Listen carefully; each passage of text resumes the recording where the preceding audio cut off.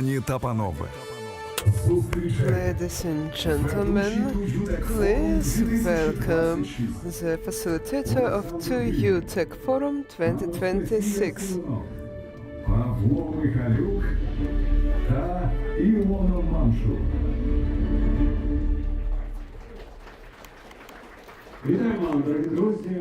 Hello everyone, hello dear friends. Today is May 28th, 2026, and here in the heart of innovative Ukraine we are hosting 2U Tech Forum, where ideas are translated into solutions and networking is transformed into partnership. And there is only one question: do you lead the industry or are you trying to catch up with it? Despite the weather, we have 4 stages today and we're about to host over 60 speakers, leaders of AI and defense tech, founders of startups, C-level executives, government officials. So make sure to remember every moment because we're about to start, and welcome to 2U Tech Forum. Dear friends, before we start with the event, let us express our sincere gratitude to those thanks to whom we are able to host this forum. Armed Forces of Ukraine, a loud round of applause to each and everyone who is defending our country against the invaders. Glory to Ukraine. Please be mindful, if a red alarm is announced, we're not going to suspend our forum, we will continue. However, the safety and security is an important aspect. So here at UNIT.City we have 2 special bomb shelters at B15 and at U2 buildings. 2U Tech Forum is a joint project of 2 large ecosystems that develop and promote innovations in Ukraine. UNIT.City Innovative Park, where we're staying right now, a space where startups live and work, a space for tech companies and talents, where your neighbor is your potential partner and infrastructure is enabling of breakthrough. UNIT.City Union is a union of DIA special legal and tax space residents, largest hub for IT businesses. The mission of UNIT.City Union is to promote, develop and integrate Ukrainian tech companies into the global market. A loud round of applause to the hosts of our forum.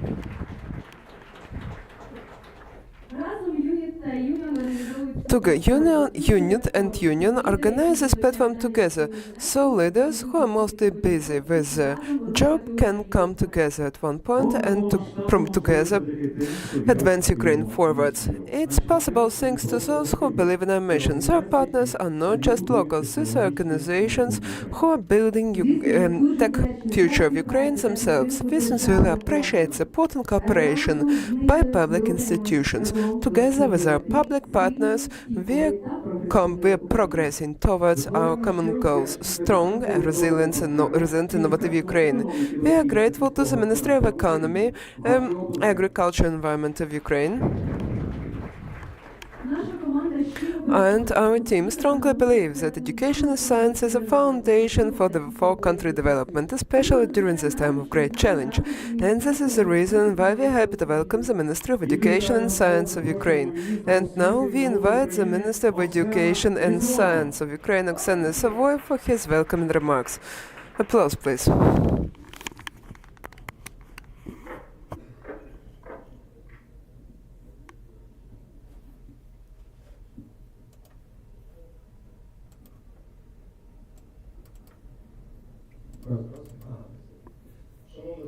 Ladies and gentlemen, hello.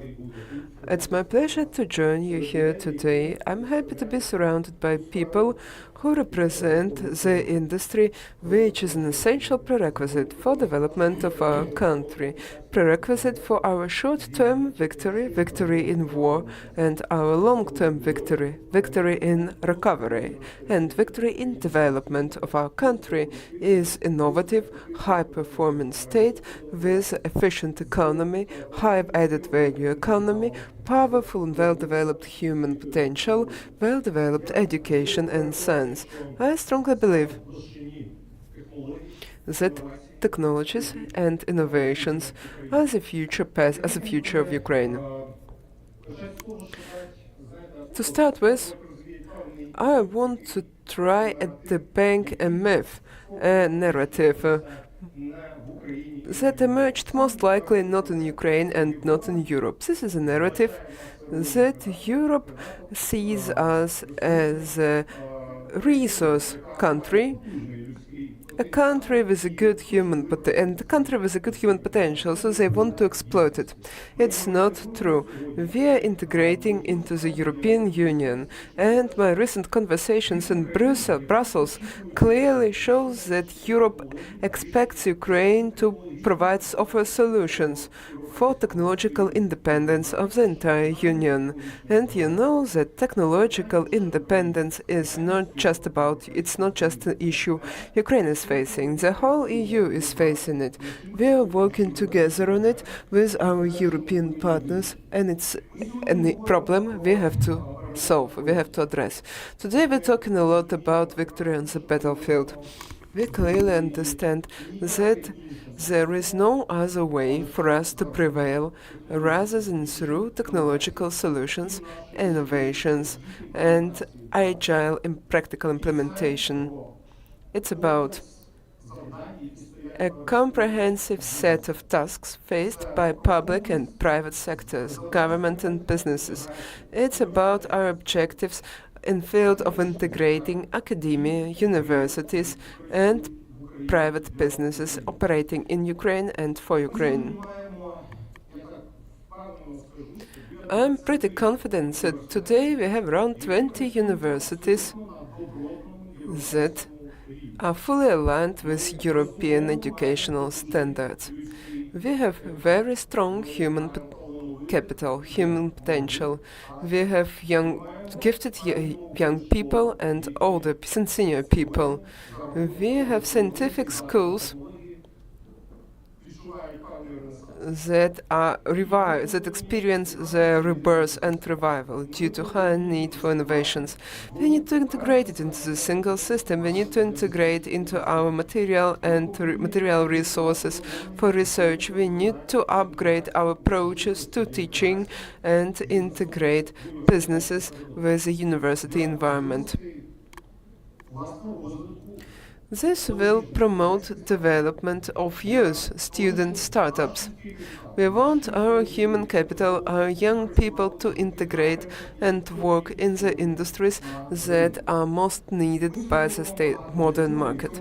We are doing a lot to achieve it, and this year we had a real breakthrough in terms of investments into scientific and research capacities of Ukraine. Hopefully now it's better.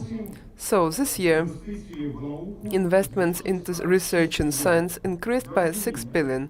Just for your understanding, all investments into research and education were 11 billion. This year we have plus 6 billion. It's happening amidst the war.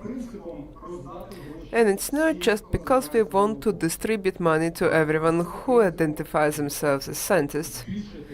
We really want to increase funding for those who deliver results. I don't know if you've been watching some of our news and achievements, but we've spent the last 2 years to develop methodology and conduct the attestation of all research and scientific industry in our country, and only 40% of those who successfully passed it will receive these grants to develop their to develop their infrastructure and attract human capital. It applies to universities, to research institutions, and we invest 1 billion into defense tech sector, and we're about to establish 5 research centers that will of our ultimate victory. And by ultimate victory, I mean building democratic, tech-savvy, and well-developed, prosperous country. So thank you so much for staying in Ukraine, building your businesses in Ukraine, coming to Ukraine for international companies. Thank you for believing in this country and investing into this country. I appreciate your efforts and contributions. Thank you so much for being here. Thank you so much for your attention, and glory to Ukraine.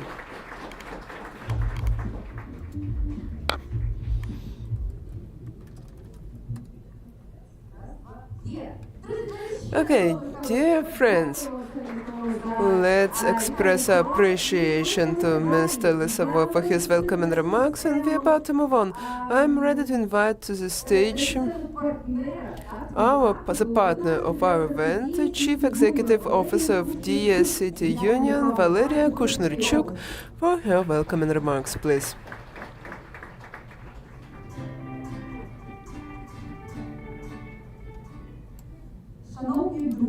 Dear friends, colleagues, partners, everyone, I'm happy to welcome you at this essential important event to UTech Forum. It's something we're doing with our wonderful partners from UNIT.City at this incredible location. And actually, it's amazing to see people who are visiting Ukraine, who are working in Ukraine, developing new ideas and promoting them at global markets. Students, entrepreneurs, engineers, developers, IT engineers, government representatives, investors, and international companies. People who believe in technologies. People who believe in the future of our country. Thank you so much. The idea to conduct the UTech Forum was conceived back last year, but this time we consciously scaled up this forum. We have 4 stages: the main stage, defense stage, startup competition, and AI stage.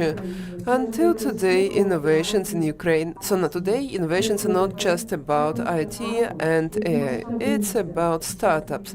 It's about defense. It's about companies growing during the war. So despite this challenging time, for us and for everyone, we're staying home in our home country for Ukraine. Dear City Union, we believe that a strong and innovative country is impossible without trusts, without partnerships. And so I invite you to network, to build connections, build bridges, and scale up your projects. I would really want you to come home, to think about this wonderful forum, to contact some of the people you met here, exchange your contact data, so in the future you can incorporate wonderful projects.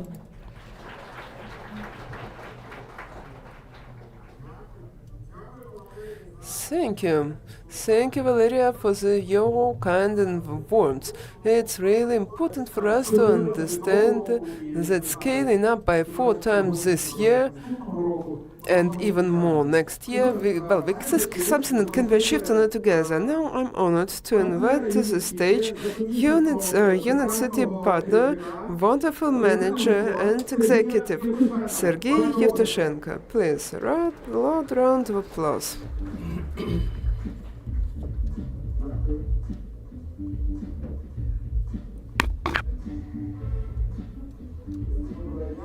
Dear friends, hello.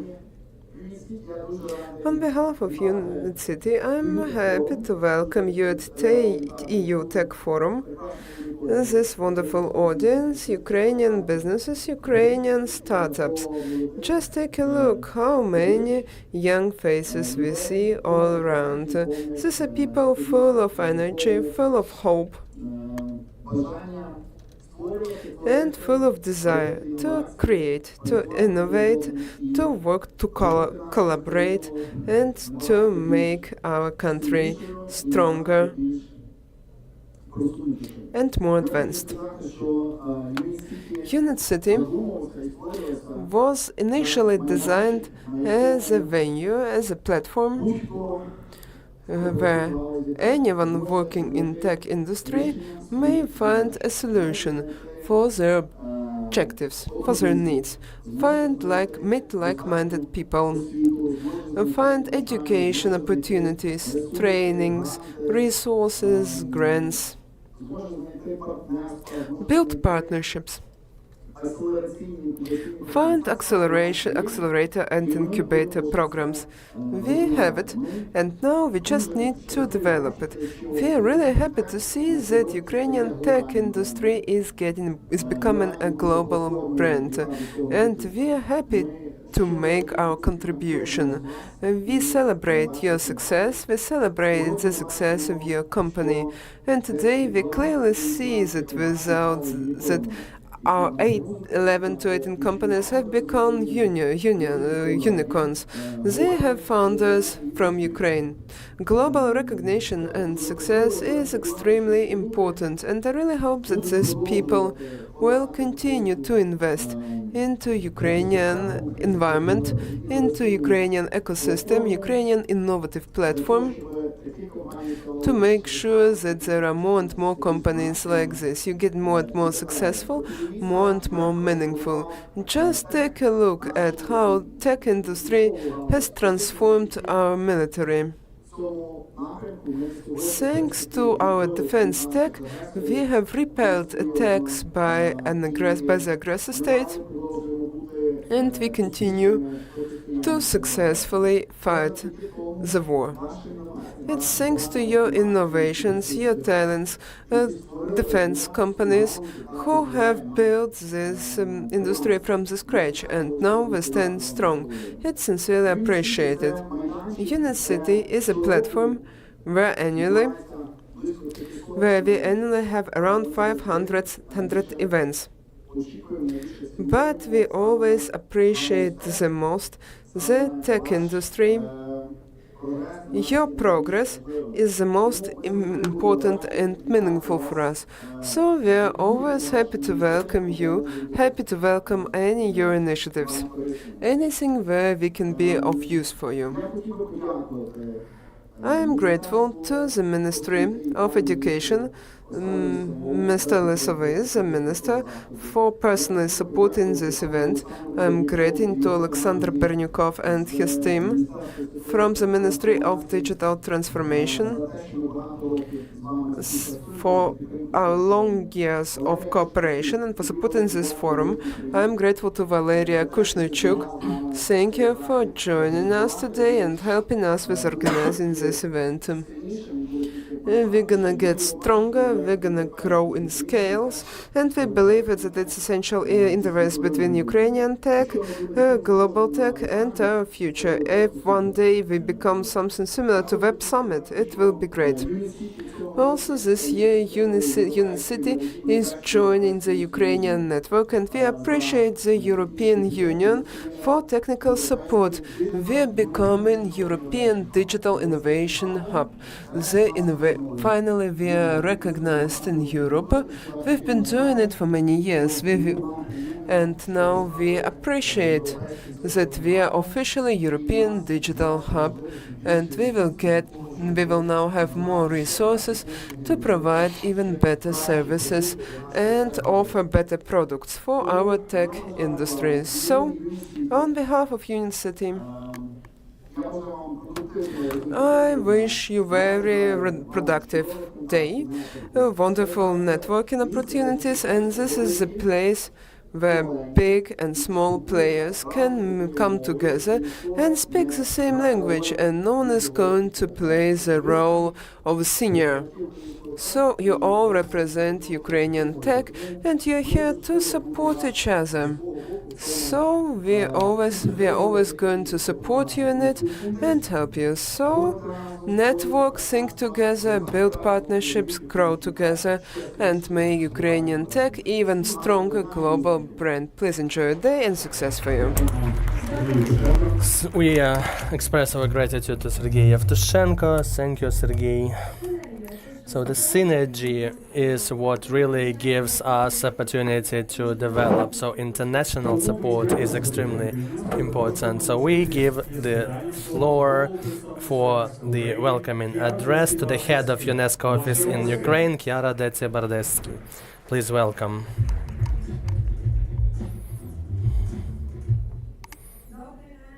Good morning.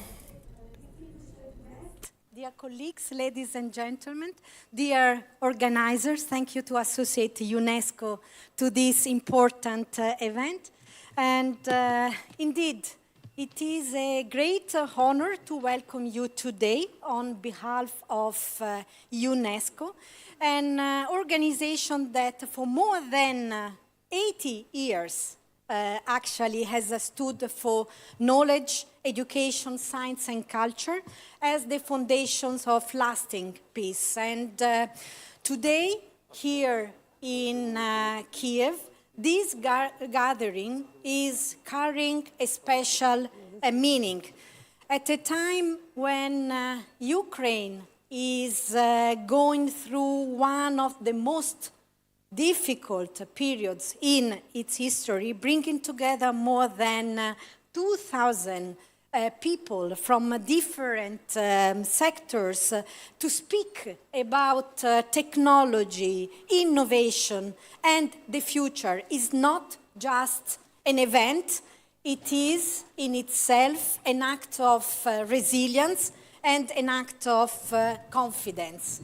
So at UNESCO, we firmly believe that digital technologies are not just about economic growth, but technology is fundamentally a humanitarian mission. And today, as we know, and the minister has mentioned before, technologies continue to enable children to continue accessing to learning, even though during actually air alert, but it helps also to preserve cultural heritage under threats of destruction, to support journalists who document the truth under the most difficult circumstances, and also enable professionals to continue remote monitoring of environmental conditions in biosphere reserves, even though in difficult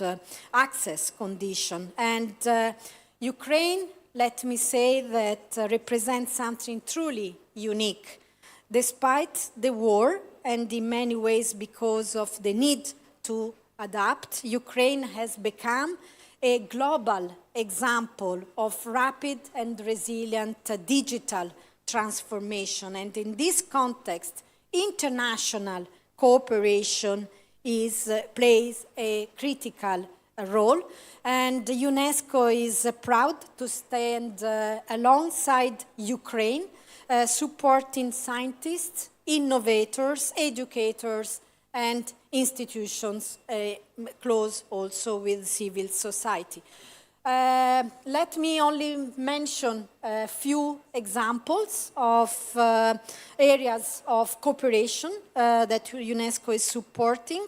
We are supporting Ukraine in advancing ethical artificial intelligence in line with the UNESCO recommendation on the ethics and artificial intelligence, including through methodologies and tools for assessing AI readiness and governance. And this is also this also entails to promote AI literacy across public and private sector, including civil servants, judiciaries, entrepreneurs, and academy.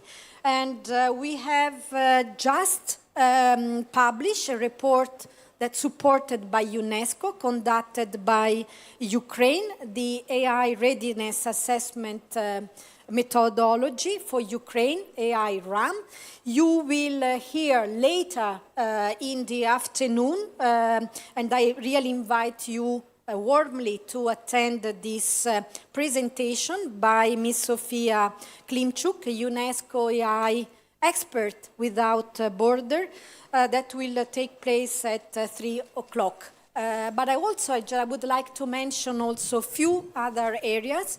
I would like to mention the UNESCO UNIT.Rail initiative, which is helping actually scientists and researchers to access high-performance computing, advanced databases, and state-of-the-art scientific equipment, enabling them to remain connected to global research infrastructure, even though in the difficult time of disruption. So this is remote access abroad to laboratories, scientific research, and currently already more than 14 researchers have benefited from that, and many more calls are in program. Last, not least, the scientific cooperation in areas like water resource management, environmental management, and sustainability. But let me say that the partnership is not only about support, it is about dialogue among equals, and platform like this forum where government, businesses, startup and academia and international organizations come together are extremely important and meaningful to engage in solution and where this can emerge. And I create the space for not only exchange, no, as the first question of this event, but also for creation. So let me say that concluding and saying that definitely this is not a moment to catch up in technologies, but to create, and UNESCO stands ready to continue with Ukraine in supporting in efforts, in supporting its people, its knowledge system, and its innovation ecosystem. And I would like really to wish all participants a highly productive and inspiring forum, and to all of us, strength, resilience, and continued inspiration. Дякую. Thank you, Chiara, for such warm words. Ну, а ми продовжуємо. And we continue. So, friends, let's thank UNESCO and ministries one more time for their warm words and support of our event. But as you may have guessed, these are not all partners supporting our event. The partner bank of TU Forum is Crédit Agricole Bank, which is present in Ukraine for many decades. They support technological business and know how to create a strong financial foundation. The Digital Hub is also our partner, and the Digital Hub helped Ukrainian companies enter European markets and raise investment. The startup partner of our forum is the European Organization for IT Technologies, and they're helping us to integrate in European IT ecosystem with mentorship, funding, and network of partners all over Europe. Defense partner of the forum is General Cherry, company producing FPV drones and defense technology for Ukraine armed forces. This company is example of how technological business can influence security of the state. Amazon is our another partner, is cloud platform number 1 worldwide.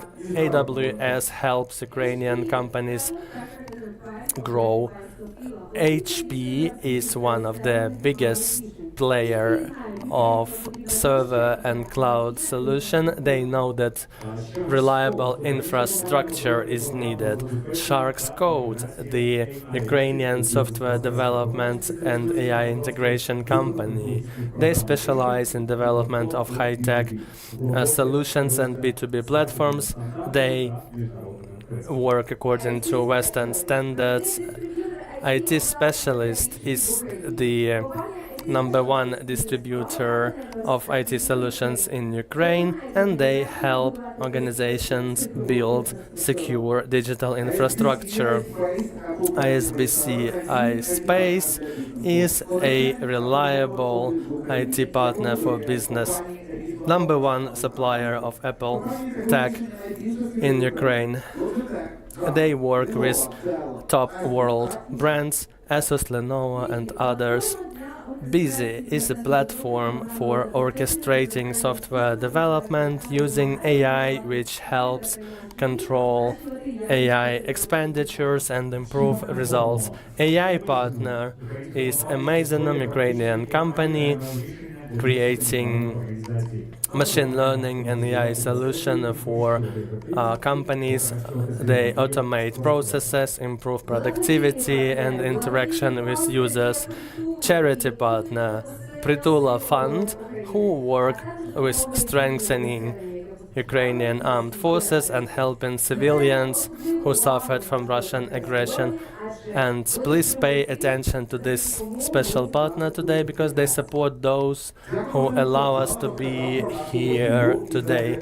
So thank you for our PR support from Gozhva PR, one of the top PR agencies in Ukraine. Media partners are Liganet, DevUA, AI, Tech Ukraine, Scroll, Europa Plus, and we also have a great event organized on AI stage by our partners.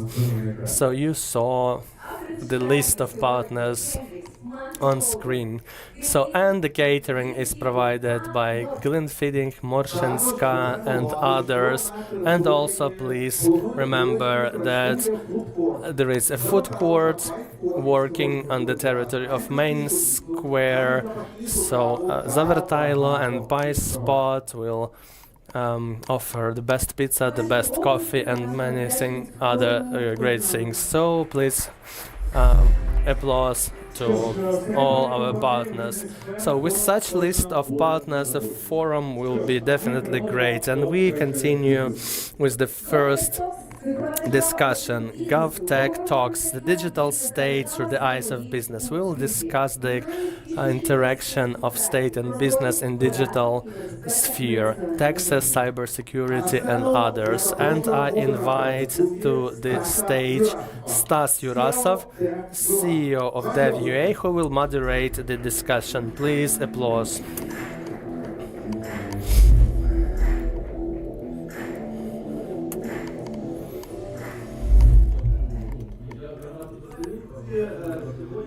Good afternoon, friends. Today we have a great event, great weather. I hope you are not cold. If you are, please let us know. Maybe we'll come up with something. And we are discussing great topic. So I like such great combinations when we have the combination of GovTech and business, when the state and digital forum starts developing and the business participating in this, the attitude of business and their feedback. So I invite the panelists. I will start with Katerina Frolova, who is head of Global Government Technology Center from Kiev. So please take your seat. Such a great position. And I also invite a person from business, Vyacheslav Pratsenko, Director of Software Solution Management, Development and Implementation in the Public Sector at EPAM Ukraine. A great position as well. And the next panelists, well, we have three of them and they have something in common. So I invite Alexander Zakusilo, Deputy Minister for Digital Transformation, please welcome. And Alexander Tsibart, Deputy Minister of Economy for Digital Development, Digital Transformation and Digitalization, please welcome. And also I invite a person from business, Alexander Yefremov, CEO of Kitsoft, please welcome. Please take your seat. So, what do these three persons have in common? So I noticed that we have three Alexanders in our panel, and 60% of GovTech are represented by Alexander. If you don't know how to call your newborn child, you can use this name. It will be a great choice. So what's next? We'll be discussing the Ukrainian state in the world from point of view of GovTech and how business adjusts to this situation to help the state to get the services from the state. So to begin with, I'd like to ask Alexander, who got new post at ministry, who became deputy minister. I know that you've been working in digital sphere for a long time, since 2020, and you specialize in registries and state data. And we also know that Ministry of Digital Transformation promised to launch the digital excise for alcohol and tobacco companies to work more transparently. So if you don't mind, please tell us about your plans at the Ministry of Digital Transformation, your goals. So please. Thank you for your question. So, first of all, we plan to build a management structure which will be suitable for all these projects. Of course, the digital excise is a very important anti-corruption project which allows us to track digital excise numbers, and it allows us to get more excise duty payments. So that's important reform, and I will be working on it in my new position. So this project and many other projects are often implemented with the support of business. We have great examples when our in-house team manages to finish the job. For example, DIA portal was created by subcontractor, but the application was created by in-house team. So these are two cases when we have both options combined. But if we speak about cooperation of state and business, it's very important for all parties to do what's expected from them, because usually the software development is only a part of reform, because we have to conduct training, implementation stage is very important, the legal framework is important, and combining it all together to don't have bottlenecks, it's very difficult. So it's very important when business do their part, for example, when they develop software in timely manner with high quality. Okay, let's continue this topic. We have Alexander Zibert with us. So your position has 3 words, digital. So I've also read your column where you say that in terms of digital developments we occupy like the 5th position in UN ratings, but in terms of implementation there are some drawbacks. So please tell us what slows us down and how Ministry of Economy can help. So thank you for your invitation. I'd like to respond to your comments. We have 3 Alexanders here, so if we invite the fourth one, well, people will be able to make wishes. Well, actually, that's true. We have a unique case when the people, the population, are very digitally educated. So we occupy like the first place in the world in the digital literacy of grassroots people. They use a lot of digital services. So that's why we implement all our reforms through the point of view, from the point of view of digitalization, because it's very efficient. So as for the drawbacks, definitely there are some problematic issues in the policy area because of a lot of legislation. The legal framework was created for the previous conditions, and it doesn't work now. So we always start with policy changes because you can't do without that. Of course, we try to do something new with our decrees, our resolutions, but a lot of things are impossible without changes to legislation. So that's one of the challenges. So what do we do? Well, of course, we should take into account the war. So we, in these conditions, try to digitalize what could be digitalized, like the front line, even, and often the points of contact with some authorities is not digitalized. We have a lot of papers, so it's a long way to go. So we're trying to re-engineer these processes. As far as I understand, the weak spot is Verkhovna Rada. Can we digitalize Verkhovna Rada to speed up their work? Well, it's very interesting question. Well, you could ask the members of parliament to answer that. Well, of course, that's possible. We have some good projects. There are some pilot projects, pilot decrees. So we try to test certain tests on a limited number of stakeholders, like 1% of businesses, or in some territories. And after that, based on this or that decree, we could initiate new laws, having already a successful pilot or find the compromise among members of Verkhovna Rada. We work with partners worldwide. We share our experience, and we see that in the democratic countries, digitalization processes are slower because there are they often don't have consensus among the key stakeholders, and that's the reason for slow reforms sometimes.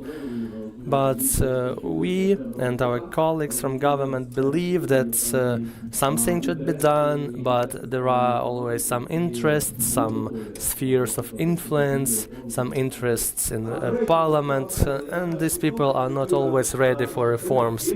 I know that your company works in other markets like Belgium, in African countries.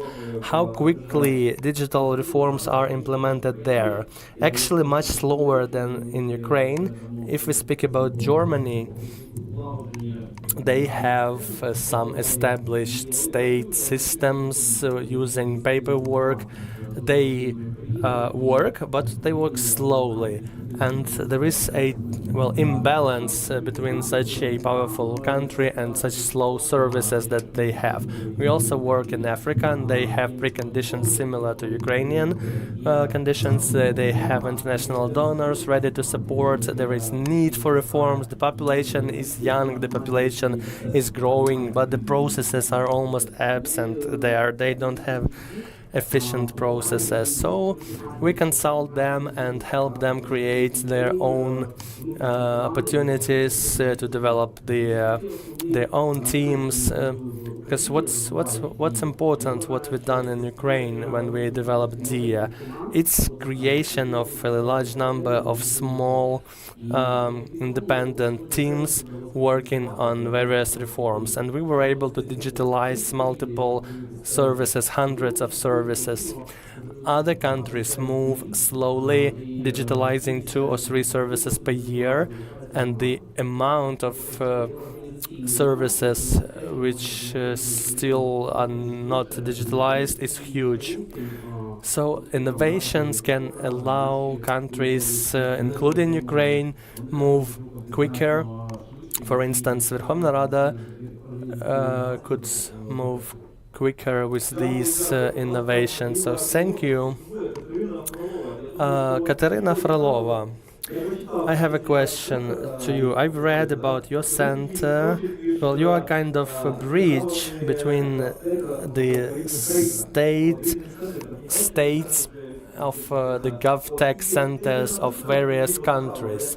So in your article I read, and it was interesting for me, so you can help Ukrainian startups to get investment?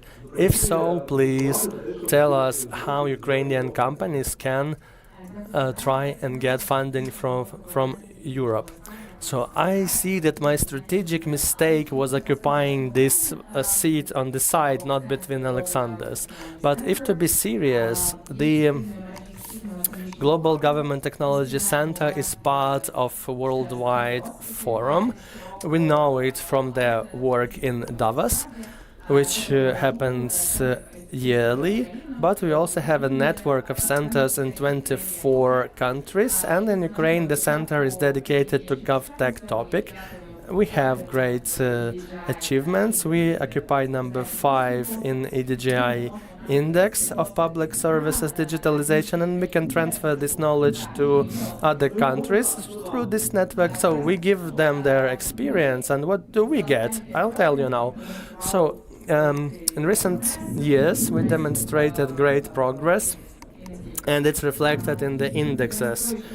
And by demonstrating this leadership, we promote our image and improve our investment conditions on the state level, on business level, and this connection when we give knowledge, expertise, when we have kind of digital diplomacy, and they get back to us with the commercial offers. Well, that's the optimal situation, and we want to have it.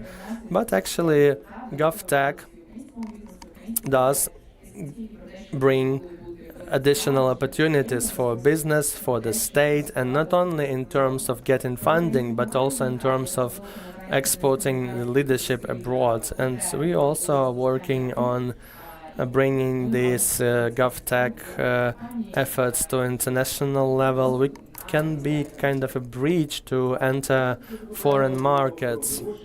So another question about money. So let's ask Vyacheslav Prochenko, working in this enormous company IPAM, and I've heard from your colleagues that sometimes in some countries where you work with GovTech, I don't know if it's true in Ukraine, so people often tell, let's organize a project, but we don't have money because we represent state, please help us. So do you have such experience, and what do you say to that? We developed the first iteration of DIA, shared with the government, and then it was picked up by in-house team. But that's our experience. Of course, in many countries, we're facing the challenge where first there is no funding for certain initiatives, so we need to show expertise, because few people believe when we say that we can do it, because many companies claim that they have already mastered the rocket science, but it's not really true. So sometimes we invest our time and resources to show that we really do have global expertise. And as Alexander said at one of the forums, we have really proven approach, because Ukraine is a leading global country, everyone is watching Ukraine, and secondly, Ukraine experienced a crazy breakthrough of tech development during war. And it clearly shows to everyone that, we are very good at security, at processes, and at our approaches. So yes, sometimes we do invest our time, but as a big international company, no one is going to work for free. And so you implemented DIA, you helped to implement it. What was your benefit? What did you get in exchange? Nothing. What would you like to get? Fame. So now you have your 5 minutes of fame. But I think it's a good deal, right? Well, we're telling it to everyone, it's not a joke. And what's the percentage of GovTech in portfolio of your orders? Well, it's not our leading direction, it's not our biggest component. We mostly work with other industries, but it's about image, but it's about because when you work with GovTech, you basically contribute to the development of a global community, and you need to understand it. Of course, sometimes you can't make really big money, but it's mostly about investments into global social stability and development. In 55 we have offices in 55 countries globally, so when we enter these countries and work with GovTech, we're basically doing it for our employees. We're doing it at the local office level, and they're crazy because they can invest their time, get salary, and invest their time and experience into developing their own country. Probably it's the biggest motivation behind development of GovTech inside companies. Yes, people are inspired to work with it. Okay, good. Then another question for Alexander. I know that there is a project called Dia Engine, and probably you've dealt a lot with it. Well, if you don't know what Dia Engine is, it's basically a platform for governmental investors. It's like Lego placing. But we all know that often public institutions don't want to share their registers because it's easier to buy hardware, put it in your basement, and say that you need it for database. So, how does this Dia Engine project accelerates it? And do you experience any resistance by governmental actors simply because they didn't want to switch for it? Thank you for this interesting question. Actually, Dia Engine was our response to the question of what to do with very complicated but common phenomenon in public IT when one vendor is responsible for developing registers and no one else can literally replace them. We believe that no one benefits from such monopoly. The government doesn't benefit from it because it cannot quickly implement reform since you have only one contractor with a limited capacity, and sometimes the capacity is not enough for rapid changes. It then results in the degradation of a contractor itself because they don't need to really innovate their technologies. Monopoly is always bad for the market, and it restrains development, so we've decided to challenge this practice.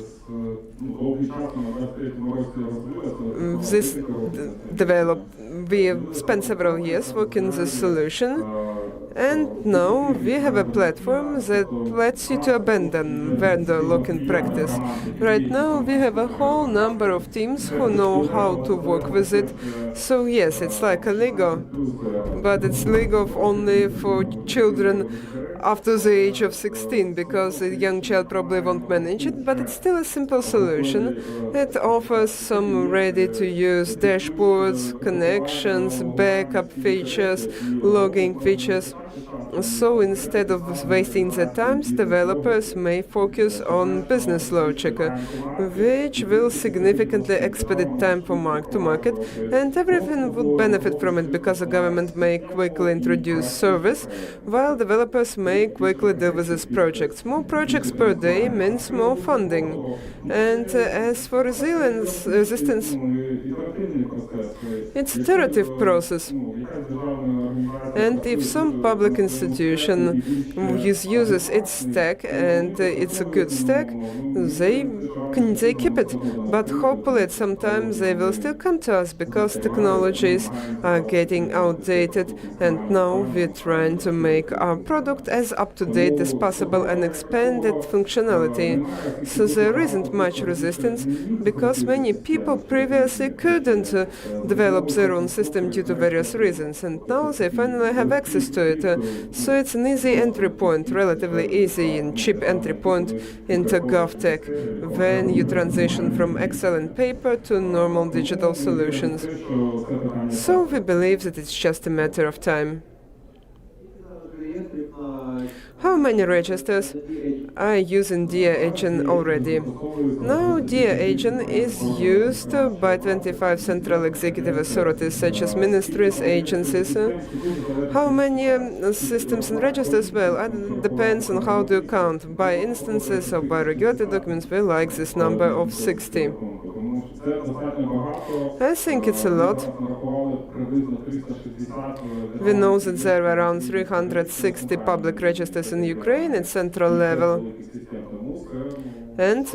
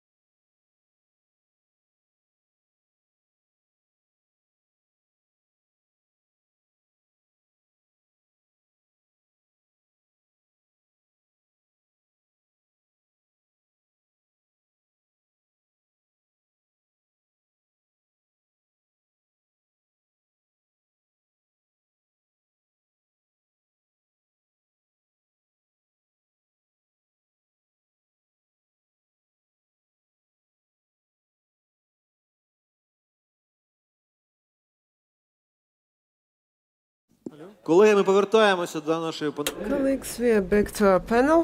І якраз ми тільки що говорили про And we just discussed with Alexander how soft companies developing.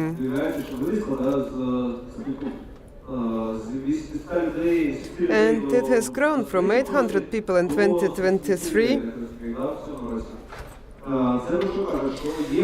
So it means that in Ukraine there is a demand, both in Ukraine and globally.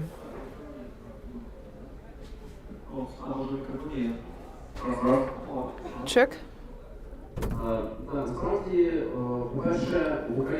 Well, actually, in Ukraine we opted for a strategy which prevents vendor lock. We train other partners. We already have around 8 companies who are implementing projects using our platforms. It's called Liquid. And we are also exporting it abroad. We have projects in Belgium, we have projects in Germany. We opened offices there, and we also work a lot with Africa. Everyone wants to learn, everyone wants to borrow adopt Ukrainian experience. It doesn't mean that they want to copy DIA or something like this. But we offering various training activities just to help them understand the approach, how to move fast, how to implement proper citizen-centric digital services, because many countries believe that digitalization means just to digitalize forms. And people want to have quite quality experience. But solutions based on true reforms, like in our case, are pretty unique, and this is a key task. So the idea is to move processes forwards. So we're doing projects in Africa, for example in Côte d'Ivoire. There are many specific features. It's a pretty young country, 35 million. So average Côte d'Ivoire citizen is probably as young as your son and daughter, and this is a generational gap many people don't understand. But for digital services it's good, because people quickly catch up new things, and hopefully they will real technological breakthrough. And they will be ready for transformation, and we're actively working on it. You mentioned vendor locking, and I'm just thinking that sometimes it's often the vendor lock for certain services, but we can adopt a different perspective as well. Well, in Ukraine it happened that the government has not changed for a while, and we see that over this period the digitalization has progressed a lot. I remember when we had digitalization agency, so every time when the leadership changed, new team came in, we couldn't finalize any project because some people came, bringing new people. As soon as you procure equipment, another team comes in. You have worked for 7 years with the same government. Have you ever considered that, well, maybe government changes, new government team comes and says that we want to bringing our companies, offer them references? Well, Bitsoft is a vendor lock in the system of old government. Have you ever had some such concerns? Look, we started our journey back during the previous office. We experienced changes in office, and we're not afraid of it. Actually, the most important thing is to have expertise and create value, because there is always lobbying, but when you create real value, you always will be needed on the market. So we are focusing on it. Also, in order to avoid such situations with vendor locking, we have built a whole community of partners who are using our product, and we offer it as a best practice for our companies. And since the very first day, we tried to build this approach where you have local partners who have expertise, where you have internal team with expertise, And if you properly build this process, there will be enough work for everyone. It's not about employing specific IT team. It's about getting high quality services and training a lot of teams to work together with technologies and succeed in it. It's a real challenge. Okay, I see. And so, since 2019, when Prozor was released, in this transformation process, this public procurement transparency, so you can compare what you have right now and what happened at the beginning of your journey. Now, did something change? Because now you want to participate in tender, you want to develop some project. Actually, this openness is helpful because you can plan your procurements, you can plan your bids, you can adopt a more organized approach to this process, and you can pick your battles where you can potentially can create added value and where you cannot. And it's a clear benefit. It's a benefit for any field. In IT, it's even more complicated because you have a really comprehensive product, and you cannot buy it just like you buy a tomato on the market. But still, all these processes are improving, and if you take a look at the experience of the United Kingdom, where they're introducing the third reform over the last 15 years, I mean, after procurement reform, including IT procurement reform, you will understand that it's a continuous improvement process. But of course, transparency creates predictability and makes this market more structured. Because 10 or 15 years ago, this market was very specific, and now it's getting normal. It's a normal market. Of course, it has some peculiar features like any other market does, but it's a normal structured market, and this is the reason why we have more players and we're building this GovTech community in Ukraine. Now, about team, about human resources. Some IT engineers are complaining that there is less work right now, and some areas and jobs are lost in some sectors. What do you think about current recruitment processes? So when you need to hire IT people, is it difficult or is it easy to hire really qualified people for public money? Actually, here it's pretty simple. The answer is impossible. Well, I would like just to use this opportunity. Yes, so how it's structured? Let's say we have OBRI project, labor market reform. We will soon announce it. So we hire people in development. We're building our team for this specific project based on using donor funding. So there are international partners who are supporting this program, German support, UK support, and they allocate funding for our teams. That's how developer team is usually recruited. They're in-house, you can work with them. That's what we're doing in OBRI project. The same happens in Pulse project. We want to consolidate these processes and create digitalization office that will become that will work under the umbrella of the Ministry of Economy. The only solution is donor funding and donor support. Another thing is when socially responsible businesses supporting us. For example, SoцServe company is helping us with some developments as charitable donation. They have a separate component and they cooperate with us. How many IT engineers are now employed by the Ministry of Economy? It depends on whom do you classify as an IT engineer. If you mean people who serve printers, because people who refill printers are not IT engineers. They're just subordinated to the secretary. True IT engineers are very limited, probably just 3 or 4 people who work directly at the digitalization department. Also, the department itself has 50 FTEs. There are much more people like that in project offices. And right now we're also building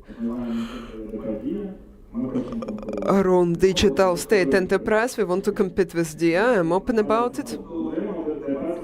we built State Enterprise Digital, where we will consolidate and recruit more team members so we can work with DIA engine, we can work with other platforms, and we can bring together all digital developments under the Ministry of Economy. We know that it's huge and there are a lot of developments. So it's really important to make sure that everyone engaged in the digitalization, all the institutions follow this vector of digital policy, the Ministry of Digital Transformation. So DP Digital, what will be your key product, your key innovative product?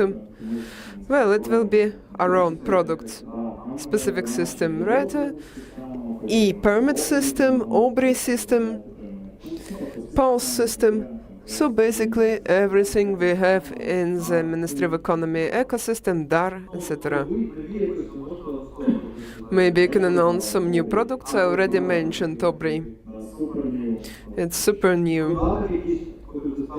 It's some kind of application you can download. Well, we have so many applications that I think it's enough. We have wonderful DIA app. Right now we cooperate with the Ministry of Digital and with DIA team.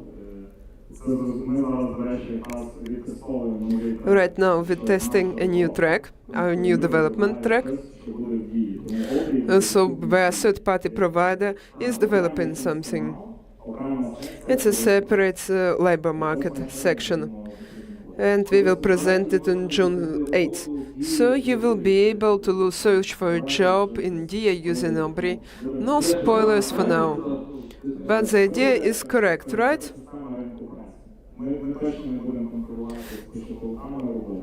We're definitely not going to compete with headhunting websites.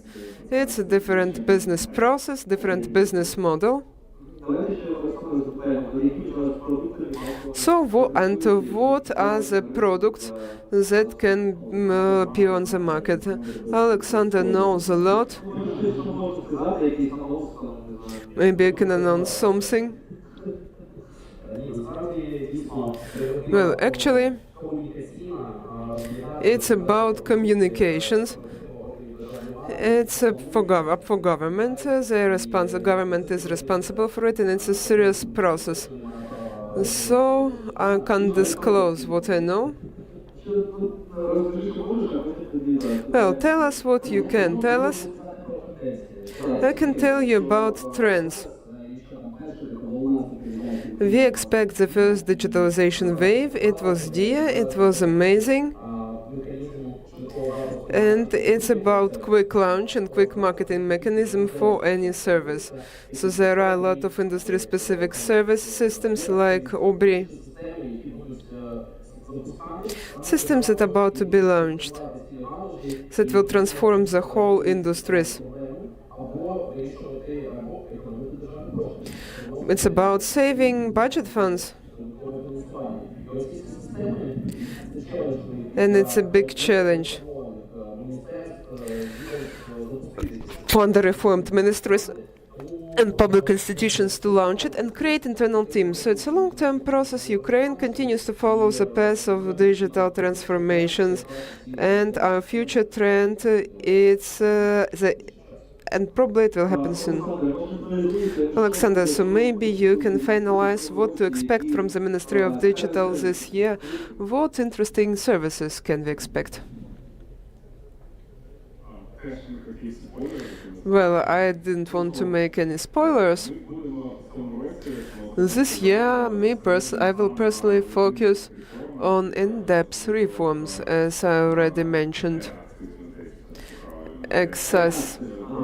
E-access system, e-court. It will be another area of focus. So we will try to make these areas really complicated for ordinary citizens. We will try to make them simple, and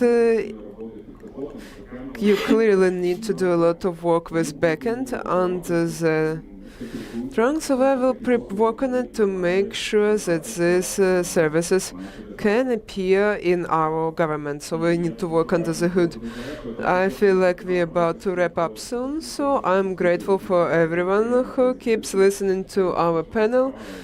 So thank you so much.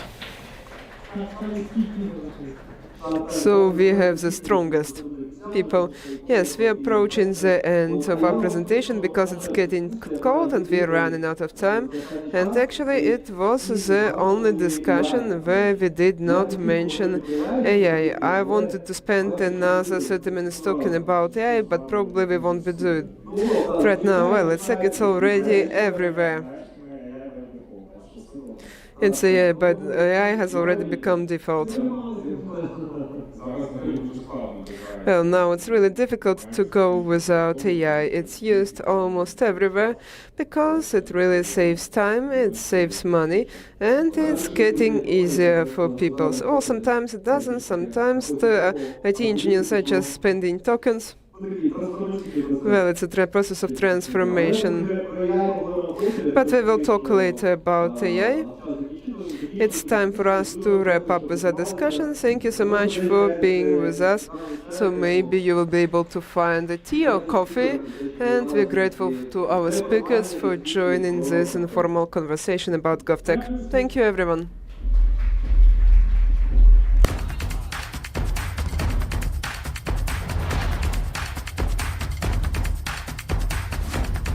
Зараз відбувається загальне фото. Now we are taking the family photo and continue our work.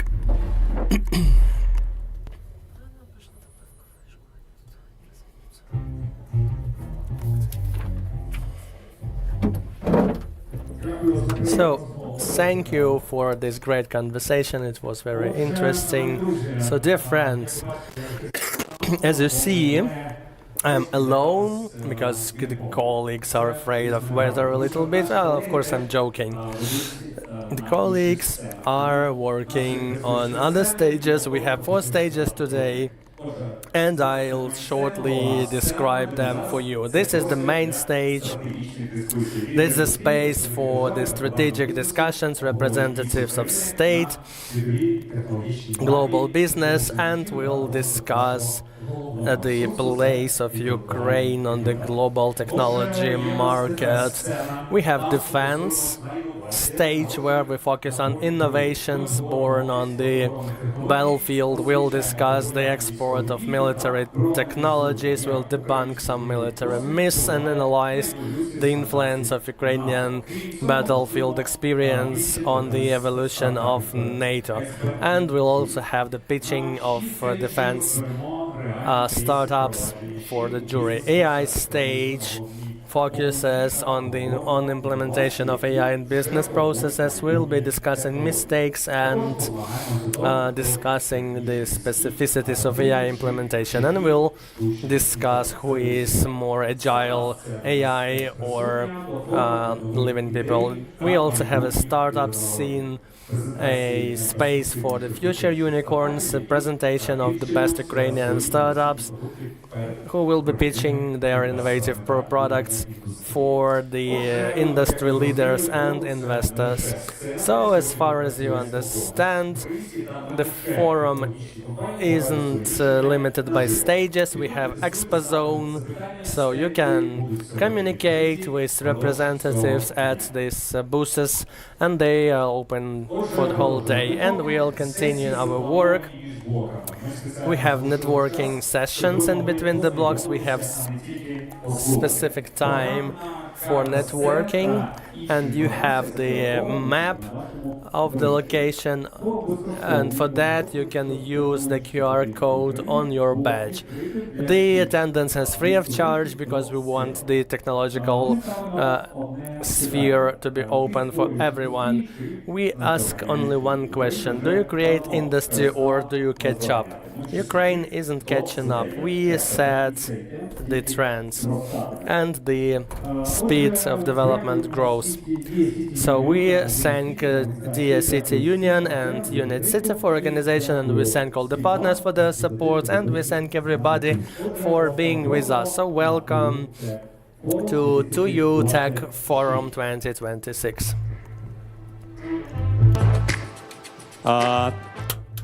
So let's continue.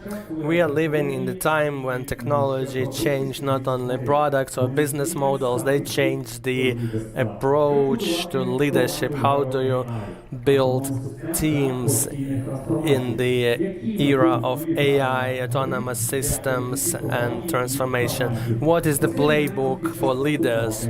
That will be the topic of the next keynote speech, the new leaders playbook, how to build teams in the age of autonomous systems. I welcome Anastasia Rastalina to this stage.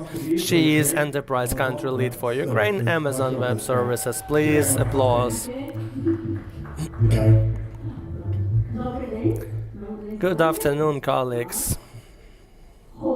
Oh, it's cold, but I hope that I will help you to warm up a little bit. So the clicker doesn't work.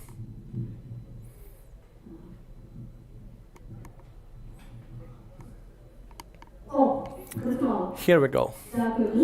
Thank you. So this guy said a well-known thing one time. I'm sure you saw this quote about AI taking your jobs. And how about this horse? Well, actually, no one wants to be a horse.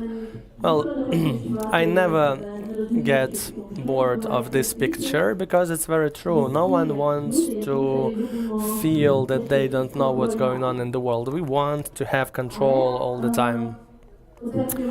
But this anxiety in the world about the influence of AI on labor market, how it influences, is it obstacle, is it support?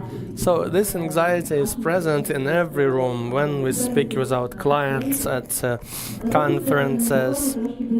But I would like to, match this anxiety with data. So that's reports by Anthropic. This year they conducted it using the empiric approach, and they asked their users, and they also analyzed the cloud usage in the world, and they tried to find out how the AI possibilities are implemented in specific real-world applications. So the first chart shows how these AI capabilities are used today. We see that not completely, because in the blue we see the capabilities of AI, and the red color shows the level of implementation. And we see that in math and IT, the cloud usage implements only 30% of its capabilities, and in office tasks 90% of tasks are without AI. So as for we see interesting tendency that the employment of young specialists of 20-25 years of age decreases. It's not a collapse yet, but there is some concerning trends. And we have the chart demonstrating the jobs influenced by AI. Of course, software developers are affected, those working with data, call desks, and it all shows us that we are at the early stages of this AI implementation wave. But I'm sure that today people will discuss on various stages the development of software using AI, which is growing exponentially. So I'd like to bring us all back to the history of economy and take a look at this topic not from the point of view of a threat to our work, but from another point of view. like how the Jevons paradox works. In the 19th century and 20th century, economists saw that the steam machines usage was more efficient and requiring less coal. But they thought that it will decrease demand for coal, but on the contrary, it grew. And the same story goes with the LED lights. We know that they are 90% more efficient than the regular lamps, and we should have paid less for electricity, but actually we find new places for lighting, for using this electricity, and so demand grows and the resources usage grows. The same is true for software. AI will make developers quicker, but developers will finish the same soft quicker, and they will implement more services. The technological debt will decrease, there will be better protection from vulnerabilities, and it all happens thanks to AI. And I guess that IT leaders are familiar with that story, and we want to keep some certain level of control. If we speak that, if we say that creation of new software is not a competitive advantage anymore, so what's the advantage in such case? AI doesn't decrease the time needed for something to happen.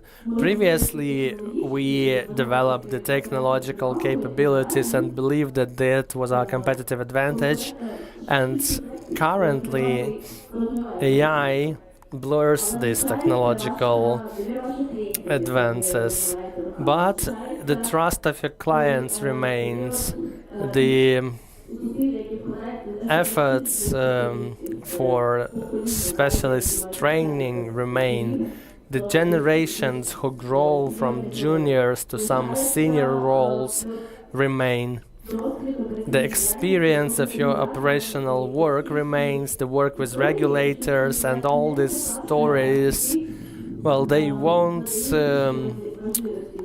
diminish because of AI. At the contrary, they will become more important and become the competitive advantages helping you in the new world. So my advice to leaders is to focus on things that cannot be parallelized, focus on improving management efficiency, growing new generations of your employees, software developers, or any other. So another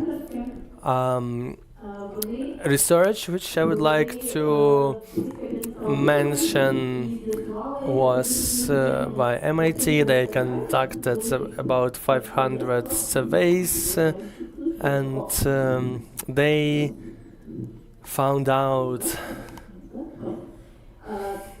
that up to $40 billion were spent by big business on Gen AI, and 95% of this investment got zero return. It's very unpleasant for any company with which you speak about AI implementation. But what did this 5% do? They had the same tools, the same Claude, Gemini, Gemini. They invested a relatively same amounts of money, but they differed in the ways in how they implemented AI, how they built teams, and how they measured success. So let's speak about teams. Martin Fowler, founder of the contemporary software architecture, wrote an article recently about the software developers of the future. So what traits should be developed for your company to be successful? So these traits are not something magical, it's just curiosity, collaborativeness, ability to focus not on certain stack, but ability to be interested in another domains, and the fundamental knowledge, not simply knowledge about the recent framework, but actually fundamental knowledge. So an advice is that many people are looking at these traits, so you should develop these traits in you. So the domain experts working in your companies, they should reach outside, they should be able to explain how they work, they should be able to collaborate, and our generalists have the possibility to dig deeper into some specialized processes. They can deliver things that they were not possible without AI, and these two roles merge, and as our Amazon ambassador says, he says that we see renaissance of developers, like some magic creatures. So if we speak about the real world, so Anthropic conducted in February 26 its flagship hackathon on the Claude 4.7 usage, and see who the winner is. They got about 13,000 applications. They got some millions of lines of code, and the third place was occupied by the cardiologist from Brussels who created the platform helping after surgery care. And the first place was occupied by a lawyer, and the second place also was taken by some women from the sphere of education. So the first three places were taken not by the software developers, by people who are not professional coders, but they are specialists in their domains. They know what they want to achieve, and they have their coding assistant. That's the reality which awaits us. But still, you shouldn't think that the profession of developer is dead. Well, it's not true. But we must look at our business and find people who are specialists in our domain, who know the product, who know what regulators need. So you empower these people with AI, and it's your gold mine. So teams. Currently, the classic teams has like 8 people specializing in their domains and working to get to certain goals set by business. In new reality, we see that these people with deep domain knowledge, with the traits of generalists, empowered by agents, are able to deliver things required by your business quicker.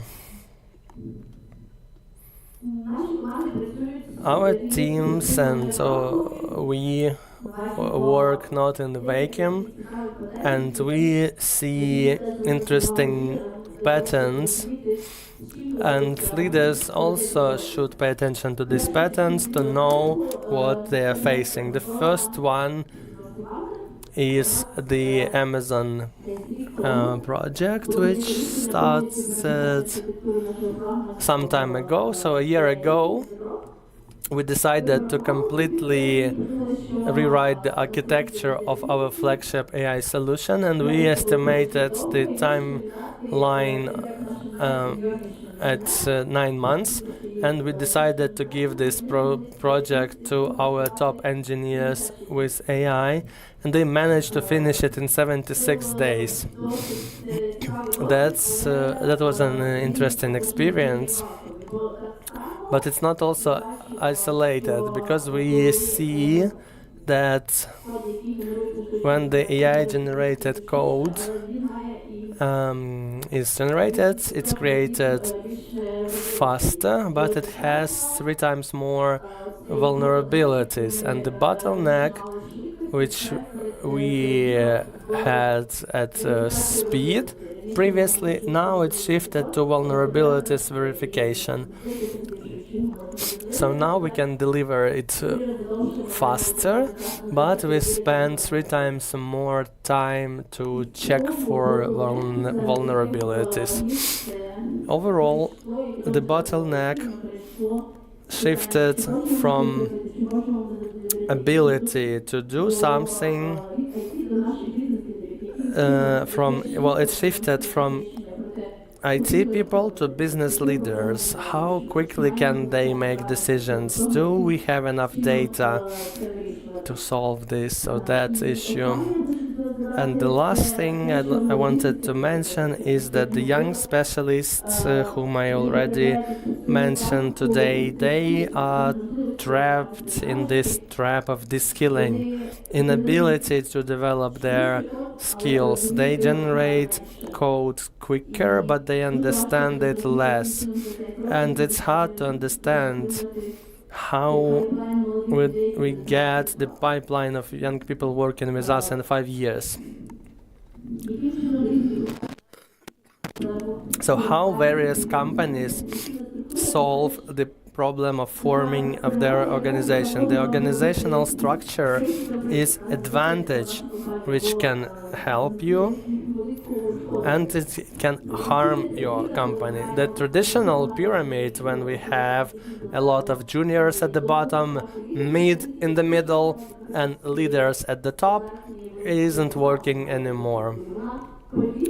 Well, it is working in some areas, like it's slow, but it works.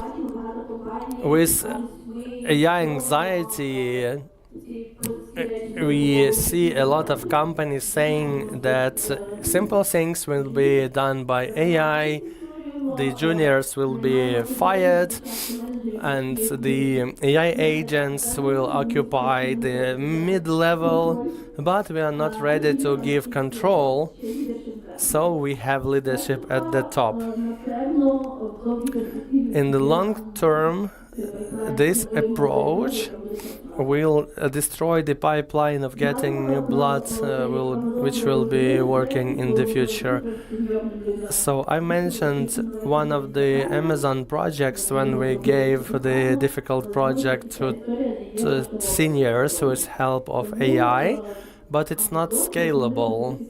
That's why Amazon offers you the hourglass organizational form. When we still have a lot of juniors, we have a lot of agents doing things quickly, and juniors are also AI literate, and we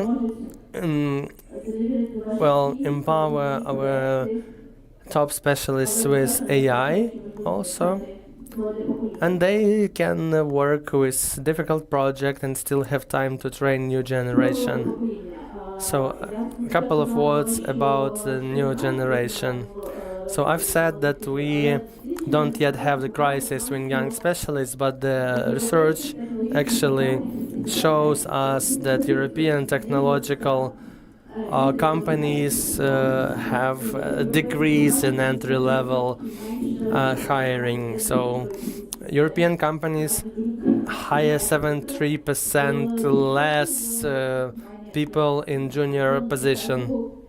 Companies such as Amazon, Meta, Google have approximately 7% of new specialists after college. Before the COVID pandemic, this number was at 15%.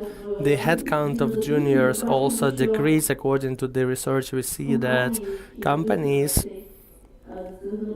who have this AI anxiety, AI fear, and they believe that AI can do a lot of juniors' tasks, leads to the crisis in junior hiring. So I was told that one should have a cat in the presentation slides, but I decided to have our CEO, who said that decision to not hire juniors is not a wise decision, and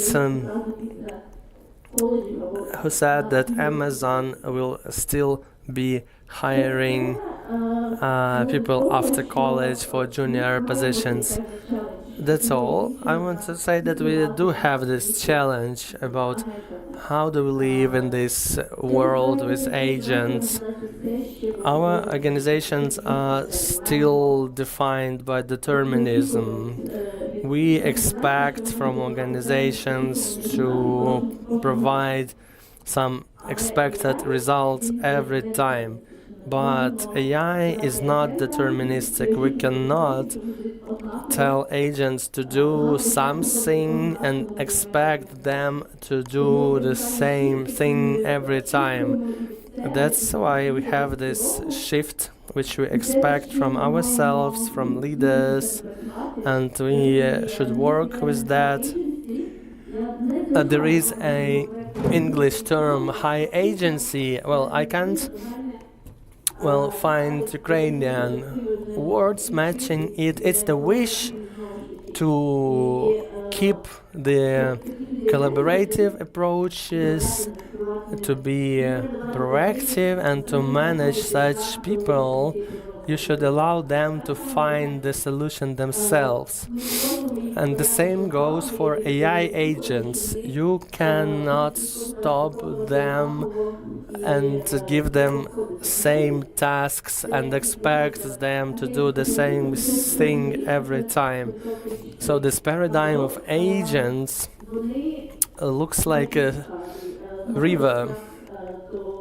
So they try to find solutions,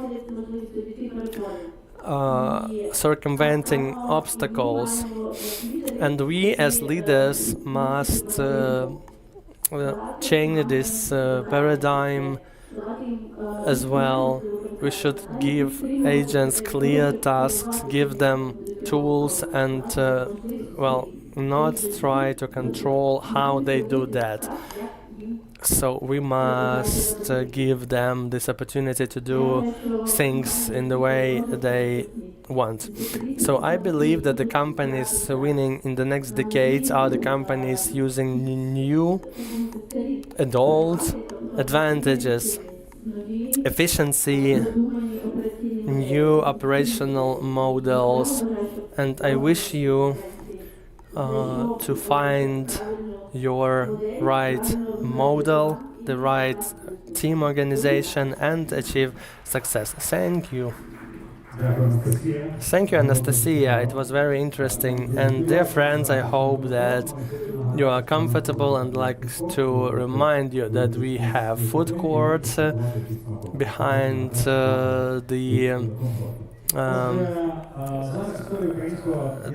this stage. And now we're going to talk about the unicorn, about the scaling of Ukrainian product in the world, building of international companies. So we have the Blitz interview, the anatomy of unicorn with Preply. The participants are preparing their presentation.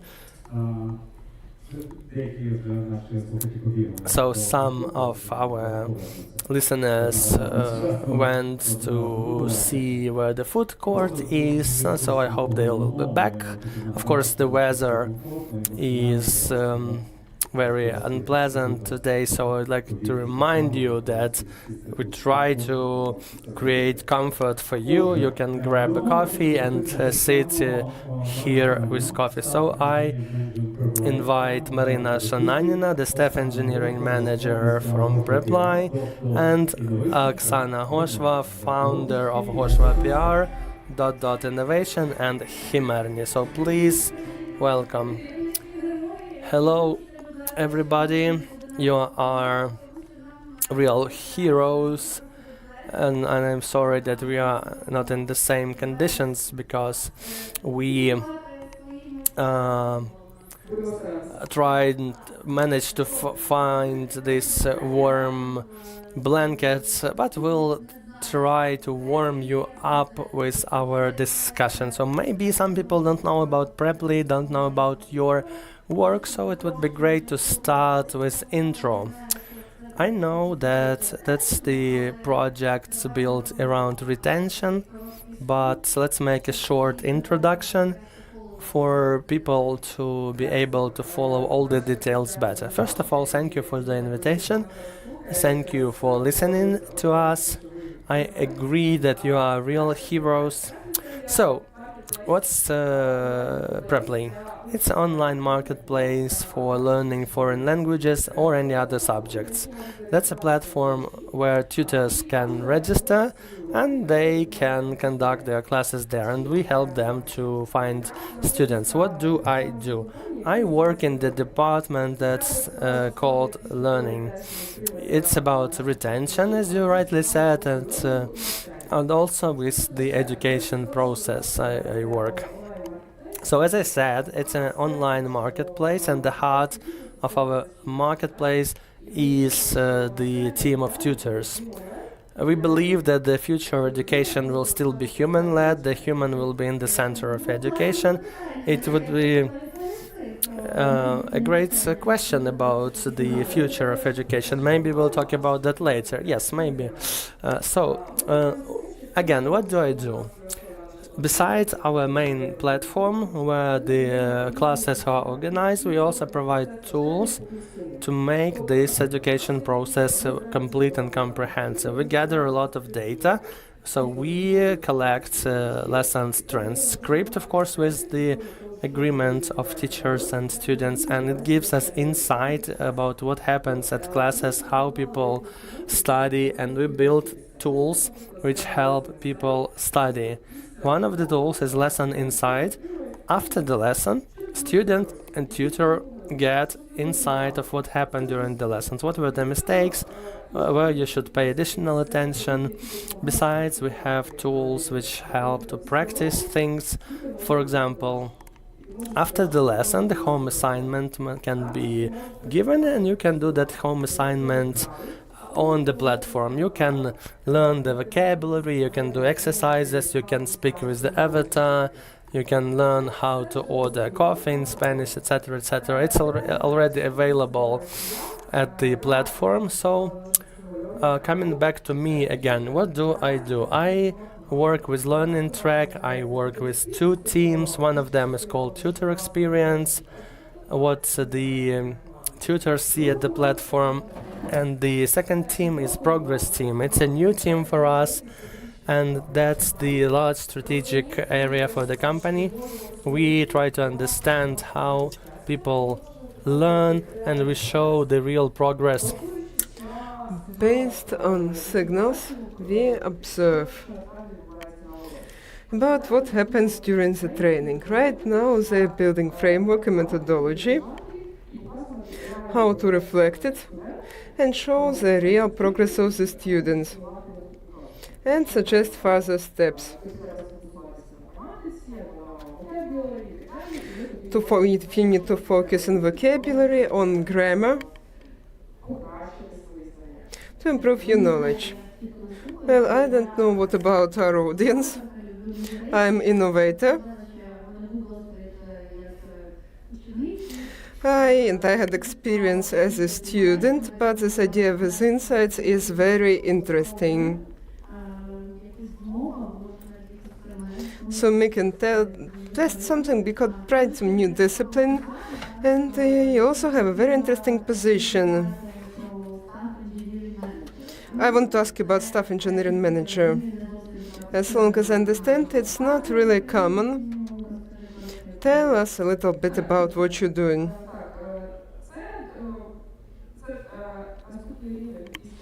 It's the next level after senior engineering manager, and we also have this level for individual contributors and for engineers.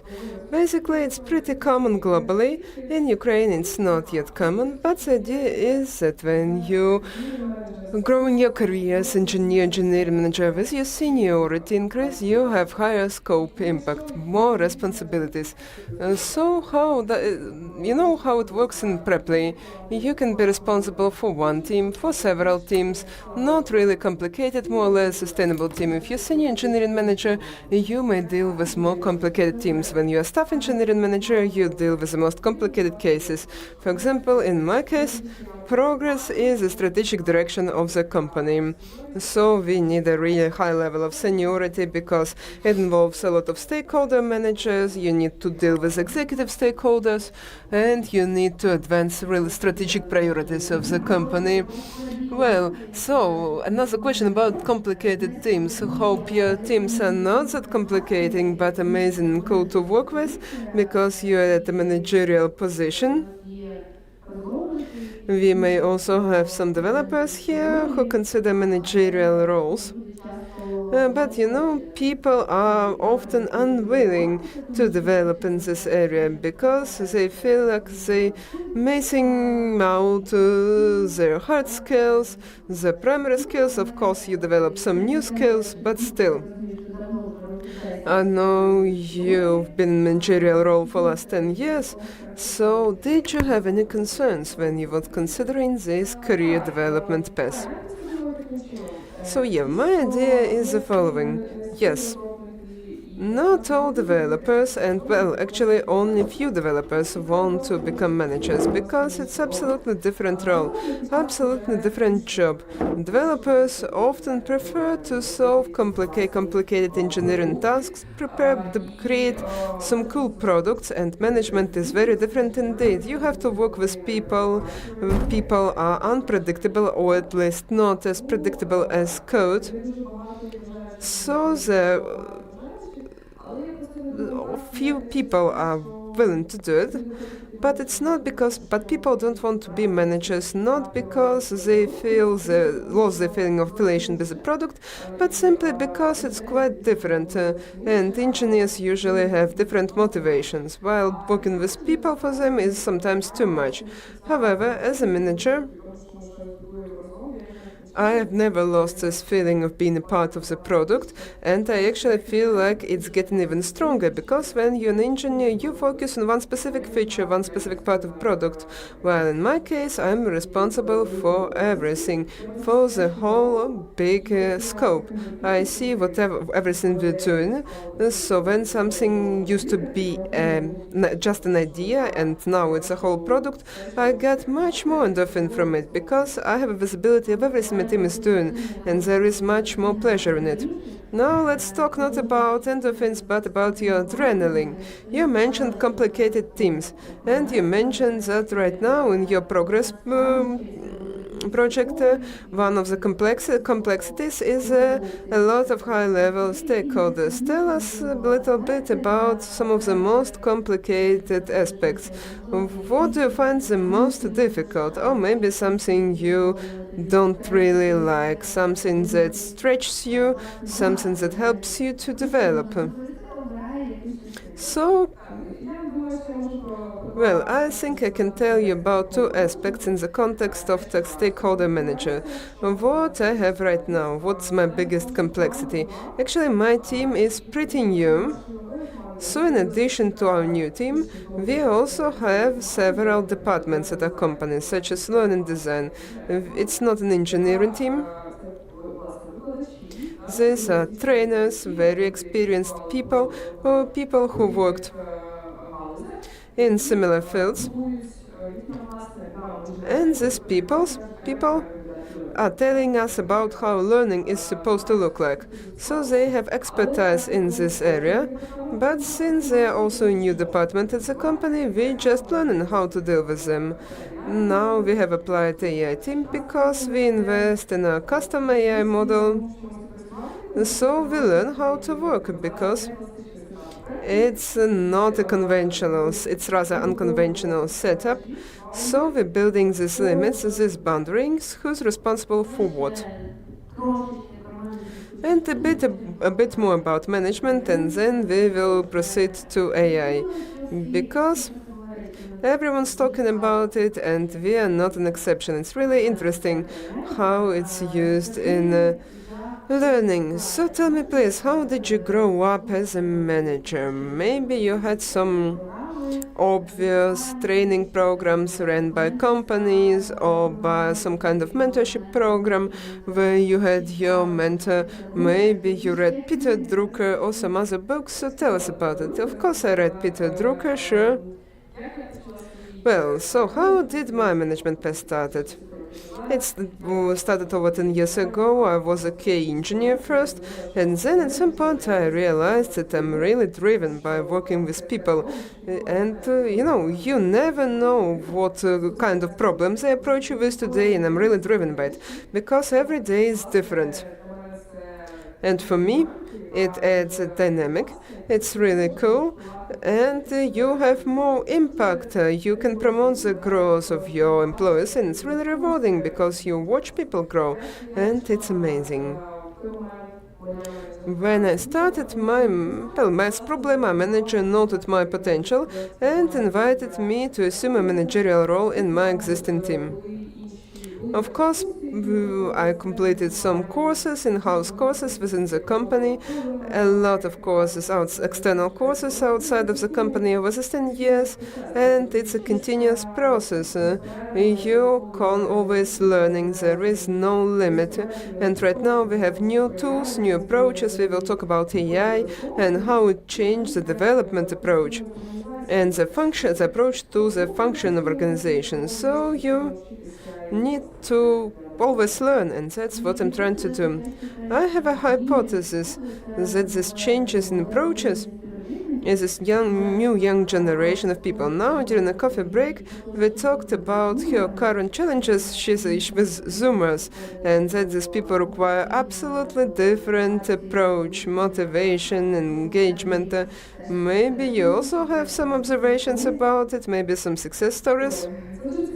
It's a very interesting question. I think this generational theory is not evidence-based. Of course, I do feel some subjective difference. I'm millennial myself. I'm a bit from other generation. So I feel this difference with Zoomers, but I really don't like generalization. Some people say Zoomers don't want to be leaders. Zoomers don't want to be managers. Right now, in my team, I have a person who probably belongs to the Zoomer generation by age, but he volunteered for a leadership position and he perfectly managed it. So here I wouldn't really generalize. Okay, great, thank you. And before AI, I have another story I want to check, because I once learned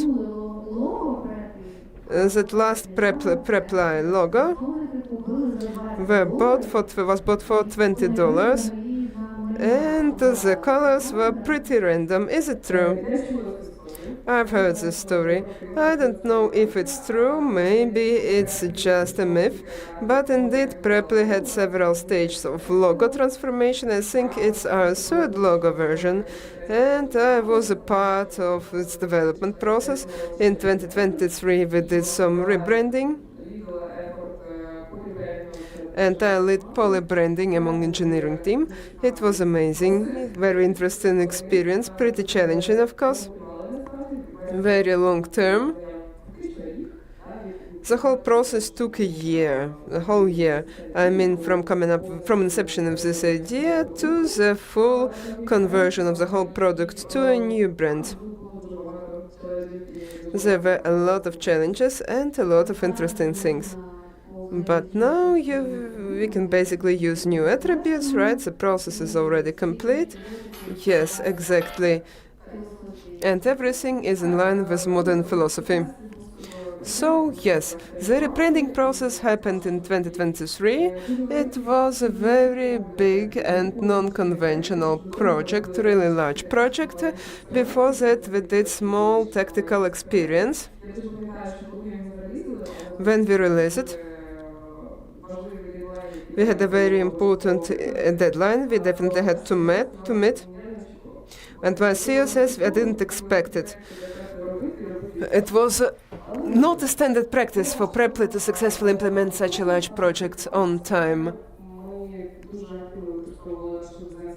We proactively use our design system. We had around 40 developers who were rewriting the product, but everything started not with the product, but with changing our but with reconsidering our values and our principles. It was a fundamental foundation behind our rebranding. Just to give you general understanding of how much the culture of organization changed. Previously, Hacker was one of our venues because we wanted to make everything quick. We had 1 hour experiment culture. You code something within 1 hour, you launch it in production and see how it impacts metrics. And now it's discipline execution, it's perfectionism, it's a fundamental shift in culture and mindset. Because you have higher level of responsibility and more risks, right? So often this is the reason why big companies try to introduce rule principles and even some extent of bureaucracy, because we're talking about a unicorn company and you inherently face with more product-related and reputational challenges. Look, I also wanted to discuss with you retention before we proceed with AI. And it's really interesting. I want to know what's going on in retention. What works, what doesn't.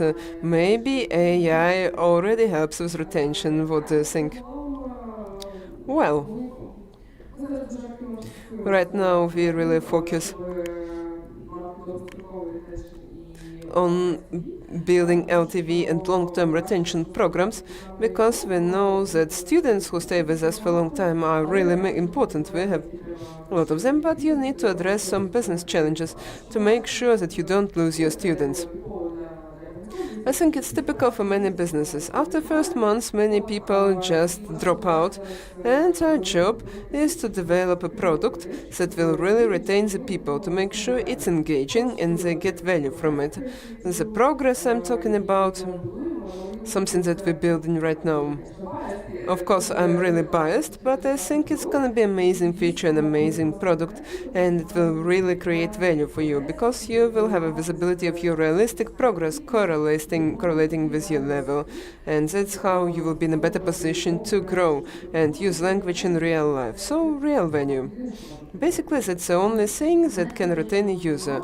I would definitely feel motivated by it, but there are many people who love gamification, like on Duolingo. Maybe it's a provocative question, but do you have some kind of gamification solution? And do you even believe in gamification as a tool? Right now, we don't have much gamification tool because we believe in motivational design. We believe that we need to engage people. We need to create value and help them to solve some use cases. Like I said, let's say you want to learn Spanish, so you can practice Spanish with your avatar. It's one thing. And then our business is built around people.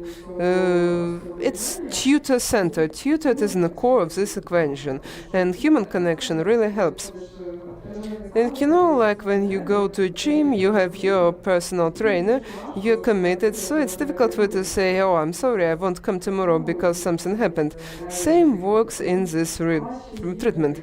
It's much more difficult to refuse than when you're just using an app like Duolingo. Okay, I agree with it.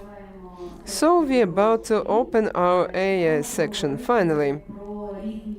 And it would be great to discuss various stakeholders, how it impacts working with teachers. You mentioned some insights that are really helpful, that you create value for tutors. And how does it work for students in addition to insights? And for your employees, how do it change your development, your management? let's start with any stakeholder, and then we will just okay, we can start with tutors, because our tutors are actually the most skeptical stakeholders, the most skeptical component. Because every time when we introduce some kind of AI feature, they're pretty skeptical about it. Well, they're concerned, clearly they're concerned that AI would take away their job. Also, we don't believe it's possible. We think that education will be human-led, that the human will always be a central part of it. Still, we continue to experiment with different tools for tutors. For example, one of the tools we're developing right now is feedback. We will give our tutors feedback about their teaching style. How can they become better tutors? We already have a training section, training department. We offer a workshop for tutors, but now we want to use AI to analyze the lesson and provide tutors with feedback on how they can improve themselves, because many of our tutors are professional educators, but some are just native speakers who now just making money as tutors. So it's on tutor side. On student side, we already have a lot of tools. As I mentioned, we have lesson sense, we have avatar scenario practice, we have a lot of exercises you can practice. Right now we're building this progress that also uses AI, artificial intelligence, in order to assess it. Our task on student side is to make this platform experience really consistent, so students clearly understand their learning path. What are they going to do next and where they should focus? And it meant so we started to invest into AI platform pretty long ago. This department exists for a long time, production teams. And as for third component, how does AI impact organization? I think it's really fundamental change which is happening right now. A few months ago, as like most companies, we realized that new models are being released, and these models are really smarter, and they can work with tasks of higher level. So the automation proceeds to the higher level. It's not just about you talking to ChatGPT. It's about full automation of certain processes in your company. So how does it work in your case? We invested a lot into it. First, it was a little bit chaotic. Everyone was experimenting. We engaged a lot of experts from OpenAI, from Cloud, from other companies. They showed us how this development process works in their case. We engaged a lot of engineers to use AI tools, but now it's getting more systematic. We explicitly included AI into our company strategy, so it will be fully AI native, and we will automate most of our processes just to make sure that we have minimal engagement. So now we have automatic workflow where you can fix bugs without engaging, also do some small tasks without engaging developers. You just trigger this flow, and then the agent works without your engagement. So it really works. We want to have more of it. We want to make it more systematic, because people learn in different ways. Some are faster, some are slower, so we really want to make everyone equal. We have strategies and some specific steps we're going to do to make sure it's centralized and it's more planned. Do you have some ratings for using tokens? Who consumes the most tokens? Or you dive deeper and you also assess efficiency? It's a provocative question, but well, yes. Of course, we monitor the efficiency. Our company is yet at the early stage, so we also watch the consumption, but also in terms how it affects performance. And now we think that we need to invest more into AI because engineers who use most show productivity increase by 60%. There's a clear correlation, so we believe that you need to invest in it. Some engineers are using these tools a bit less, so we want to create incentives for them. So what will be the percentage of budget you spend this area? Well, I don't think I can disclose this information, but I think we have pretty generous budget for AI because we really want people to learn, and we believe that people will be able to become more effective. I know that in the Silicon Valley, when people make job offers, when you look people for some positions, in the job description they already include a number of tokens for this position. So it's already a way to attract talents. So probably it's a new culture being fostered. And my last question is about culture. I'm really interested in innovative mindset, entrepreneur mindset, innovative culture is in your team. So, what kind of mindset and attitudes you try to foster in your teams right now? How to build this culture that will help you to create breakthrough solutions? It's a very interesting question, and actually engineering culture at Preply has always been and is very product-oriented. Our engineers are deeply involved in product. They participate in brainstorming. It's really important for me. It's important for me as a manager. So they participate in it. So they understand how their solutions would affect product. When we launch a bit test, and we do it almost for all our features, our engineers may and must to watch the performance, the impact on various metrics. It's important because it helps us to build better solutions. And it always happens in our practice, actually, when our engineers are helping to improve this proposed solution. Because product manager may miss something, may not be aware of something, while engineers have a different angle. They may simplify solution, offer a more simpler solution by offering the similar product impact. So I think it's a really key thing. It's an essential part of our culture. We try to focus on technical excellence because, as I mentioned, our value is disciplined execution. Our value has changed, our culture has changed, but its product part is really important, especially in learning industry, because we have a lot of R&D. We're developing something, and sometimes it's pretty fast, quick living. And so it's really important to keep this innovative approach and adapt as quick as we can. Okay, thank you so much for this conversation. I wish you complicated but interesting challenges, complex teams, but in a good sense of this word. Thank you so much. It was my real pleasure and enjoyed this conversation. Thank you so much for attention.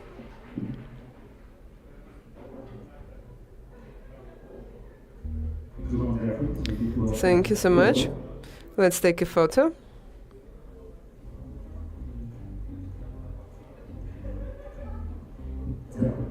Thanks. So we're grateful for everyone joining us here today. Meanwhile, we're about to continue. And while we're preparing for the next panel, I want to emphasize our partners who play an essential role in organizing this event. So we are grateful to UNESCO and ministries for the support and for belief in our event. But these are not the only people who helped us.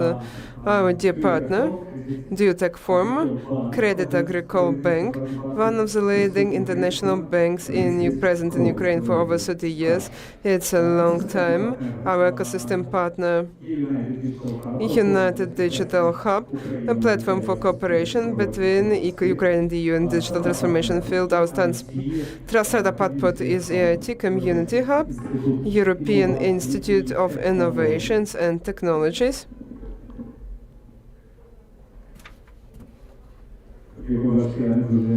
So as you see, I'm not really digitalized today on the stage.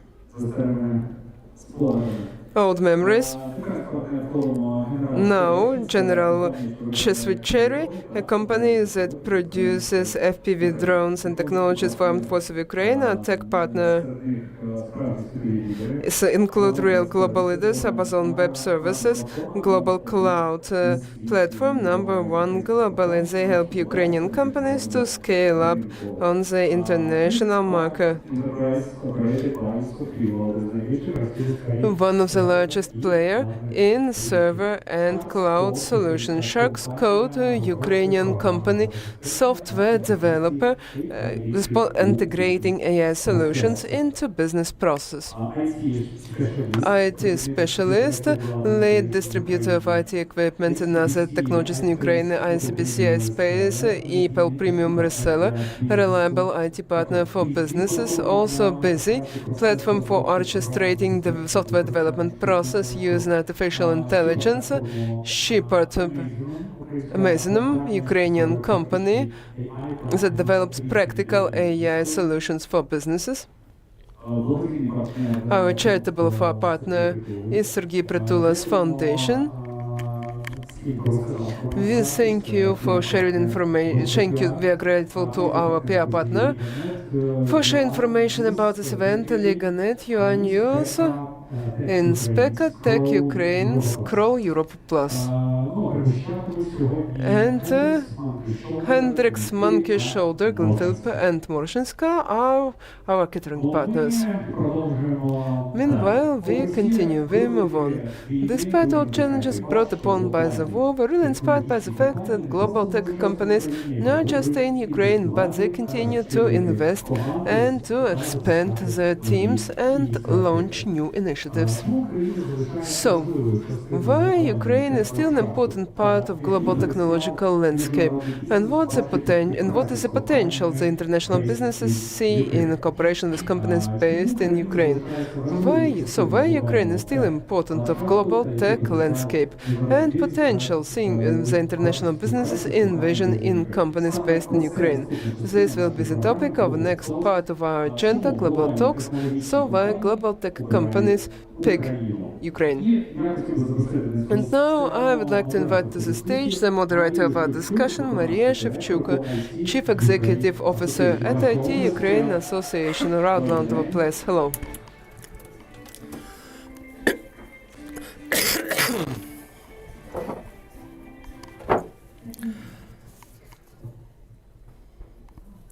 Good afternoon, everybody. So we'll warm up a little bit. I'm not sure that we'll manage to do that on the stage, but I see hot tea on stage. Maybe it will help, or maybe the hot topic will help. And I'd like to introduce the panelists. We actually have great experts, great people. So let's welcome them. Natalia Denikeyeva, Deputy Minister for Digital Transformation of Ukraine, responsible for IT industry. Let's welcome her. Alexander Kurkin, member of the board of Crédit Agricole Bank Ukraine. Anna Bulach, government affairs and public policy lead, Google Ukraine. And Yevhen Kahanovsky, CEO of Microsoft in Ukraine and Baltic states. And a special thanks to Karina for supporting the audience. Thank you. So no system can do it better. Actually, we have representatives of such companies who can help not only our country but all countries together to move the technology forward. And we also have representatives of tech community and the relevant ministry. So we are going to have an interesting discussion with good questions. But I think it will be speeding up because the weather is windy. The topic is why global technology companies, international investors stay in Ukraine despite the obvious risks, despite this whole story. So we'll discuss why they do that and what should we do to keep the tempo and to involve new digital players to keep investment and get more investment, not only in technology but overall. So I'd like to start with the short information. This year we conducted a survey which was called the Code of Economy, and one of the results was the outlook, which covered the technological sphere development if there were no war. So we estimated these outlooks for recent years. So if we take a look at year-on-year growth, so we had the 20% growth per year, and the second model was based on the growth of the countries of Eastern Europe, Romania, Poland, and the Baltic states. So we tried to understand in such way what was possible dynamics for Ukraine. According to first scenario, when we took 20% growth, so in such case we could have 14 billion of experts in this sphere. According to the second model, when we base our outlook on the growth of Poland, Romania, etc., we could have had 10 billion of experts. So even taking into account the global dynamics of world affairs, we missed something. But on the other hand, the Ukrainian IT brought almost 7 billion of expert revenue. We are second experts industry in the country, and that is it proves that we do have business, we do have dynamics. So I'd like to start with a general question to all of you. So let me take a look. So if you considered in your communication with international investors or corporate head offices, so what would you offer in terms of positioning of Ukraine now? Should we compare ourselves with Eastern European partners, or do we have unique experience? Taking into account that new subsectors appear like defense tech with billions of dollars of volume. So if possible, please tell us in a couple of words, how should we sell ourselves? How should we position ourselves? Natalia, please. Oh, that's a great question, actually, Maria, because I guess Ukraine a long time ago stopped to be just a regional hub, and we should think not only about how to sell ourselves. The technologies are created here, innovations are created, and we have a testing ground. So the World's Technological Innovation Center is in Ukraine, actually.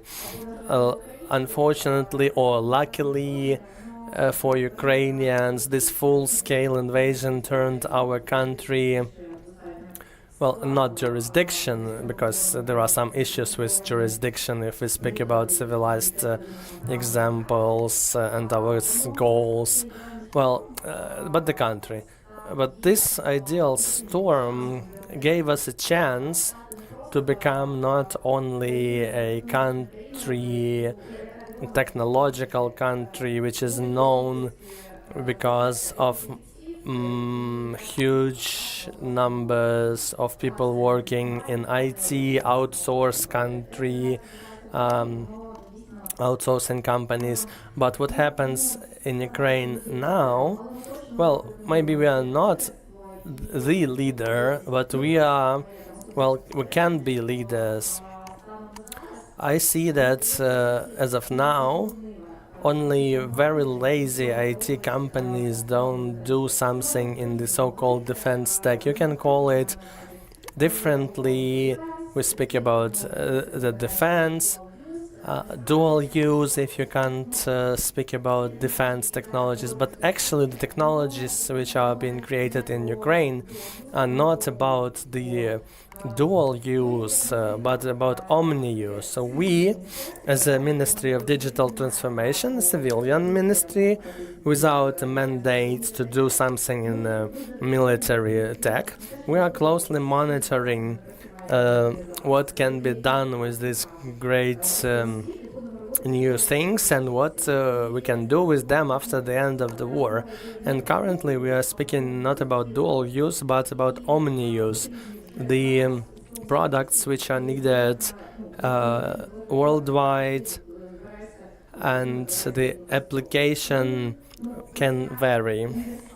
So this speed, this universality, this being a place where huge amounts of smart, bright and innovative people gathered, I always repeat that we became innovative, became high-tech because of the circumstances. We were not born this way, and it motivates.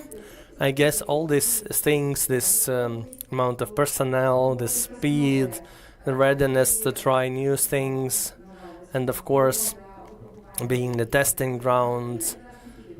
I mean not only in terms of defense, I mean also cyber, AI, GovTech, all these things. So it attracts, and we can use it to attract investors. I guess that you, express the thoughts of all the panelists, but I believe that people can add something.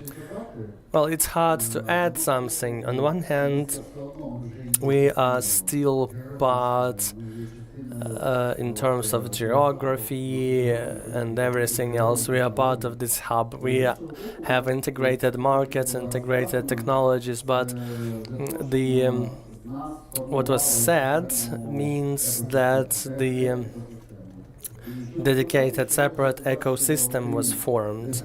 I'd like also to say that besides the defense, which is developing rapidly, we also have people. If we look where we live, I guess we can see that we have people who love technology, and we adapt very quickly to everything new, and we try to apply some new things. And I believe that today most of the people coming, for example, to restaurant, they don't expect the paper menus, they are looking for QR code. But in Europe it's still different. So we can say that in some terms we're definitely a tech hub, and that should be developed. Thank you. Anna, please. Actually, it's hard not to repeat. I'll just say from the point of view, how do we see that as ecosystem?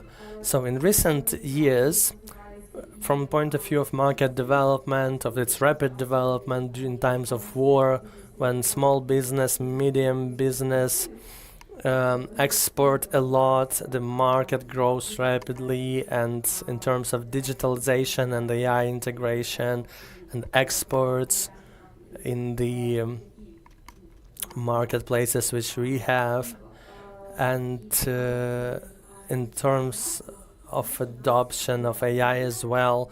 So it happens because we have trust.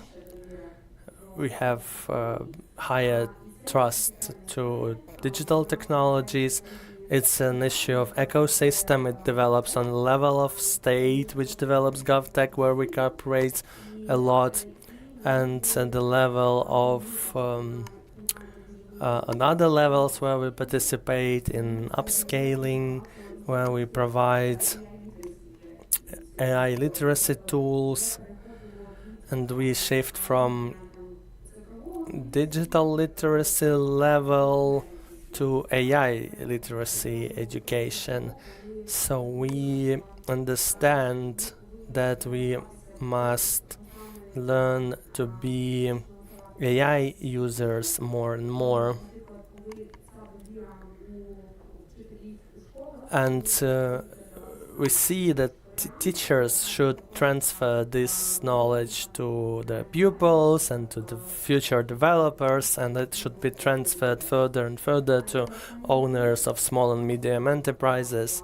So in recent years, this rapid growth, when we launch courses for developers in Google Cloud, for example, we get a lot of applications. We don't always manage to process all the applications. And why doesn't it happen in other countries? Because this trust is formed on this another level. The GovTech removes the bottleneck of trust between the public sector and the citizen who uses these services every day and has easy access to public services. So I guess we have growth not only of business in some kind of bubble, but we also see access of citizens to artificial intelligence, for example, in India. And I give you, another question to look at this issue from another side. So despite being a testing ground for something, besides being open to everything digital and AI, we have also possibility to test different regulatory approaches. Maybe that's also our one of our tracks helping to see us from other side and keep this course. So we mentioned the geographical side of analytics. So we should look not at geography as such, but at competencies. And if we speak about competencies, we see this point when Ukraine having these prospects and later the proof that we can be in many aspects very innovative, we can be innovators. So we speak not about European geography, but about the whole world. And another important issue is support of startups. How do we support them? Here we always turn to defense stack, but I would look at the broader ecosystem of startups, because during the recent years we see, and when we started our program, we give them support with AI, with cloud. Well, I should say that it deals with defense stack, but not only. We have a lot of startups in the healthcare sphere, in the energy efficiency sphere, because at the end of the day, we see the resilience when under real pressure, financial institutions keep working, the energy sector keeps working, and it proves that we not only have this opportunity, but we do really prove that innovation is possible here and is exported worldwide. So I'll shift to the issue of regulation. Natalia, I have a question to you. Recently you started a new large-scale and interesting project which is called UNIT.City Invest, which will be a bridge boosting this topic. So tell us more about your future plans, about the future of UNIT.City, which actually helps us to support our positions in IT industries. And what are your plans overall? I'll start with UNIT.City because that's the umbrella brand. DIA is often confused with DIA, UNIT.City, UNIT.City Invest, and one with another. So as for the UNIT.City, we managed to launch this project 2 weeks before the full-scale invasion, and as of now we have more than 4,300 residents.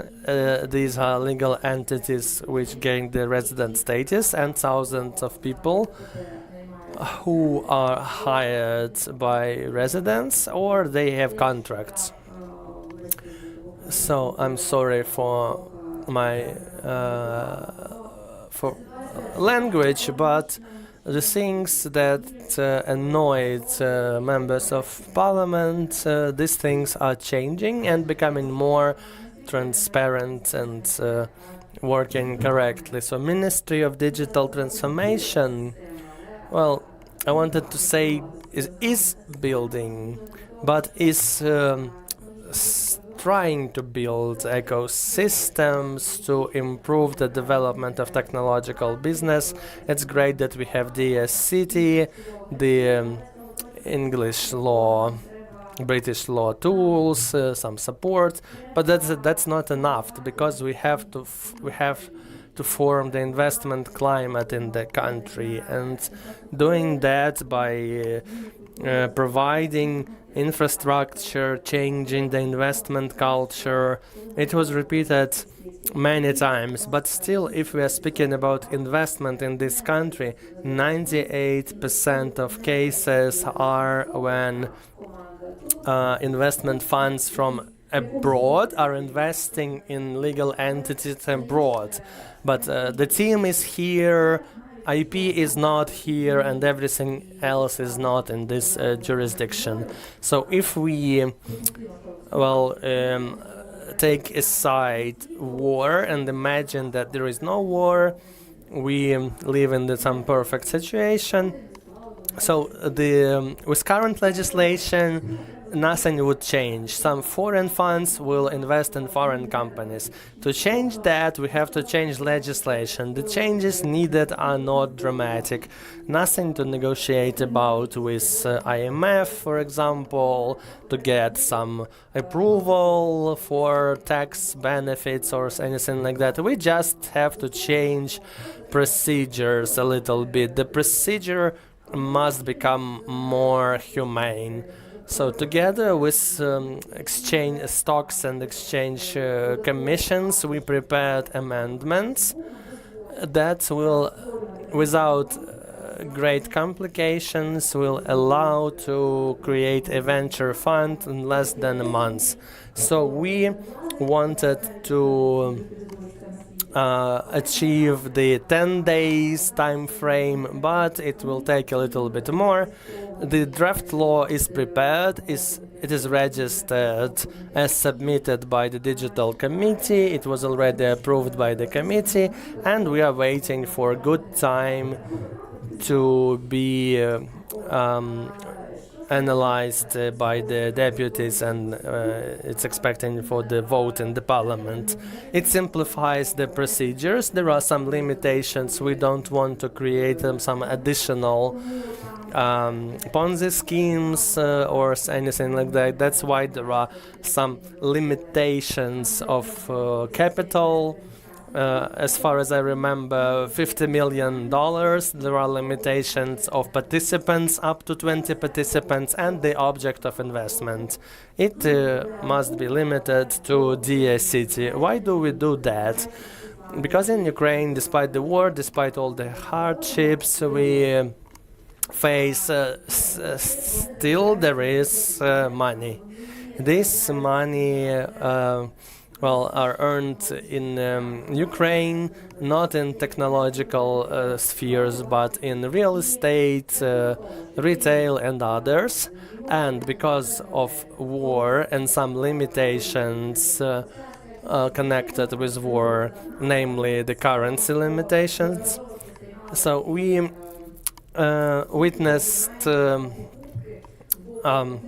large mergers between companies and purchases of companies by other companies. So why does it happen? Because some amount of money in Ukraine is available, and if we take a look at average Ukrainian, and when they get some additional free money, well, we're not speaking now about IT and technological business who are with us in the panel and in the audience, we speak about less technological spheres of economy. So when they have free money, they are usually spent on some real estate, some parking lots, etc.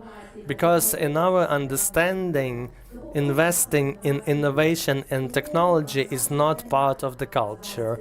That's why our goal in terms of this project is to transform the culture of investment and provide a vehicle to make it possible. And that will help when the Verkhovna Rada votes and President signs the law. It will help us to complement the picture of technological ecosystem with an important component to help investment grow in Ukraine.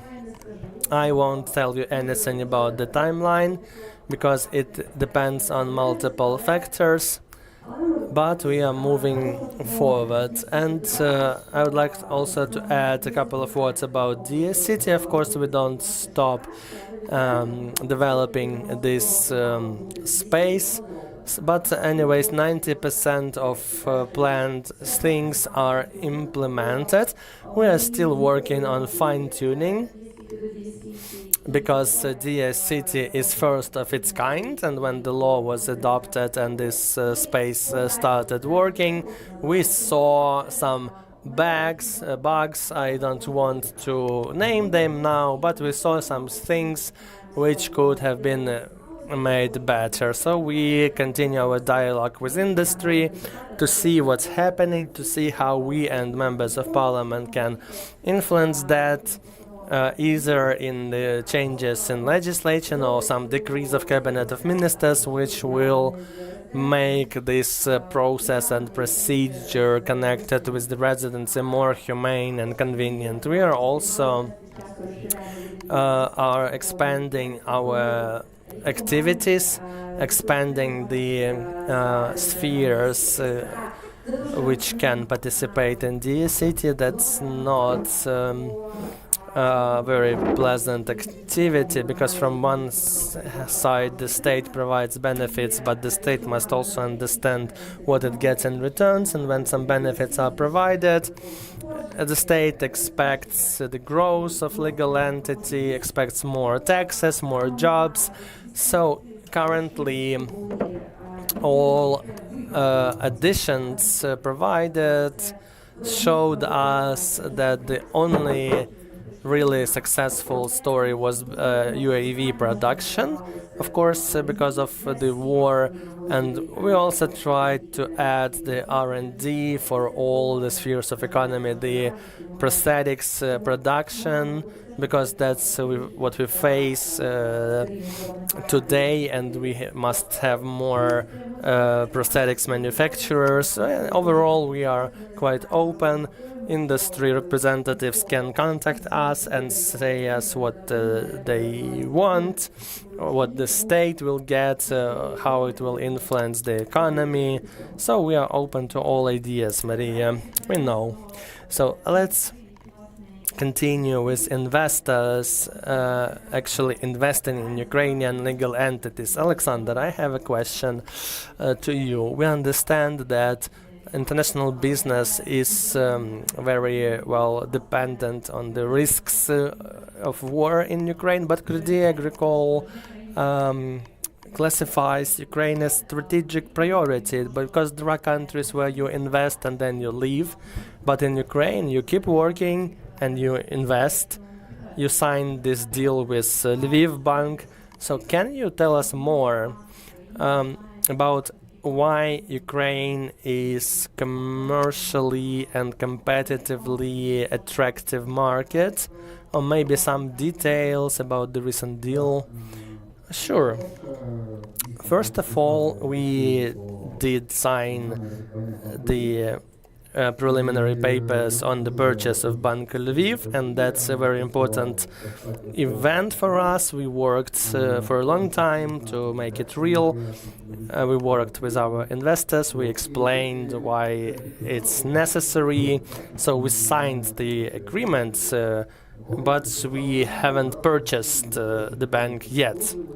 Must be clear here. We are now working on additional permissions, etc., to finish this deal. But for all of us in Crédit Agricole, and for me personally as Ukrainian, it's a powerful signal that shows that major international investors, Crédit Agricole is one of the top 9 groups in the world, so they are ready to purchase a bank in Ukraine. And that's not simply a purchase of bank, it's a really good regional bank working more in western part of Ukraine, focused on the small and medium enterprise clients.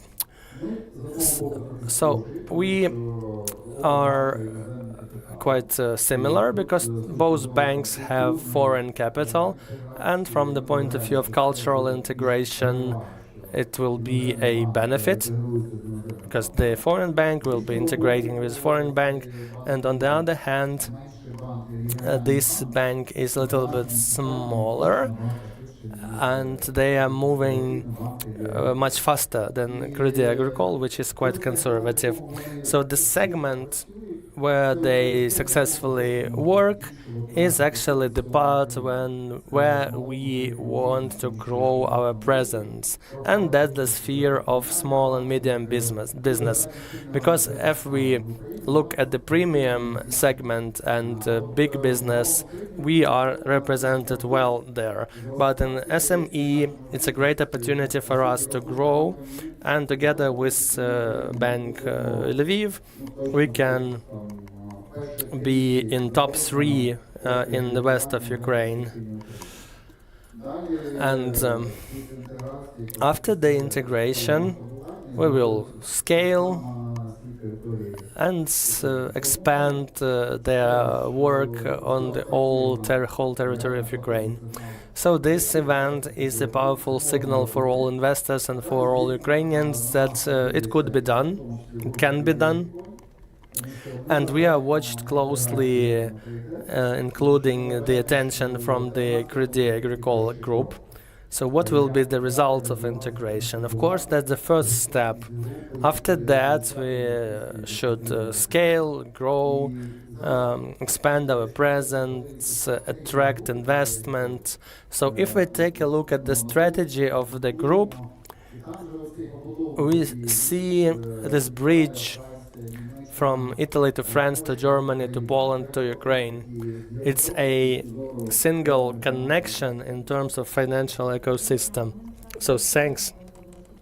We are looking forward to this case becoming super successful, to be replicated in other spheres. And I have a question to Anna. During recent years, 2 years specifically, the cooperation of state and Google reached a new stage. It's some kind of joint infrastructure being built jointly by you, starting from cybersecurity and continuing with AI. That's a unique experience for Google in terms of cooperation with state. So how this experience helps moving forward certain projects? How can you describe these cases? How did you build the trust inside Google? And maybe you can also share some recent numbers of concerning this development of reputation of Ukraine as reliable partner. It's pretty interesting case, and it's pretty distinct in terms of structure. I would say it's a rather strategic case, because we can talk a lot about P2B, a pretty rapid increase of the sector in Ukraine, but I would focus on a rather strategic dimension, something I'm personally responsible for. So, over the last 2 years, it has been a joint initiative, a collaboration between government, Ukrainian society has been open for experiments and innovations. AI has already perceived as a core of economy rather than accessory in recovery. It becomes the core of GovTech and public sector. And it's a clear signal for us is that we can move into that direction. So we focused on that stream. Potentially, we could have become a strategic partner and we could iterate and see how we can use our tools to strengthen several directions. It's a hybrid story. It's about philanthropy, google.org, it's about upscaling, it's about ecosystem approach. So it's a rather broad approach that has been formed over the last few years. And 2 weeks ago, we announced DIA AI, built using Gemini. When you use DIA AI, you're already talking to your assistant. And over the first week, 1 million Ukrainians have already tested it, tried and tested this service. So for us, it's a first unique and global case. Because it's unique, because it's first, and it lets us to test it at the national level. That's how we built a huge interest within the company. It's a big voice for Ukraine globally. I think it's a win-win story, both for Ukraine and for the company.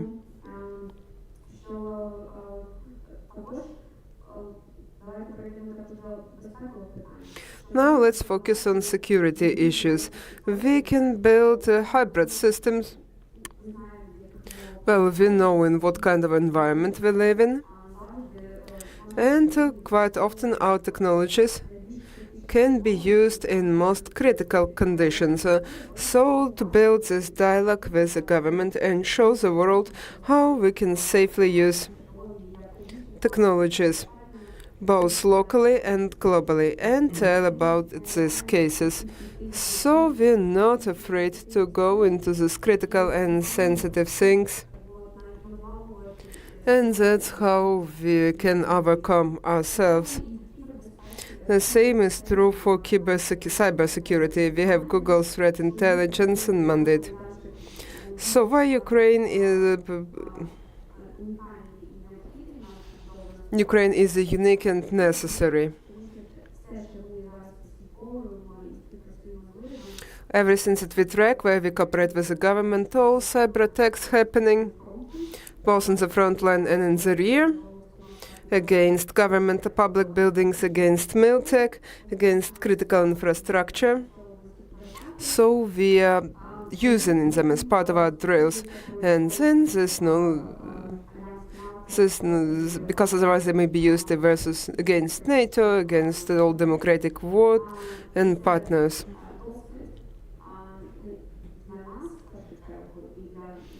It's experience for us. It's a valuable experience for us. It's a trial for our technology. So this practice contributes a lot to our capacities. So we should not underestimate what we're doing here and now. Thank you. So wonderful that it's a real win-win situation.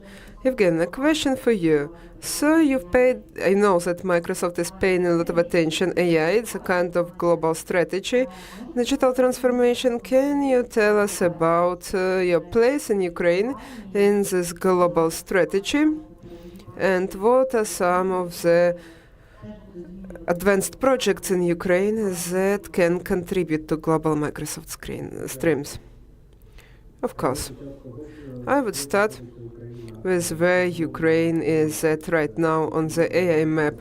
Here we can talk about numbers, about most recent reports. And we see that Ukraine is clearly not number one in terms of AI diffusion.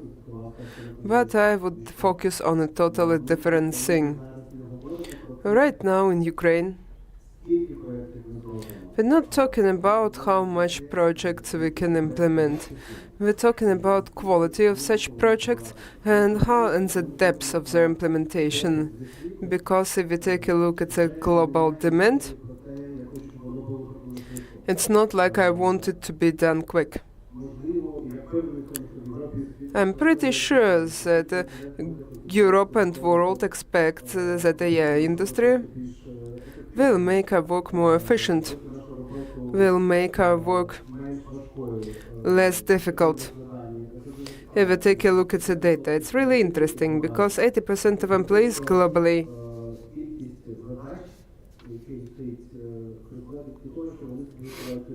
so many people feel like they're underwater. They don't have time to catch up. On the other hand, over 60-70% of managers expect that the implementation of tasks will be expedited, and this mismatch results in the situation where we need to revisit our approach, how we use an artificial intelligence. Getting back to Ukraine.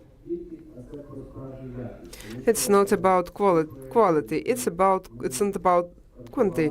Because all projects we start in Ukraine right now, and I'm talking about very different fields. For example, let's take a global project, Project Providence, where artificial intelligence is helping to analyze and label photographs. And it's actually good evidence, good proof, evidence that the picture is authenticated, that can be used in the national courts. We have some projects about humanitarian demining.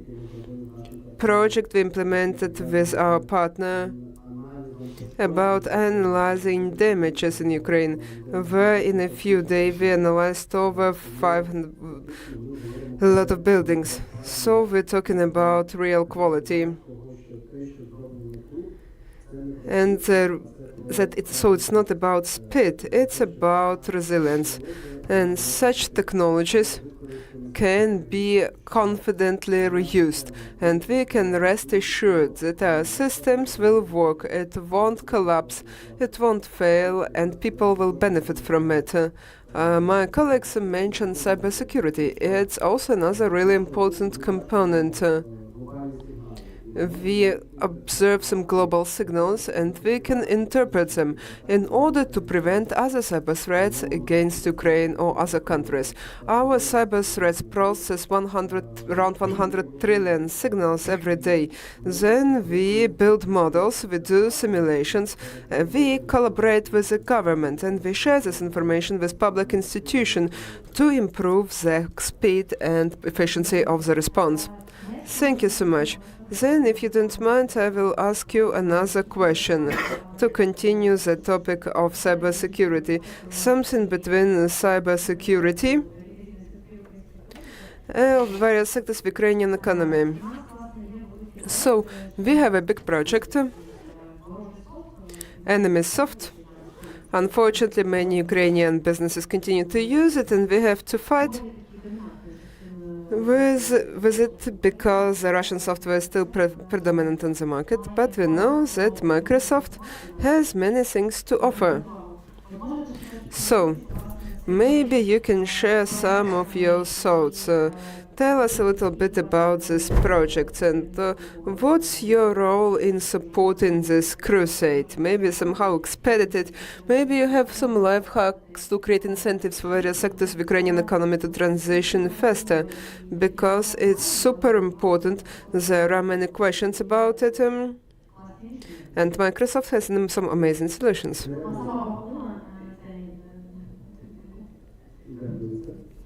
So, thank you so much. It's a real story about public-private partnership. Because, yes, solutions are there. There are a lot of solutions, and many people think it's an IT task or it's a technological task. In real life, we're talking about changing the paradigm.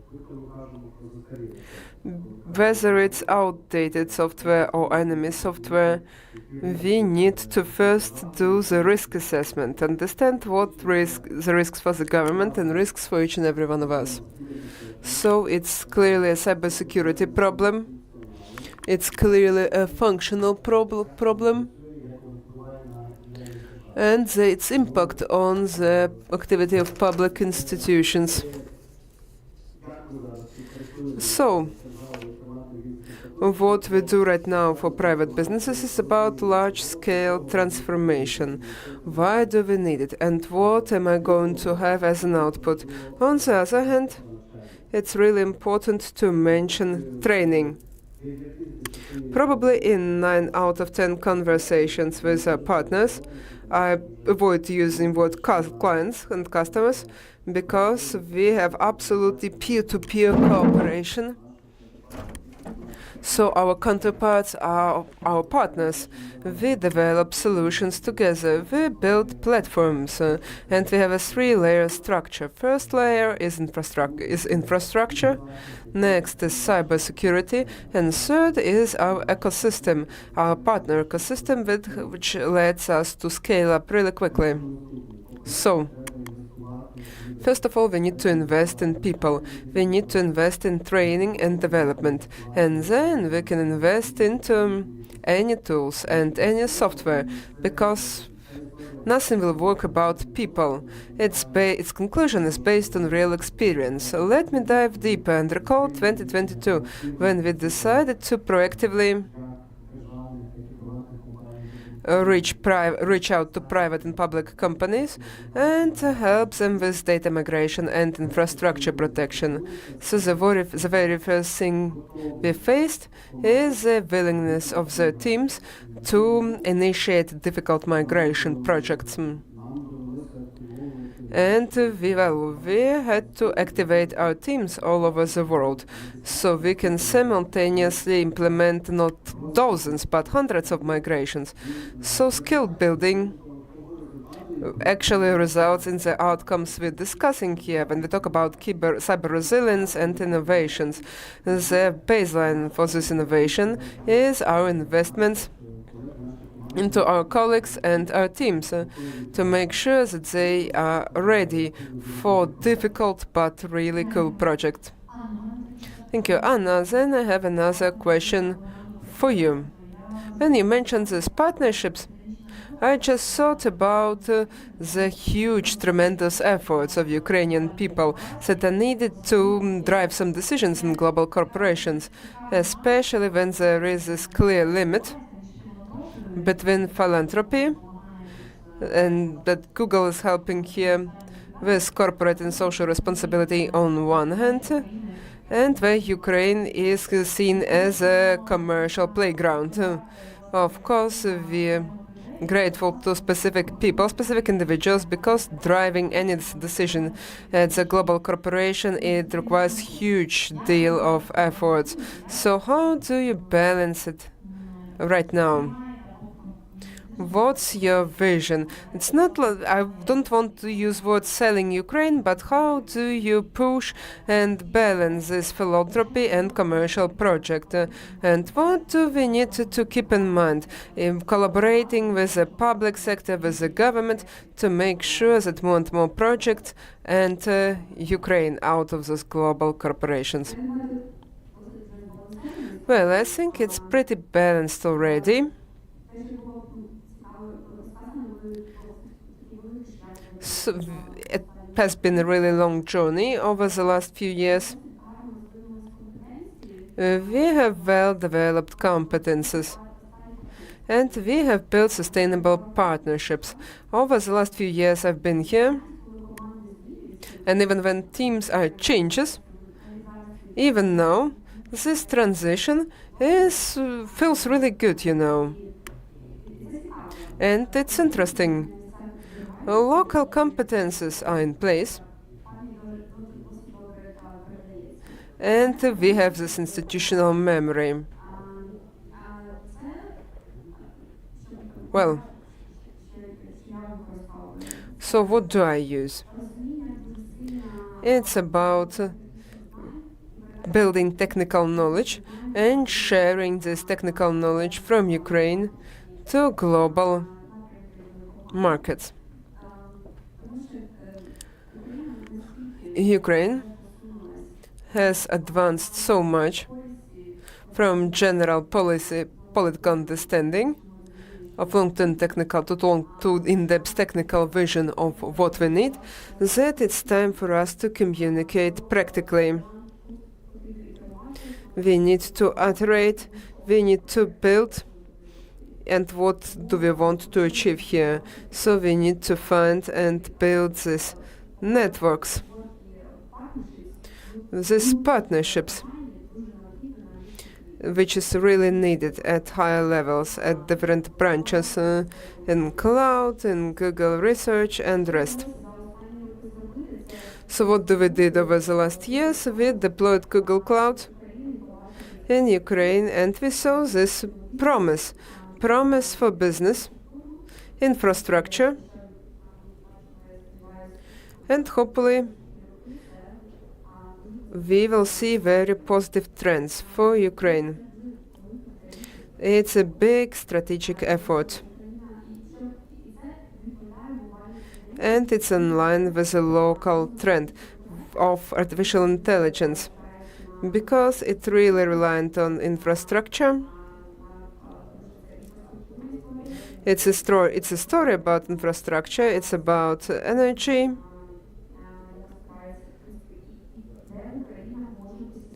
where Ukraine may take and is taking very important place. And companies are seeing it. And Ukraine has already set the tone through its vision,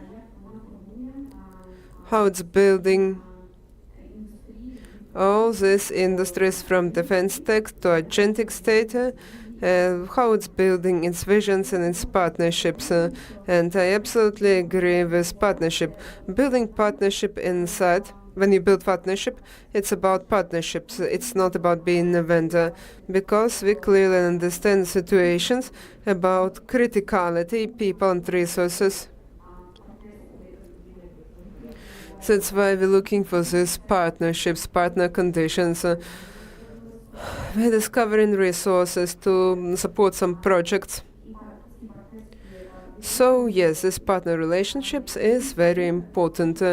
We're moving on 24/7. We're constantly keeping in touch, because technologies are essential for our communications, and cyber threats also develop. So we need to stay alert, and we need to constantly exchange this data.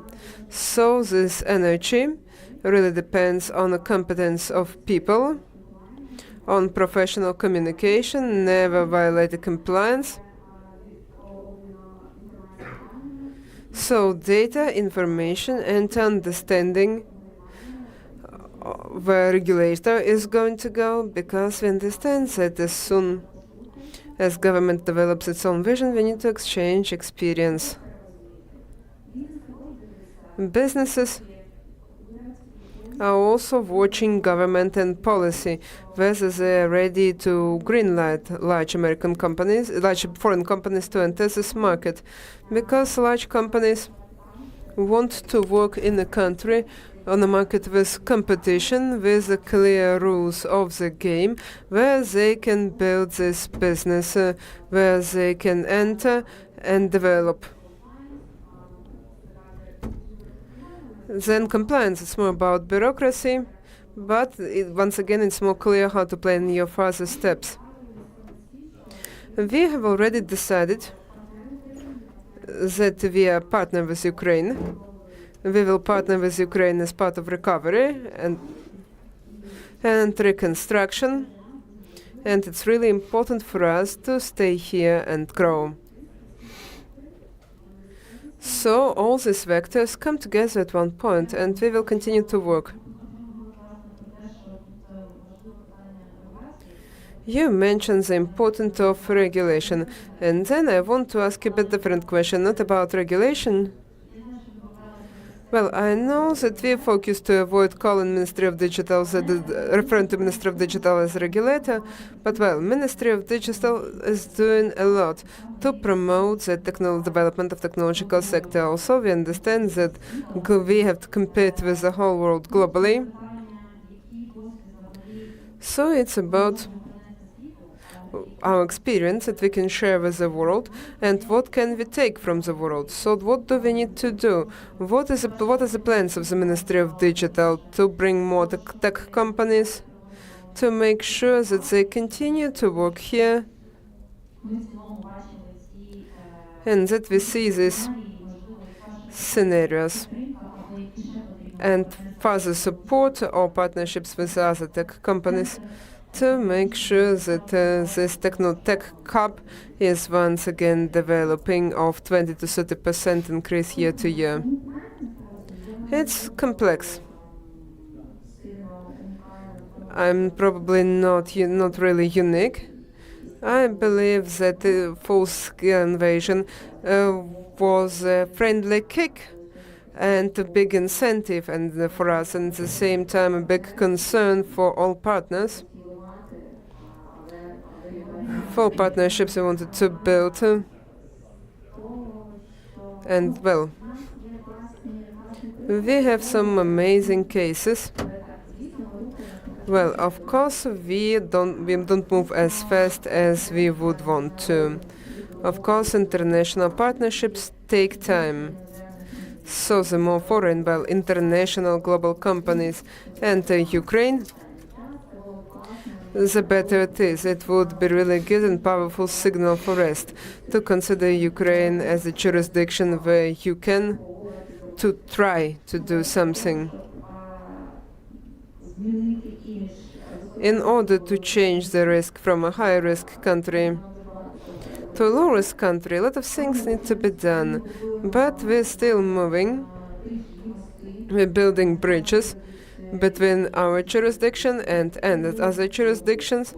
And thanks to it, we receive foreign delegations.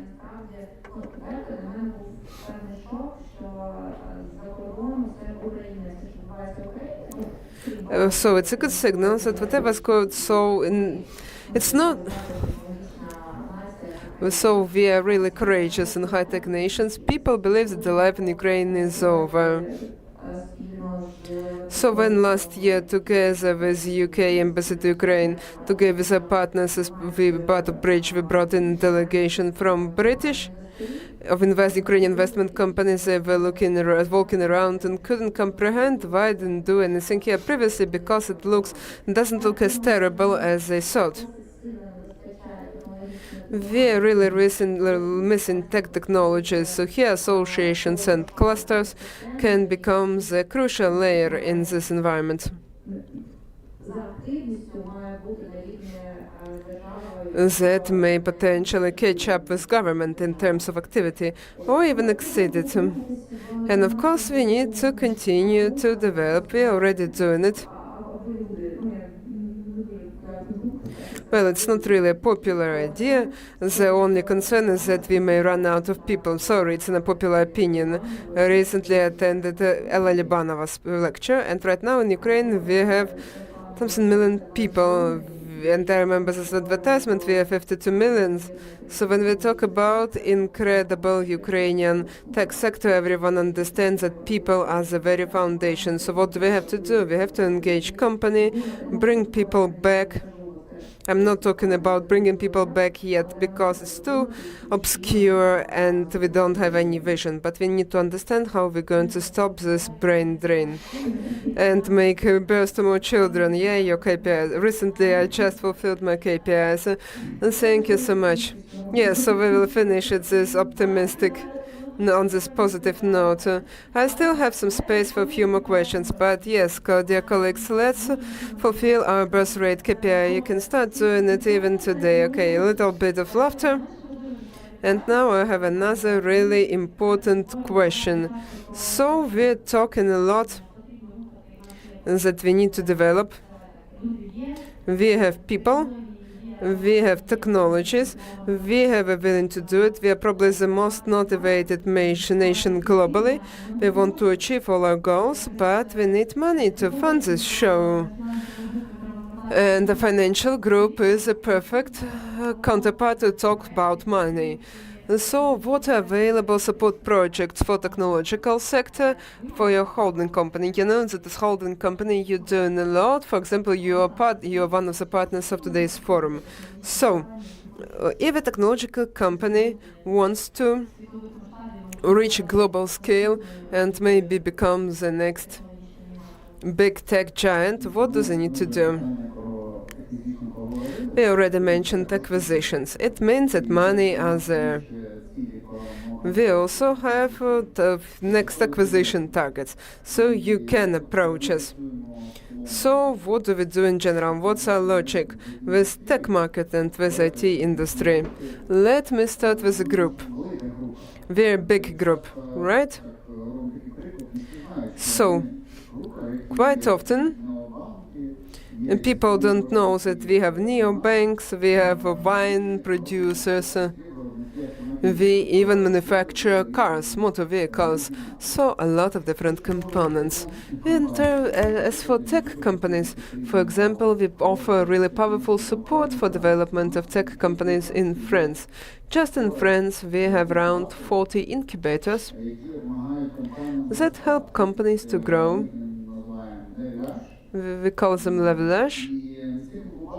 And these incubators basically grow not just French companies, but there are some cases of Ukrainian companies grown in these incubators, and now in France, the investors that help Ukrainian startups to grow. For example, last year, we attended Viva conference and we did a side event to support Ukrainian startups. We did this bridge, but we tried to bridge startups and investors. This year we are going to do something similar in June. So people know us, people are waiting for us, this bridge between investors and startups.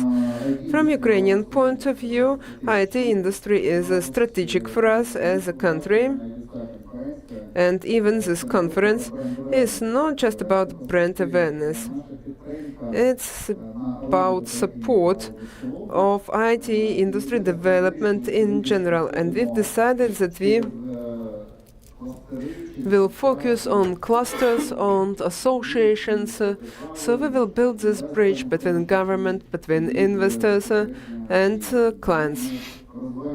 So we're developing, we're supporting clusters and all the events related to the IT industry. And then, of course, we're a big international bank, so we help companies, we help IT companies to grow in Europe and globally. Because honestly, right now there is a big need for it. Companies come to us and we're using our knowledge of group structure to help them with entering new markets in Europe and globally. In Ukraine, of course, we focus on regular banking. Via funding bank, we support financial companies, and we offer banking services when necessary. So please come to us, feel free to try, and you will see. Okay, just 2 more minutes, because I have one last question. Actually, we started this conversation with question why global tech companies choose Ukraine. Colleagues, you have 20 seconds for answer, but it's a question for everyone. If tomorrow you started negotiations with, I don't know, a big investment group and some digital giant or a company out of top 100 global business leaders, what would you tell them? Let's imagine this company has never even considered Ukraine as an area. What would you tell them if they emerge tomorrow just in front of you and willing to build business here? So why should they do that? Well, because Ukraine is a center of innovations and technology of the world, and what is born here will be scaled and used worldwide, and it's a great time to hop on this flying train and get the maximum benefits for you and your business. So this Ukrainian supercar, I would say that we said that 15 years ago, And now we don't say we show the solutions of the state, of the company, and after this presentation of these solutions, there won't be a necessity for any questions. So with the trends which we have today, tomorrow it will be too late. And Yevhen? So I would say that first, it's the only real example of transition from resilience to innovation, which was done by Ukraine during the years of war. And I would say that is the proof that our people can do really great things, bright things in dark times. So there is no alternative, whether you support or not. The question is only how quickly do you do that. So thank you, and thanks to the organizer, the City Union and UNIT.City for such a great panel. And I guess that we did well. And thank you for being with us in this windy weather.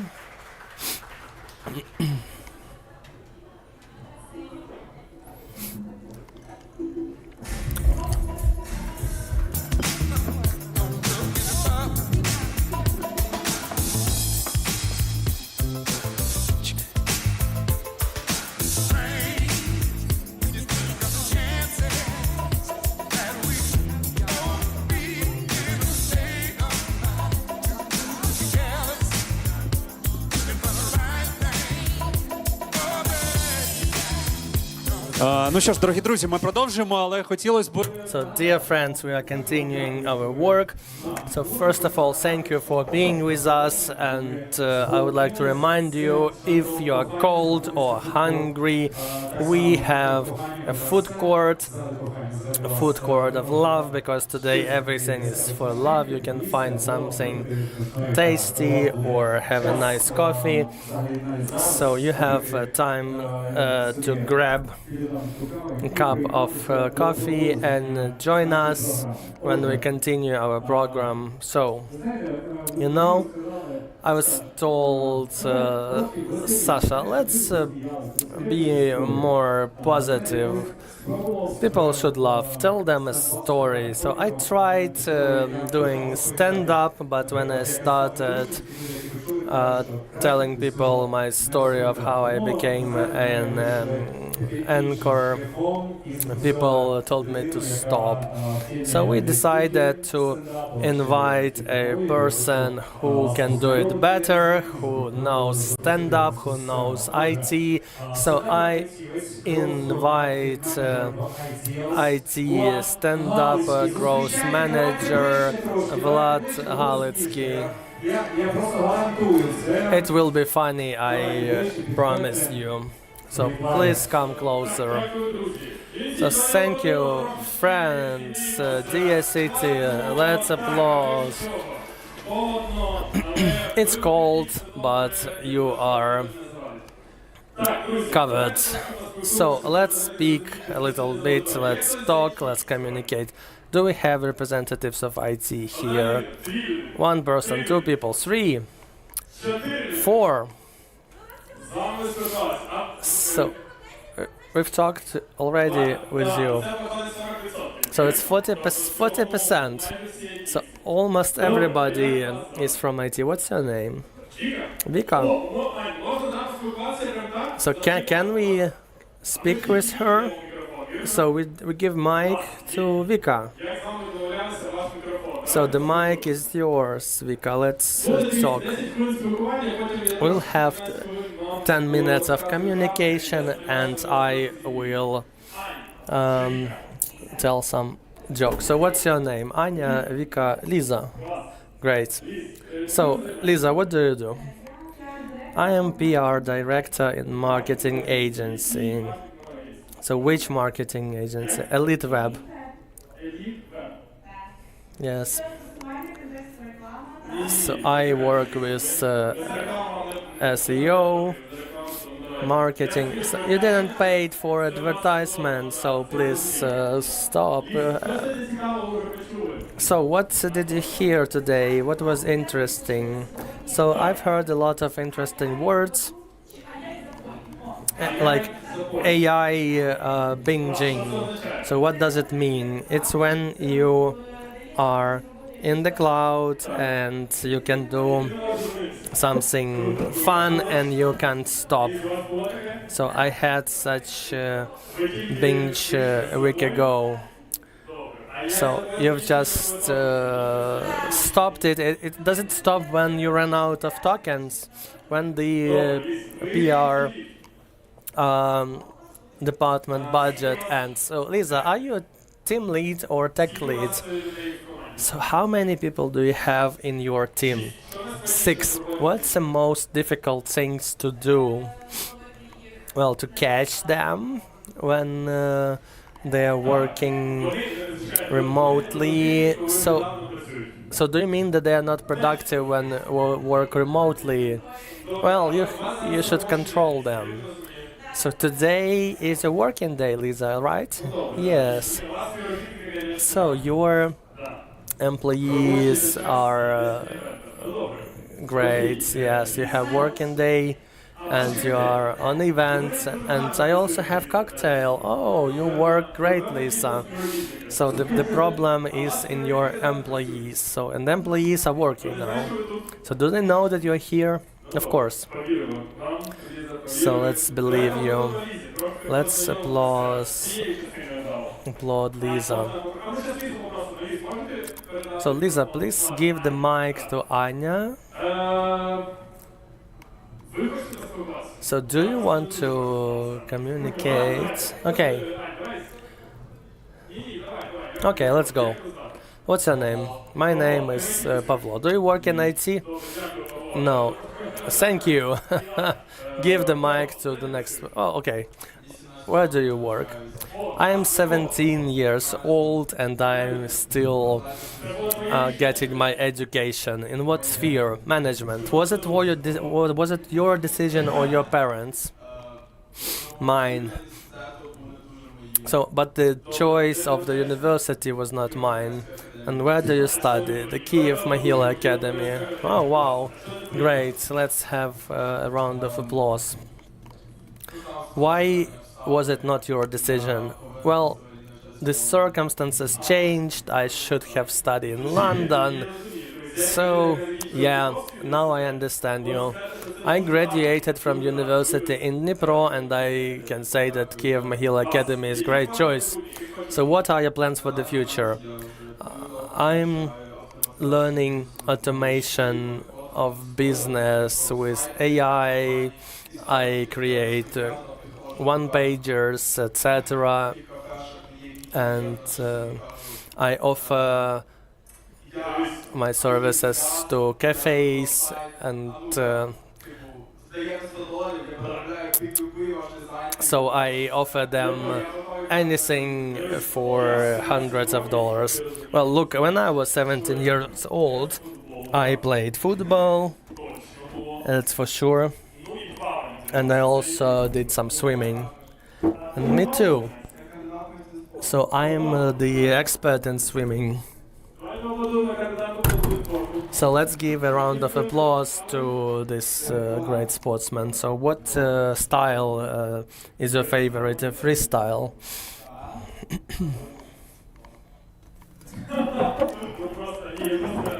Well, that's great. So if we boast, well, I wanted to use another word, but still. Okay, let's applaud this 17-year-old guy and wish him all the best. So behind we have a man with a beard. One moment, please. If someone wants to network, I'm ready. I'm actually impressed by this generation. Well, look, you network actively, and when I was 17, I couldn't speak to people. Really, I tried to avoid people. I like it in your generation. So when were you born? In 2008. 2008, really? Oh my god. Yep. So thank you, thank you, thank you. Well, one of my features. So let's talk about your talkativeness, about your networking. I'm not giving up this mic to anyone. So my family is not very up society. My parents work at the market, but I'm good at communication. Hello, what's your name? My name is Ivan. So what do you do? We provide the multilingual support. We provide human-in-the-loop specialists who check the quality of what is produced by AI. I'm responsible for partnership, for sales. Well, not sales, but close. So what did you do in 2008? I was in the 5th grade. Well, I played football too. It was not professional, but I did some swimming. So are you here with your girlfriend? No, it's my just acquaintance, and it's a partner from an IT company, so you are speaking on her behalf. And the last question, and after that we'll start my stand-up. What do you do besides work? What's your hobby? So I go to the gym. Do you go or do you work out there? Do you go to stand-ups? Yes. So I see you for the first time, but I saw your video on the YouTube. I will be glad to see your performance. I get it. You're trying to sell something to me. Okay, thank you, thank you. Look, friends, what's going to happen? Now we have 15 minutes of stand-up. My name is Vlad Halitsky. I am IT stand-upper, and we'll have some IT jokes. You'll see that.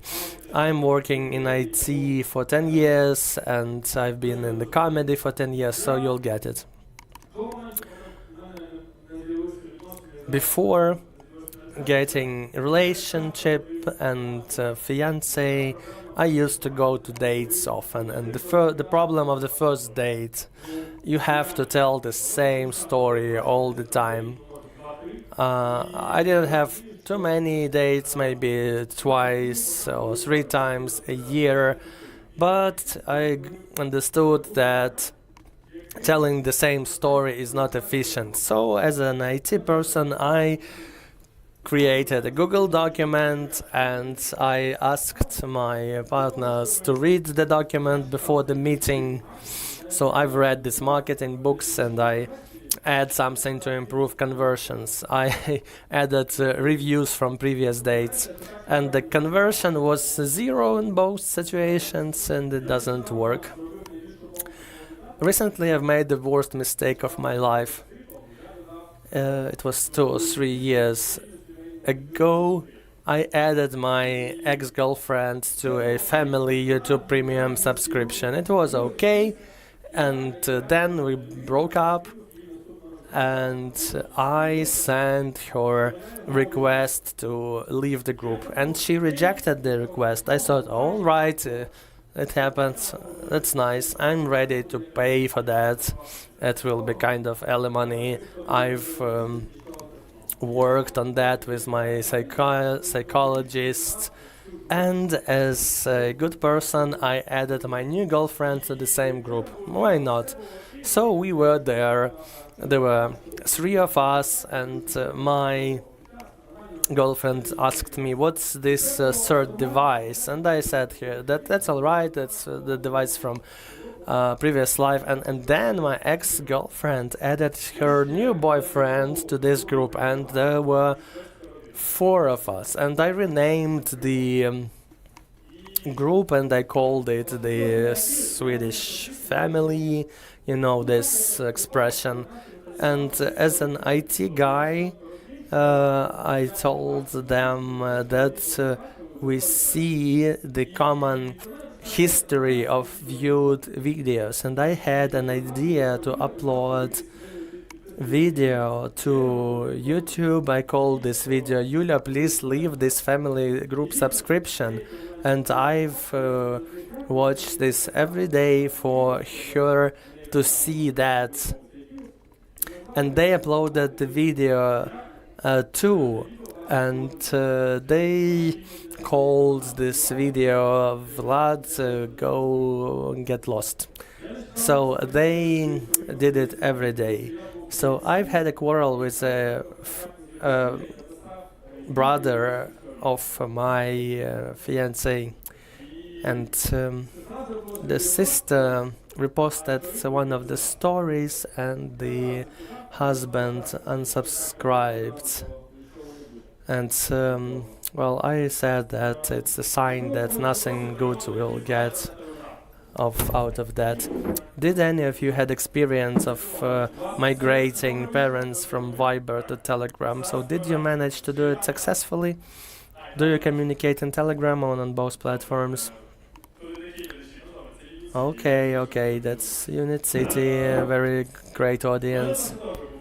I've also had such experience. It was interesting because I decided that we have to stimulate them to move to Telegram because Telegram is more convenient. And I remember this feature of chat groups. I told about this feature to my dad, and I saw that he registered the next day and created groups of chats, family 1 and family 2, and I was not included in neither of them.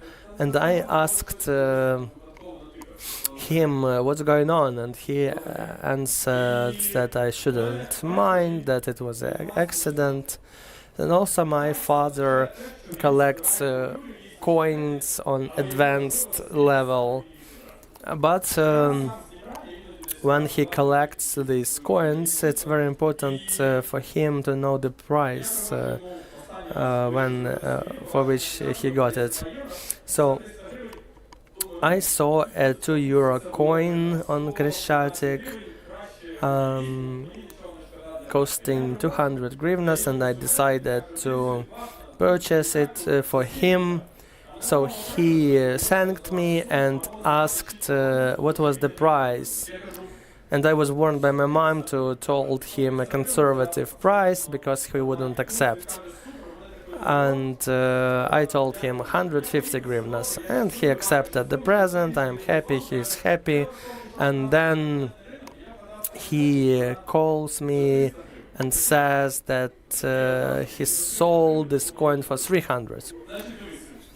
And he told me, look, son, when you are coming to visit us next time, please buy a bunch of such coins and bring it to us. Oh, but the tickets are expensive, so that's not that easy. Okay, a lot of my friends work in IT, and one of my friends is project manager. Do we have project managers here? No, they must be working. The project managers are focused on time management. Every minute is valuable for them. So my friend is crazy about time management, so he proposed to his girlfriend using the video message in Telegram. So he recorded the video, she answered yes in text manage, and he sent her invite in DIA. It took them 5 minutes. I asked him why, there is no, romance in that.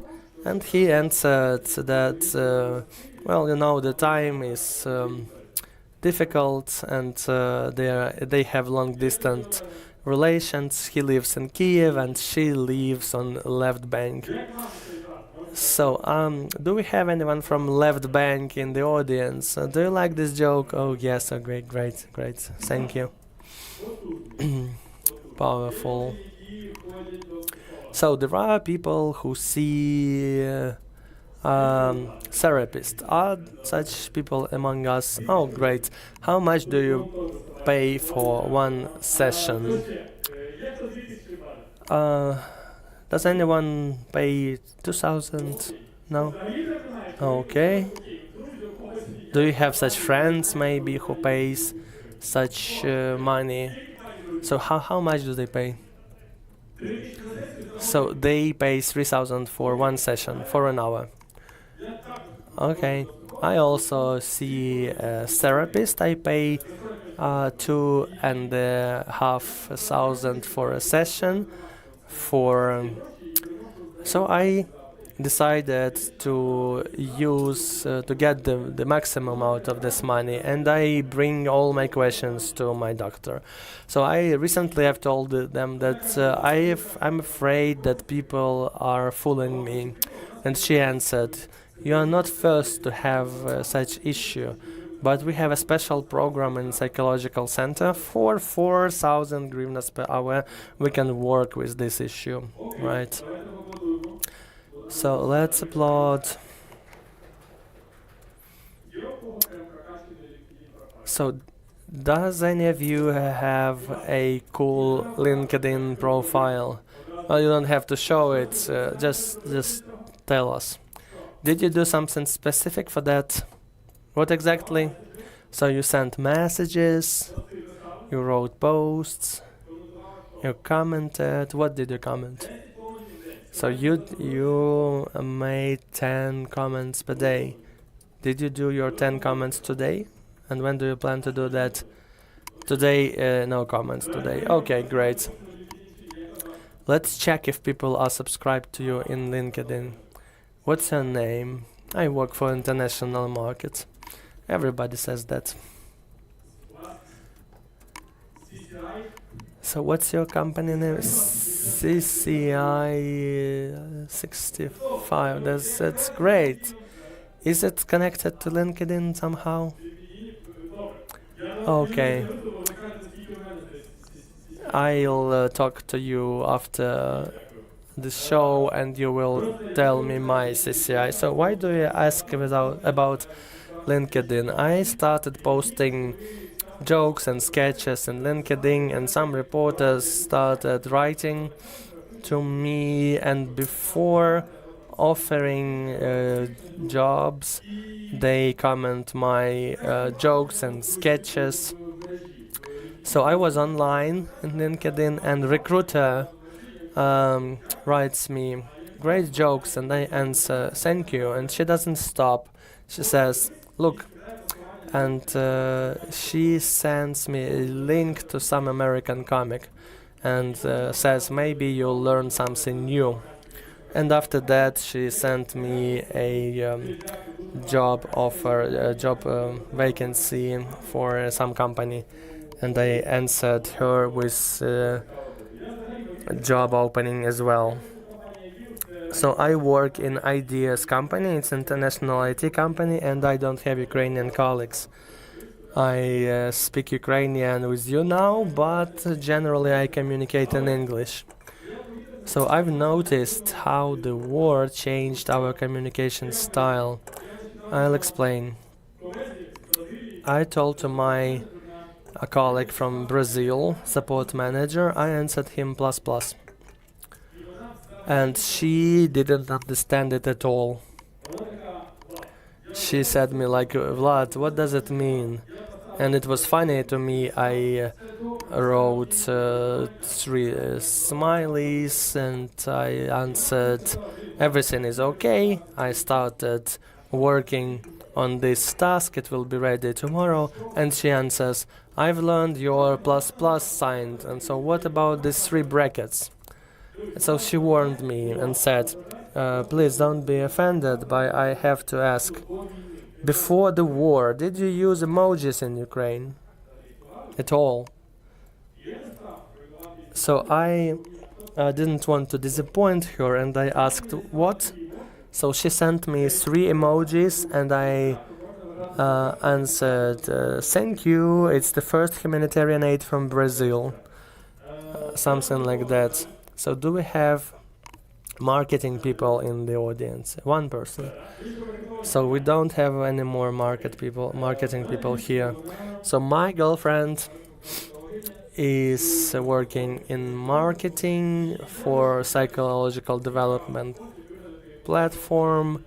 So I tried to find creative ways inviting her to a date. So I used a targeted ad. I selected very narrow geo, and I targeted her, and after that 10 girls came to a date. So she wasn't very happy, but I guess that 50 hryvnias for a lead is top, and it should be scaled. So I have not much time left. So let's have a final joke. Does anyone speaks English well? How proficient are you? Is it B2? So we have C, CCI, B2. So what's your level? B1 or B1 plus? Or maybe you are advanced? So well, you progress quickly. Well, I studied English in Dnipro at the cheapest school, but I was lucky. Actually, I had personal classes, but my ex-girlfriend started teaching the group courses, and this group course became personalized. They discussed me in all their classes. They told that yes, my ex-boyfriend Vlad is businessman, etc. And people started saying "fuck you, Vlad," and I told them about this issues with tenses, but they were not happy. So thank you for your attention. My name is Vlad Halitsky. I am a stand-up comic. Please subscribe, contact me, see you at my shows. The nearest event is at the cooperative venue at the Kiev Day. So I have a question to you, Vlad. So what can you say about the stereotype that IT people don't have humor? So you decided to ask this question after my show. Well, I was not sure. Well, I believe that they have humor. I also organize these parties, and I've had other people to work with. So I can do a lot for money, you know. So, what do you say? Is it just a stereotype or... Well, yes, I believe it's a stereotype, but 70% of IT people are introverts. So they begin communicating when you give them table games or something like that. So I would say 70% not communicative, 30% are communicative. So let's applaud Vlad Halitsky. So I noticed that we have among us people who have sessions with therapists. I would listen to you for smaller price. I once again remind you that we have food court at the back. There are some drinks, there are some snacks, and dear friends, we continue our work, and we are nearing the end, but we have still a couple of interesting things. So Today we discuss technology, startups, and innovations a lot, but behind every powerful technology ecosystem we have the environment which allows business to grow. And I guess that all of you agree that such environment can be created by UNIT.City. And UNIT.City is the topic of our next presentation, and why I invite Valeria Kushnerchuk, Executive Director of UNIT.City Union, and Petro Bilik, Partner in the Technology and Investment Practice at Juskutum. So welcome. So as far as I understand, only the strongest remained. So good afternoon once again. We have sun at last. You know, we decided with Petro to speak about this UNIT.City environment. We prepared a survey, a research with our partners. So we believe that UNIT.City is really a strategic asset of Ukraine. We have the Digital Transformation Ministry. We really appreciate it, and our task space UNIT.City, which brings together over 4,300 companies. I think it deserves a round of applause. For IT industry, it's a really important thing, and we can criticize our institutions, ministries for many different reasons, but still there are a lot of things to appreciate. UNIT.City is exactly the institution and legal space that should be appreciated, and we are grateful for it every day. We are grateful that the Ministry of Digital is joining us and joining us initiatives. 40.6 million hryvnias of tax funds, and it's over 4,300 companies who are already UNIT.City residents. Thank you. 169 IT specialists brought together by UNIT.City. It's a big environment ecosystem, and we are happy to be a part of this ecosystem. UNIT.City Union is the largest alliance of UNIT.City residents, which includes legal, product, service companies, and such partners as Amazon, Microsoft, Google, CSK, IBM. They are partners we are really proud of. I also want to bring here our partners who will continue and add in, throw in some numbers. So here we are about to be joined by a robot. Probably he also like UNIT.City.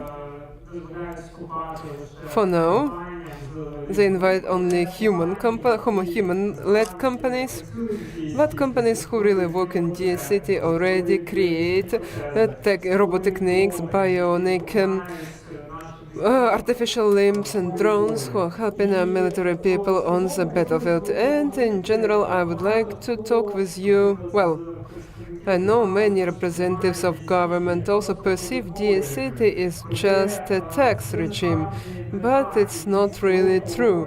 And today we are about to talk not just about taxes, but all about the whole ecosystem of talents, ecosystem of R&D, and engagement of investments, and why this regime is so important for our development of our technological business. It's also about our sovereignty as Ukraine.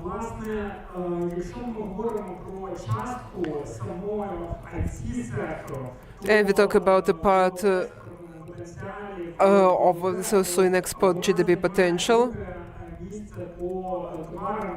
It ranks second by group goods and services and service export. It's an important component part of our economy, and it's important track of our development. Well, UNIT.City IT industry generates a lot of our foreign currency revenues, which helps to protect and develop this industry. Also, similarly, in this industry, we have a lot of people who create innovations, who work on national models, who work on different innovations and support our military people on the front line. And also similar in this sector, we have probably the highest level of salary. So for each grivna generated by IT specialist is further spent in the economy for consuming Ukrainian goods and services. So this and then VAT is the secondary tax is paid. Also, when we talk about IT industry, it's also about security. And just imagine what would happen if this industry wasn't in place. So many companies and businesses, instead of creating their own Ukrainian products, would have to procure it abroad. So we also have the cyber warfare.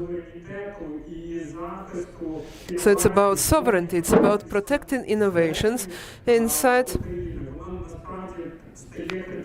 It's critical.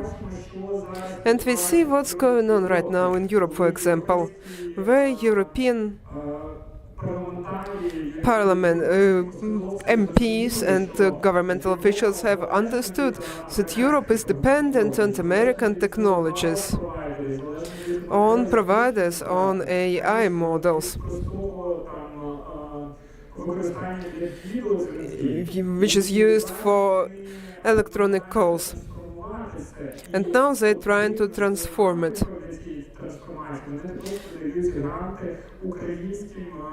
And they also give grants to Ukrainian entrepreneurs and Ukrainian companies to create products.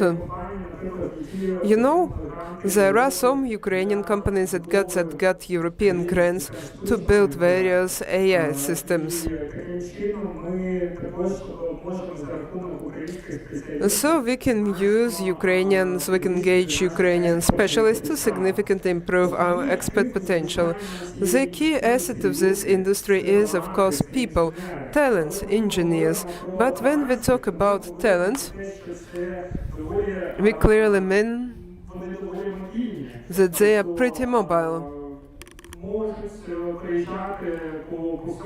They can travel all around the world. These companies are mobile. Intellectual property is mobile. Capital is mobile. But if we don't create favorable environment for these people to stay, for companies to be established in Ukraine, we will just lose the opportunity for scaling up and chance for development. It was a subject matter of research we did together with UNIT.City Union, and it's really important to show that this industry, well, we're building the whole ecosystem and we're developing it. Also, when we talk about talents, we need to keep in mind that a lot of specialists work remotely. They focus on foreign markets. And it's a good chance for us to generate foreign currencies that may enter the country. Our Ukrainian entrepreneurs have created a lot of global companies. Maybe you know GitLab was created by Ukrainians. Revolut was also created by Ukrainian tech engineers. The same is true for many other companies. WhatsApp was also created by Ukrainian founders, immigrants. So right now, a lot of different businesses and entrepreneurs are working globally. However, the question is whether we want as a country to have these companies, these businesses staying in Ukraine and scaling up in Ukraine. And this is probably the biggest challenge: how to make Ukrainian jurisdiction attractive for such people. Also, similarly, there are some risks. Actually, there are a lot of risks that emerge together with the war. It's about relocation. For example, because this industry is highly mobile. So if businesses realize that the conditions in Ukraine are not favorable, they may simply relocate their companies and their businesses somewhere abroad. The big war, full-scale invasion, also affected relocations, where according to various data sources, various studies, IT companies are doing displacement. So all these talents we're about to lose because they're relocating abroad. And these relocations means that the taxes that could have been potentially generated in Ukraine will be generated in other countries where these professionals will be working. We also have a brain drain, which is due to the need to which is about military draft and recruitment. So the landscape is pretty complicated. So I would like to engage in this dialogue. How can we create in Ukraine the environment where people may stay, where people may find a place to live, grow, and how the industry is going to develop.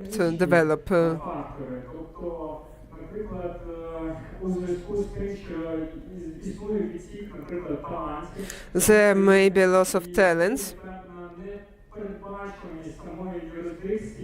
and the jurisdiction may be unpredictable, so less contracts for Ukraine. It's difficult to sell Ukrainian engineers, and also affects their revenues.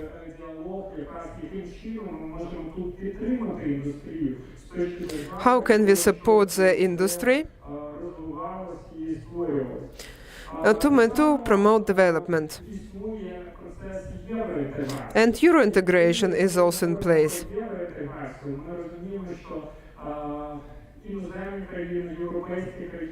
Foreign countries, European countries, also interested to hire Ukrainian professionals. And they are fighting for our relocated specialists. For example, in Poland, there are some R&D tax reliefs that can help to reduce the income tax. There is so-called safe harbor regime.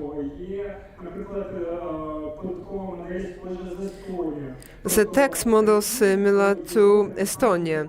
So European countries are also compatible. They compete for Ukrainians, for foreigners to open businesses in their countries, generating revenue denominated in foreign currency to their budget. So when we talk about European integration, it's not about higher taxes in Europe.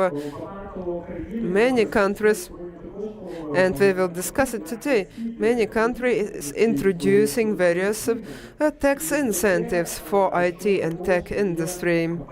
And it's also a kind of challenge. For now, we don't yet have answers, and the response to this challenge was the introduction of UNIT.City in Ukraine.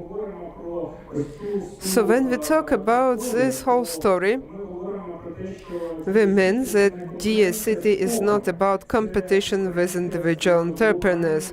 It's about competition for it's about Ukraine being competitive as a global place for business and introducing competitive environment for the global market. And today we will also talk about United Arab Emirates, Estonia, India, and other countries Ukraine is competing with. It's also about increasing tax pressure. Any discussions about higher tax pressure literally creates a risk to lose taxes, revenues, and professionals. UNIT.City offers businesses various incentives, tax benefits, development incentives for the industry, employment opportunities, employment for specialists, to make sure we're aligned with the global competitive market. It's also about more flexible administrative arrangements. We can work with the contractors. The UNIT.City also includes reservation from military service, which protects the industry and create incentives for development. Companies may pick different tax regimes which is most acceptable and feasible for them. It's also about competition with Estonian and Polish regimes.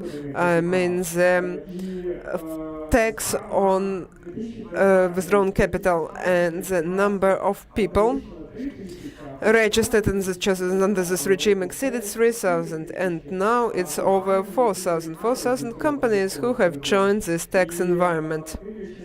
So when I look at different aspects of competition, different discussions around this regime, I see that the trend is positive. More and more companies are opening in Ukraine. UNIT.City also offers opportunities to engage funding. We have this tool, such as use of convert services, a chance to use options for employees, guarantees for investors. It's about engagement. And it results in a kind of cascade effect. And so, for investors, value stability. And if an investor sees that the government guarantees stable regime for 25 years, they know that it's okay. You can build something in here, you can plan something in here, which is also important for foreign investors. So when any rumors about change of this of this tax regime starts, it's a bad signal for investors, because it's better for them to invest into some foreign company with a stable tax regime and conditions. This is the reason why Ukraine must ensure compliance with these obligations assumed when this law was adopted, ensure sustainable conditions, at least for this year, with a possibility for further continuation. Similarly, if we talk about investments, a lot of investments were engaged by the city residents. And similarly, 5 biggest venture rounds, 2023, 2024, happened among the city resident companies, which also indicates certain guarantees and incentives for this regime. A lot of defense tech companies are also structured using the city regime, and it's a good opportunity for them to attract funding, including from foreign investors, because for foreign investors,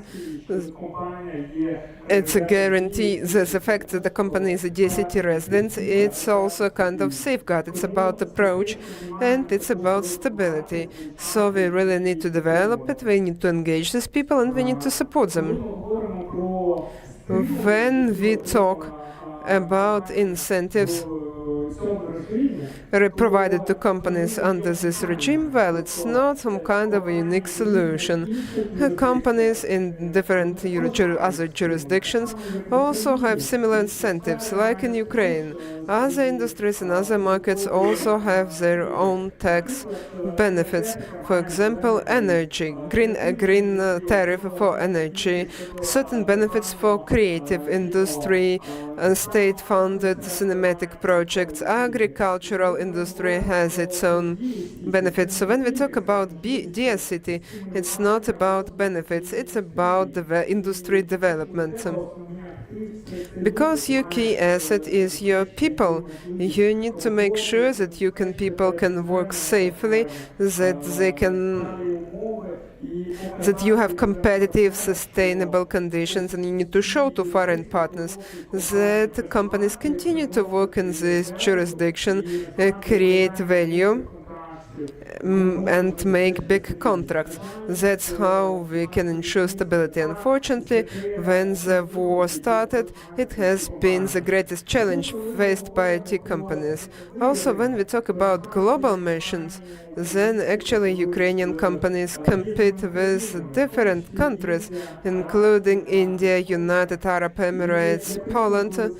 Just for example, in Estonia, as you know, there is a very beneficial zero corporate tax system. The corporate tax is paid only when the capital is withdrawn. So if you reinvest into your business, if you reinvest into your company, you can significantly reduce your tax burden. There are also some wages benefits, special incentives for R&D staff. So a lot of IT companies are structured through this jurisdiction. And when Ukraine implemented this tax scheme, the idea was to compete with such jurisdictions as Estonia. Another example we mentioned today, it's our western neighbor, Poland, and Poland also offers a lot of incentives for IT businesses. We work with different jurisdictions. We see how it works on the West. And no one is saying that after 2 years these benefits will be cancelled. Quite the opposite. Many companies are trying to engage businesses, bring businesses to Poland, and they offer various benefits for IT industry. That's how Ukraine should keep in mind these jurisdictions in mind and understand how we can work with it. Another jurisdiction is Cyprus, and Cyprus also offers certain relocation conditions. Because if the salary is high, they offer up to 50% of benefits for 17 years. There are incentives to withdraw dividends with a 0% rate. There are also various profitable tax conventions about royalty in these jurisdictions, and it also, well, there is IP box. Like there is IP box in Poland, which helps to significantly reduce the tax interest rate for corporate tax. Another jurisdiction is United Arab Emirates. United Arab Emirates offer us 0% tax rates for income below 375,000 until the end of this year. There is also another benefit, 3 million dirhams for small and medium business, for small business, and for IT professionals who relocate into this jurisdiction, they have 0% tax rate on staff, on wages.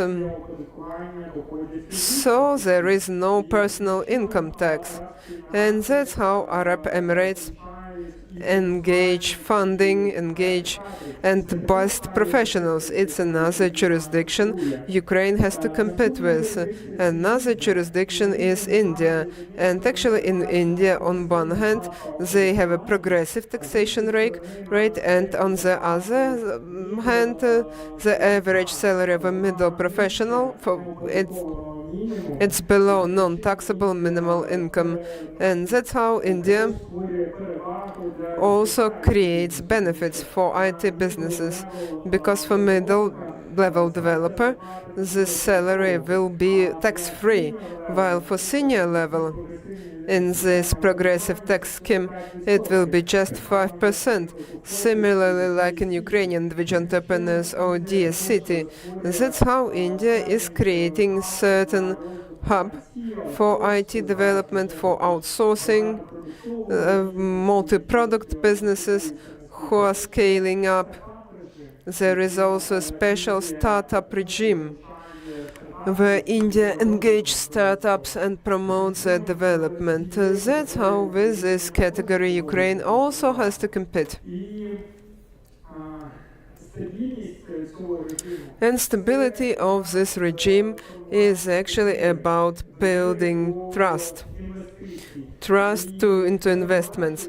And by introducing UNIT.City, the government has actually assumed certain obligations to guarantee some key terms for 25 years ahead. And it's supposed to help us to prevail in this war of attrition. And also it may help us to create global products. So as I already mentioned previously, you may relocate talents, you may relocate capital, you may relocate intellectual property. But unless Ukraine creates a good jurisdiction here, businesses will just have to leave or reduce the presence in this jurisdiction. So jurisdiction is also a product. If it's difficult to understand, if it's intransparent or constantly changing, the businesses will not want to use it. So the purpose of our study was to show you the benefits of this regime and show you this global card, Ukraine's competition, because Ukraine is competing both with itself and with external work. And the UNIT.City is a beautiful example of how correct public policy may create incentive for the whole industry. And just to wrap up, we're really grateful to all companies, startups, innovative products that are staying in Ukraine, that are working in Ukraine, doing incredible things, paying taxes, opening new projects, starting new companies, join UNIT.City. It's truly important project created by government. We definitely have something to be proud of. We have best professionals, we have best people. So thank you so much for joining us today. Thank you.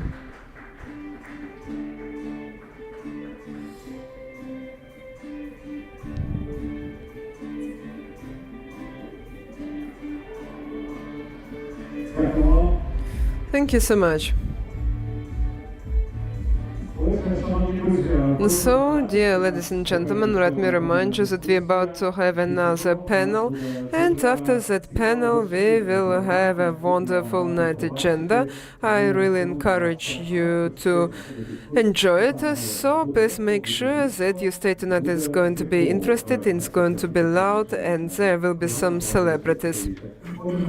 So let me remind you that we have food court right behind you.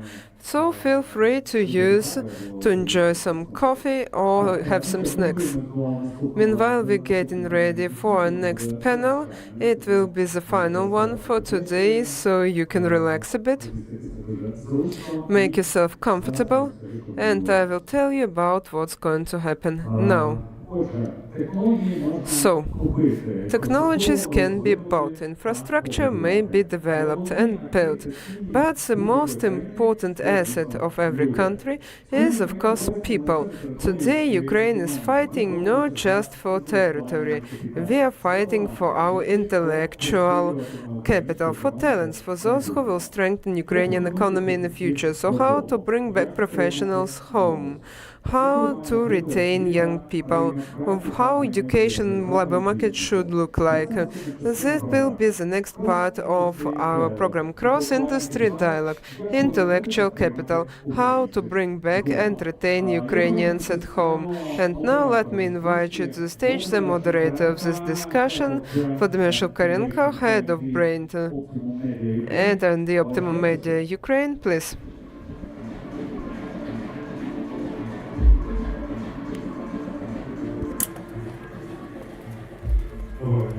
Good afternoon.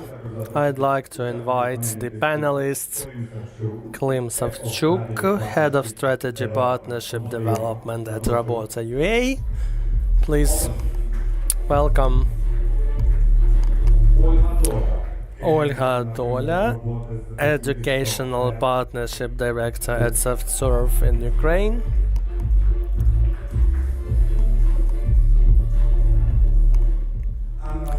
Anna Solovyova, Head of Client Development and Support at PeopleForce.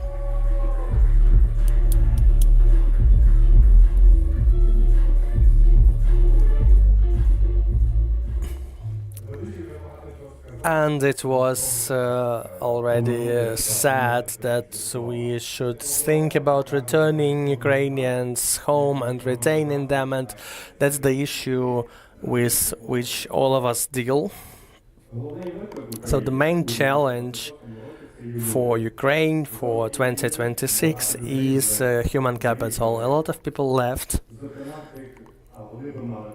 and they should have been building the future of the country, and the key role should be played by education, because that's how people get some knowledge and decide where they live, where they stay. So the final discussion today about how to make Ukraine a place where people want to stay and to live. Robota UA has one of the biggest data sets about the labor markets in Ukraine, and they can track the request evolution. You can see a lot of job offers and vacancies requiring AI. It seems that almost all of them are connected with AI now. So the question to you, Klim, how people change their approaches to choosing jobs after the beginning of full-scale invasion. So I'd like to say that after 2022, people are looking not only for salaries or office, but for some sense. Especially young people try to understand what they are doing, why are they doing that, where the company is going, and moreover, they try to select not what to do now, but what will they be doing in 5 years. And that's the global trend of looking for senses or selection of professions. Well, we have technological elements almost in everything. Big companies are opening divisions and technology is needed everywhere, but young people are looking for senses. I have another question after your reply.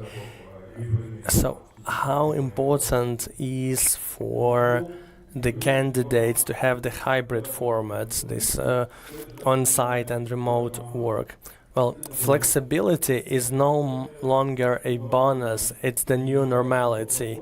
And on our platform, we see that partial employment, remote work, or combining several positions constitutes a large portion of vacancies and large portion of candidates.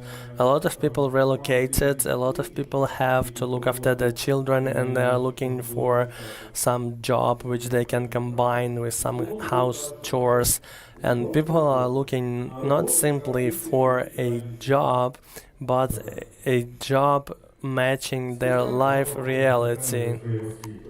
SoftServe is investing in education for many years. For the company, that's investment in new future employees and the market as a whole. What is your view of the current IT talent situation? Actually, AI changes not only the technologies, but the talent market, the approaches to work, how people work. Recently, SoftServe participated in survey organized by partners, and the question was how we rethink the software development of the future. So, whom are we looking for? what is the state of labor market. So we are looking for experts in some fields plus AI. So in the past, the talent market required one language, one technology, and that granted you a career. Currently, the changes are very rapid, and the question is whether Ukraine as a country will be able to adapt people to new technological economy. We see, even inside our company, people having some difficulties adapting to AI, because previously they created value. The more experience they had, the more value they brought. And now value is created by AI agent, and their task is to orchestrate. But actually the future belongs to those who will be able to adapt and work with that. If we speak about our programs, we see in the market that it's not enough to know the technology. You must master a certain domain, and then your advantage is bigger. So our task while working with education, this business thinking, this domain thinking, this expertise in certain domain, well, is important element for finding place in labor market. I have another question. When the company invests in the education of employees, well, it's a pleasure when a person learns something and is moving to a higher position. So what's your thoughts about that? Well, we agree. That's a pleasure and that's a necessity. A company invests in-house in the education of employees. I guess that we have no other choice, taking into account the changes which are happening. We have a great talented people whom we must support. We also have a lot of external investment because it's the joint labor market, and we as a major player on this market should improve this market. So you're reminded about the situation when you train an employee and they leave, or on the contrary, you train them and they stay. Another question. Just a moment, please. So, how efficient is the interaction of state universities and business in terms of promoting education? We as a company work systematically with universities, and it seems to me that our long-standing partnerships work better with every year. We have 60 partner universities in Ukraine on different level of cooperation. We have quite deep cooperation with 30 universities all over Ukraine. Our co-founder launches leadership programs for management of universities, for them to think in product or business categories, for us to be able to find common language more easily, because often state education and business cannot find the same vocabulary, common language. We can understand each other, but we cannot communicate efficiently. So with universities, we see more mutual understanding with each year. Unfortunately, there are no panelists from the state. Now, we could have asked them this question. At least they don't create obstacles, and we hope that the cooperation will be better, but they don't create obstacles. The people force works with HR processes inside the company and see the request of business changing quickly. So what changes a labor market more? The war, the changing expectations or something else? Thank you. When I think about this question, I want to say that all the processes with which business works change all the time because requirements changed. When we had the market dominated by employers, we had different situation, and now the market is on the side of employee, and companies must adapt their approaches to be attractive to prospect employees. So I have an example. We communicate with clients a lot, and companies using our product say that for them to get talent from market, process automation is required to the highest extent to speed up everything. It means that people, companies doing hiring through HR department and requiring extra days for some formal processes, they lose to companies who require less time.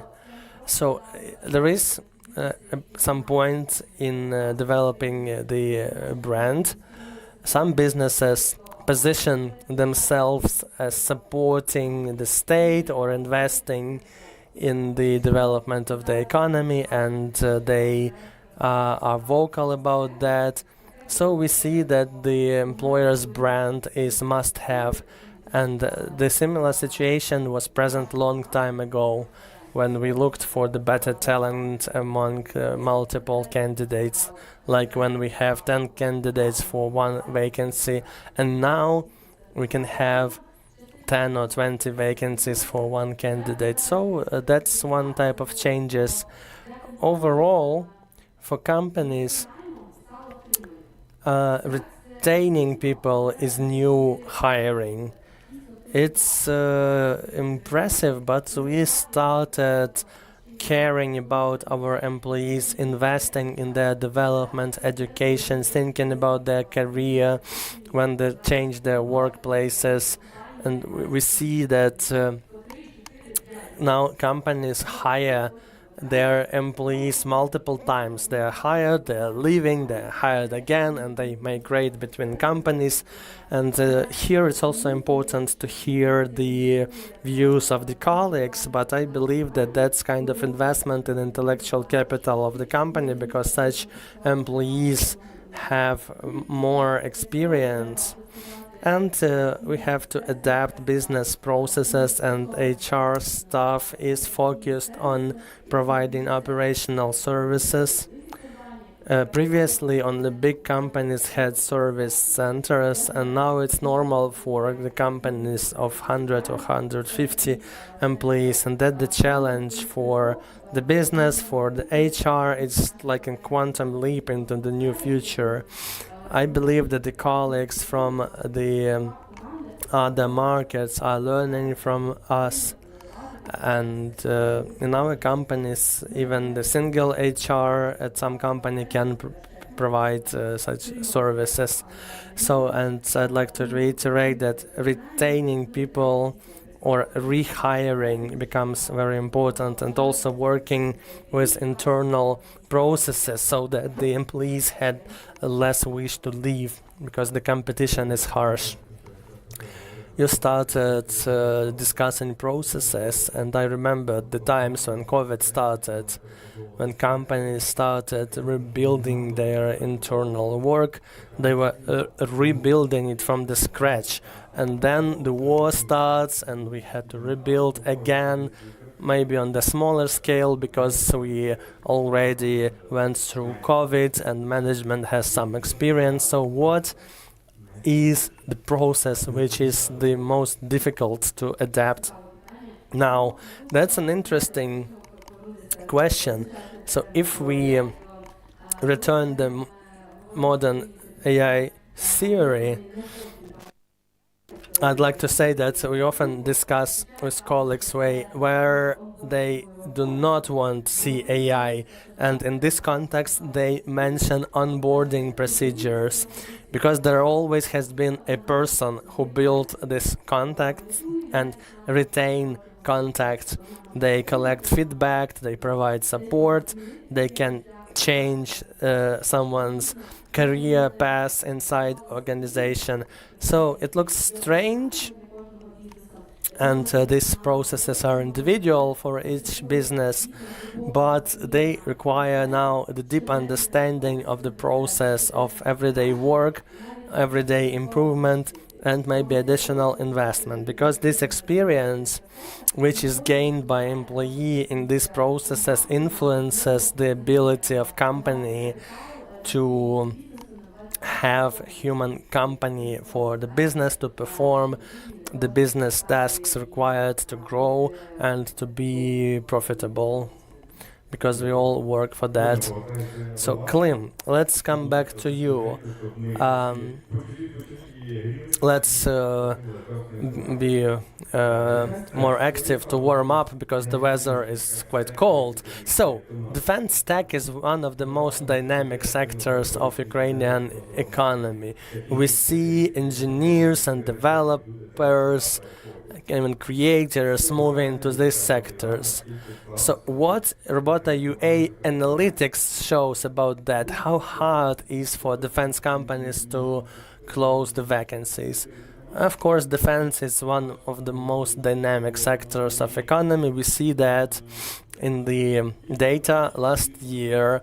We had 89% growth of vacancies belonging to defense sector, and that's not a small piece of vacancies. It deals with more than 300 companies which can be publicly named as defense companies, and we have more than 1,300 vacancies. That's a huge leap.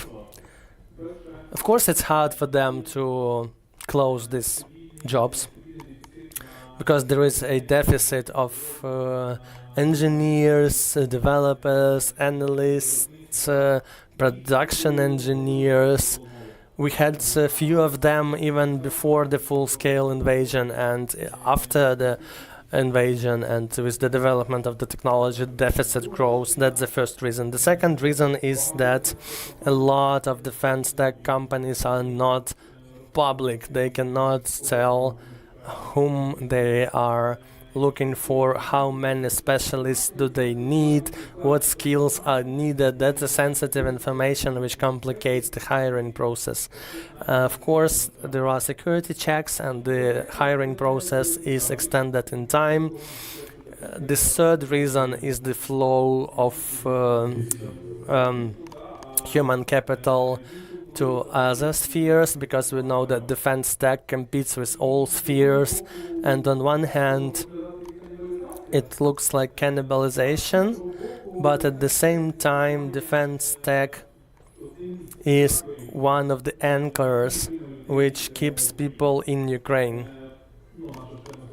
Our topic today is about retaining people, about retention, and the engineer who could have moved to Poland or Germany starts working in defense company because they have tasks, they have meaning, they have high salary, which is on average 2 times higher than the average salary in Ukraine.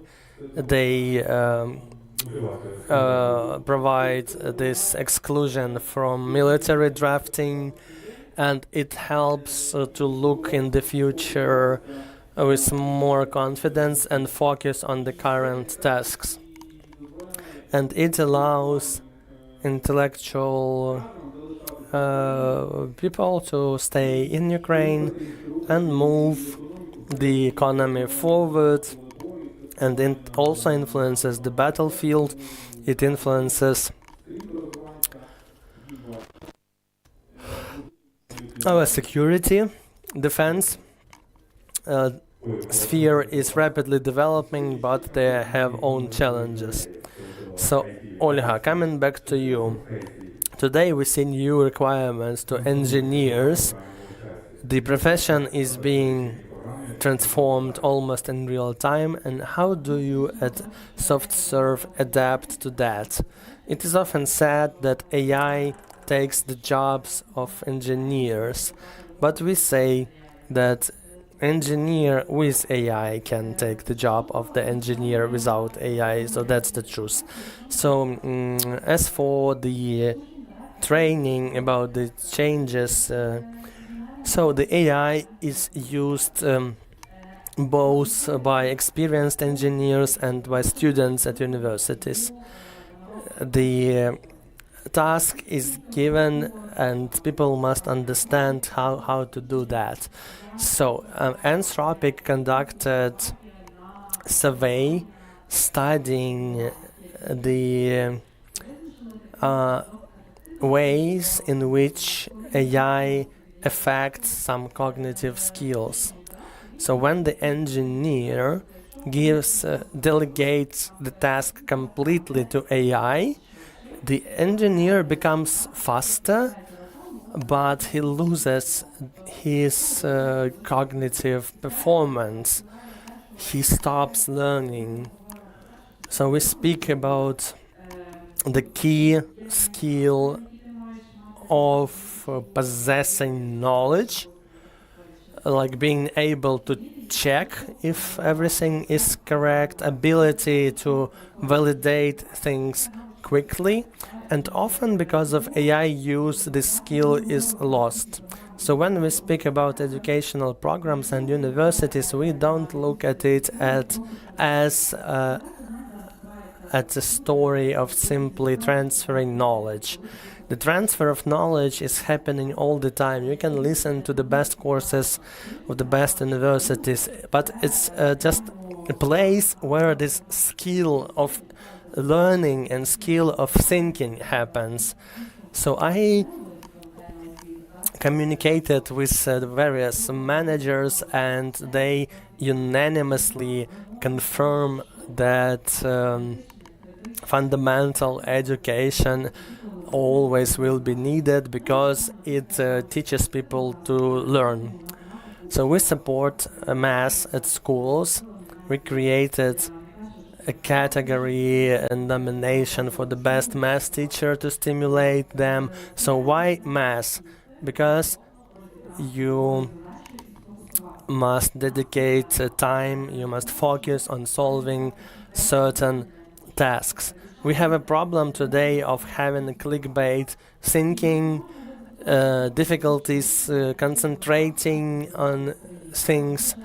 So it's, well, a competitive disadvantage for us as a country. We must compete in the sphere of expertise, and for that this mindset is needed. So we stimulate the basic fundamental disciplines. They must remain, they are needed. We have incentives for students to study such disciplines. We also encourage interdisciplinarity. We try to build ties between disciplines like biotechnology plus IT, and we give them tasks which require joint work and joint thinking. So I have a next question. So looking at the new generation, when the artificial intelligence appeared, well, I remember having this ready home assignments in my childhood. So, and now it is done by AI. So how do you verify their assignments? Whether they are genuine or created by AI. So we work with universities, with lecturers. So previously, the master's paper had 45 pages, and now it's 90 pages. So, and when you read such a paper and you don't see meaning there, it's clear that it was written by artificial intelligence just with smart words. Students should try everything. Artificial intelligence well, exists to try it, and they will be more competitive if they master it. But unfortunately, a lot of students use it in a very straightforward way, and they don't have people who could teach them to use it properly. So we have trainings. We are working with some fundamental things like technology stack, coding, programming, plus AI tasks for them to learn to see where AI helps, when it can be useful. But for this, you need experts who are good at this question themselves. So Anna, back to you. We see that companies are competing not only with salary, but also with flexibility, corporate culture, and meanings. We touched upon this topic already, but let's delve deeper. So how views of employees at career, work-life balance, etc. changes during recent years. And I also want to add to these questions, like the new generations, this generation Z generation, millennial generation, well, they have their specific features. They don't like to work overtime. Thank you for this question. We have a lot of interesting questions today. I'm fond of internal corporate universities, and I can tell you a lot about that in the context of soft serve. But I like when that the company invests in looking for the potential, because people start working at some places to try something.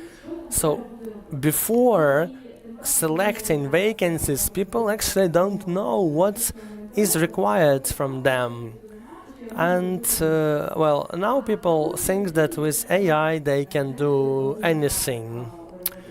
There was a great ad from Работа UA, and it said the people that you need in the place when they are needed.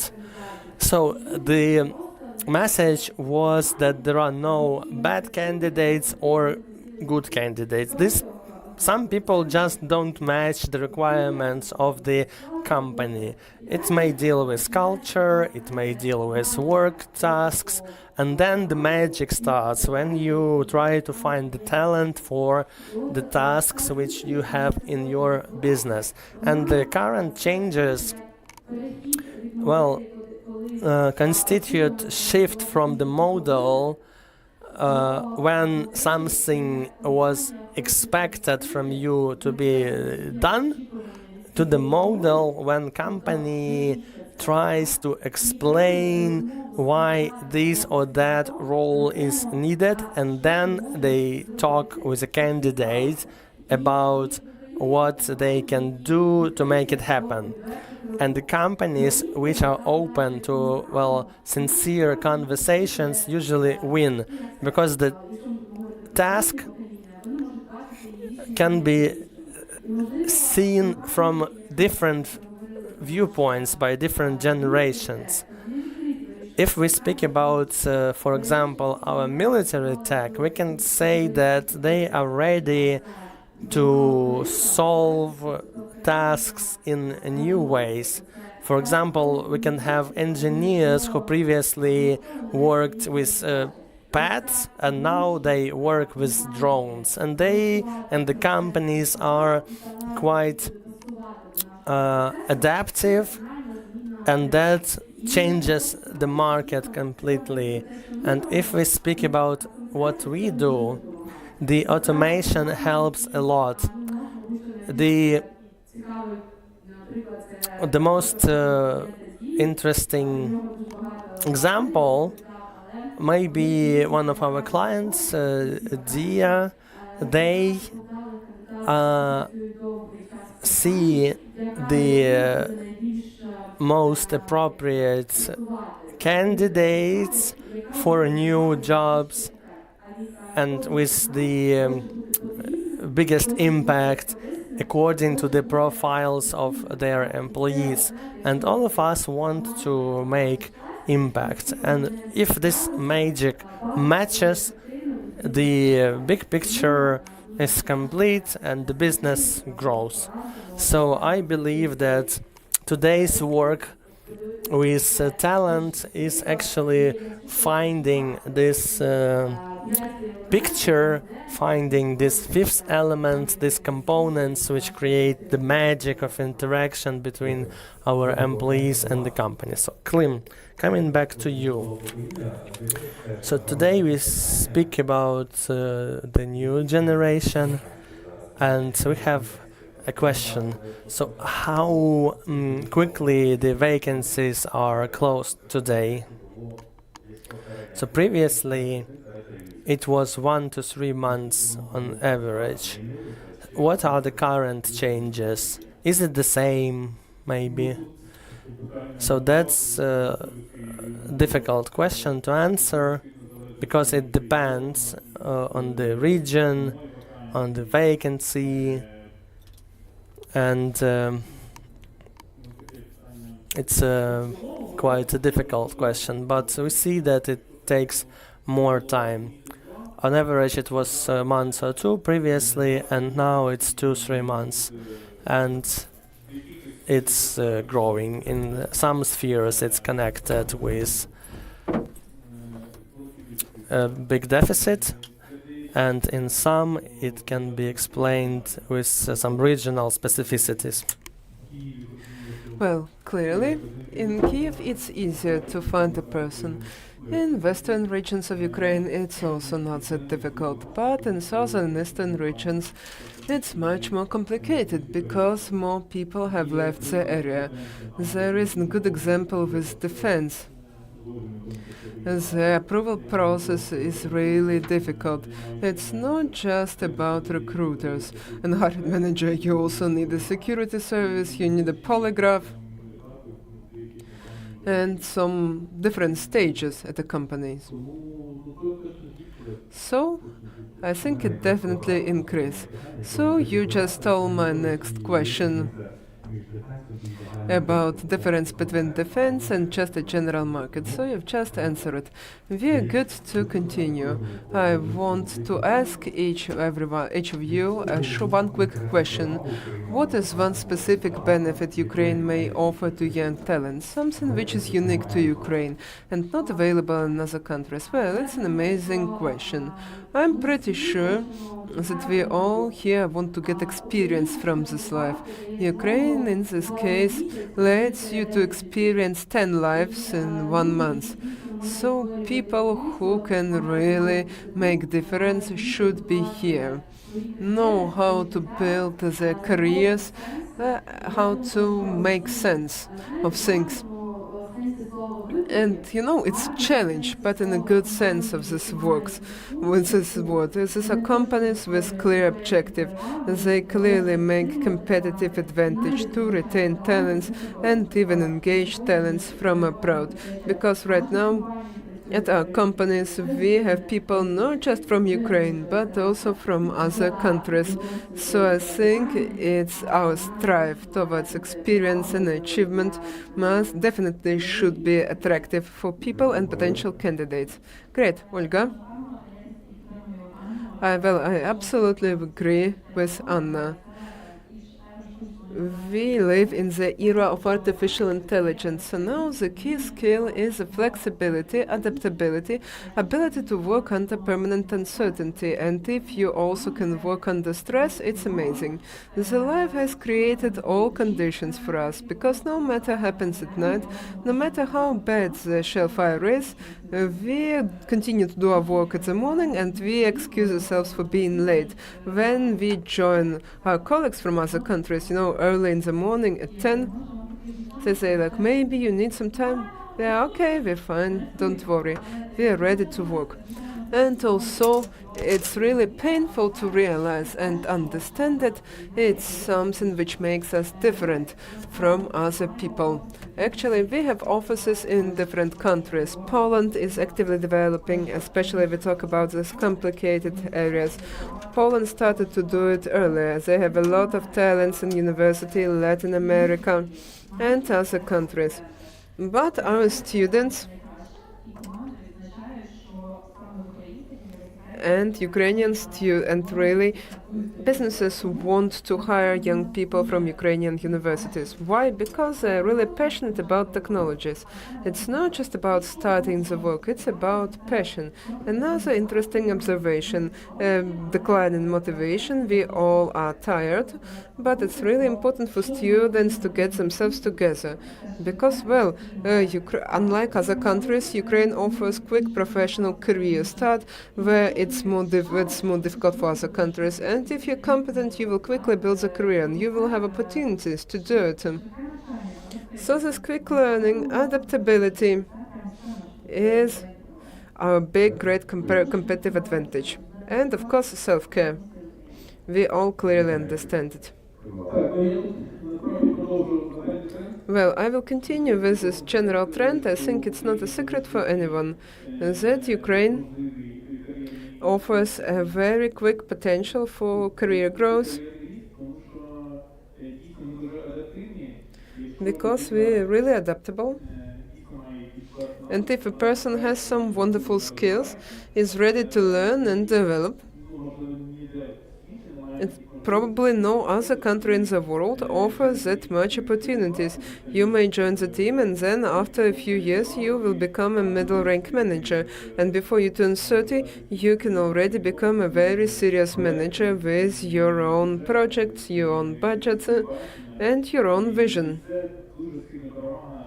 And it's a really strong benefit and a really strong advantage of staying in Ukraine, developing economy, supporting Ukraine.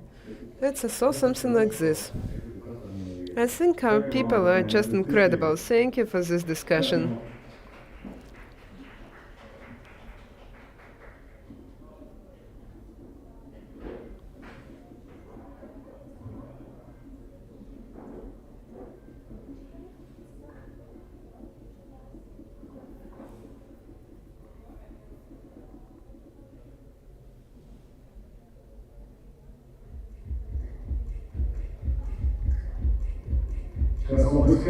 Another round of applause, please.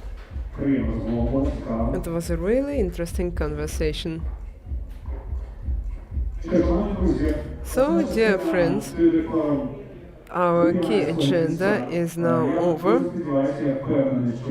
I strongly hope and I'm pretty confident that you've learned a lot of interesting things for yourself, got some insights and energy from our top speakers. So now it's time for us to relax a little bit and get inspired by creation. And by this, later another person will join for the stage because we really want people from other buildings to come in. So I'm not going to keep it secret. I will just let you know that now on the stage we're about to have Bakrama. Everyone knows him. But I would like to advise it was a larger audience, so we will wait for more guests. Bakrama in 5 minutes on the stage. We will come here together.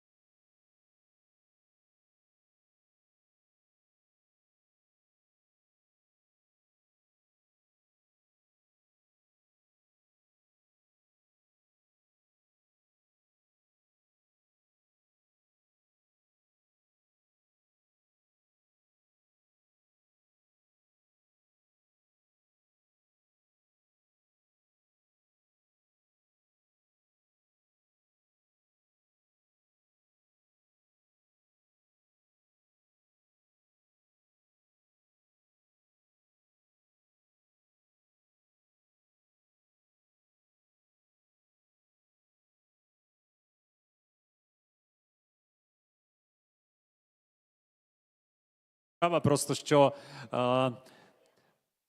коли слухаєш спікерів, ти розумієш, що ти на певній відстані сидиш, нотуєш собі все, що вони кажуть, або знімаєш на телефон. Це зрозуміло. Зараз буде трошки інший підхід, тому що людина прийде з вами спілкуватися на мові пісень, пісень, яких ви знаєте, і, скоріш за все, ви зможете ще й підспівати. Тому ми всі хотіли б запросити ближче до сцени, ближче до головної сцени сьогоднішнього заходу. І під ваші оплески я хочу запросити на цю сцену. Це вже такий відомий бренд «Бахрома». І на цю сцену виходить Роман Бахраєв. Зустрічайте гучніше!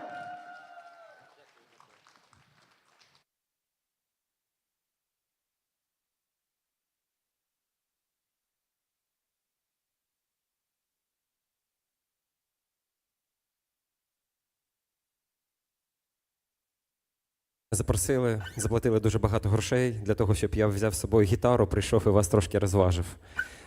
Погода нам не завадить. Мене звати Роман, більш відомий як Бахрома.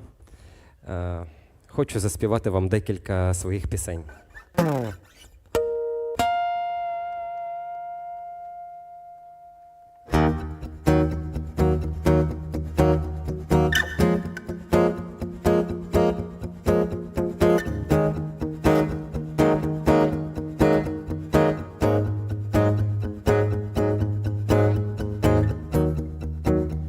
Бачиш цей самотній світ людей, і темно, звісно, тримає міцно, наче всі з глузду враз зійшли, і потяг наш по колу їде ніби сотні днів, розтоплювали сніг, щоб пити воду, щоб бути поряд. Ей, ей, чуєш звуки стерео ночей. Ей, ей, так тихо, тихо, ей, ей, все складається з дрібних речей. Ей, ей, так тихо.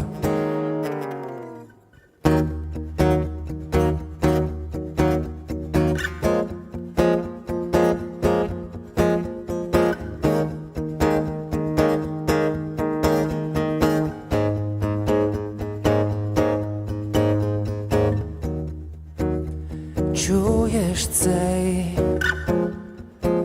холодний подих стель, ми лише крейда, нас мають стерти, ніби всі з глузду враз зійшли, безмежний всесвіт. Ми всі залежні. Ей, ей, чуєш звуки стерео ночей. Ей, ей, так тихо, тихо. Ей, ей, все складається з дрібних речей. Ей, ей, так тихо, тихо. Ей, ей, дотиком твоїх сумних очей. Ей, ей, так тихо. Дякую. Так, ви мене чуєте, да? І бачите.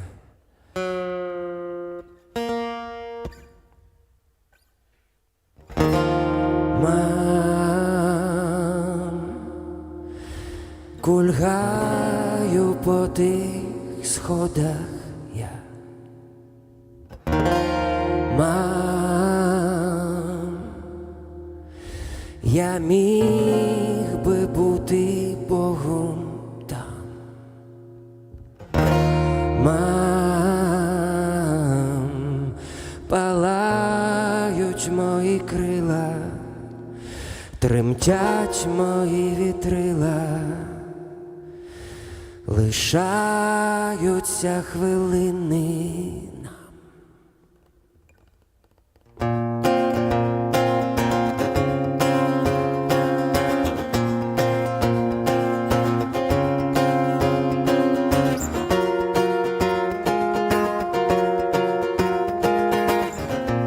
Знайти відповіді, вічність у темряві, промінь і полум'я. Тримай, тримай, тримайся, будьмо завжди людьми, стали дорослішими, мрії нездійснені. Залишай, залишай, залишаю, залишай, залиши, залишайся. Мам, кульгаю по тих сходах я.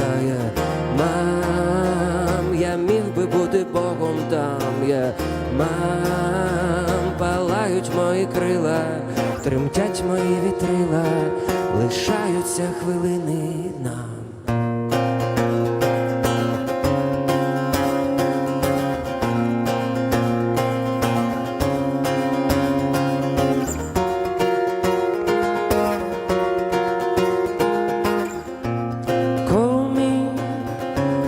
Напиши, як ти є і як батьки, може, в останній раз. Залишай, залишай, залишаю, залишай, залиши, залишайся. Мам, кульгаю по тих сходах я. Мам, я міг би бути Богом там я.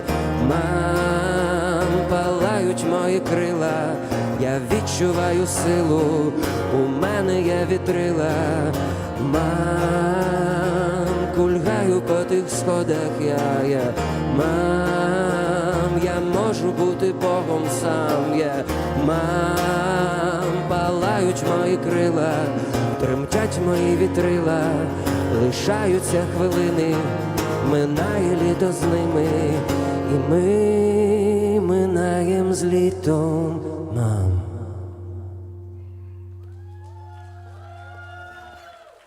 Дякую, дякую. Так, ну що, ще раз скажу, мене звати Роман, Бахрома. Чим я займаюсь? Я займаюсь музикою, і завдяки музиці я збираю мільйони гривень для війська, акумулюю музику в гроші і передаю це війську. І це насправді класно, що в принципі у мене є така зараз змога під час війни займатися мистецтвом.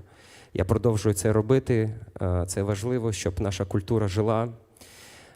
І от поки я співав цю пісню, я тільки що дуже сильно надихнувся, і поки стояв на цій сцені, написав пісню.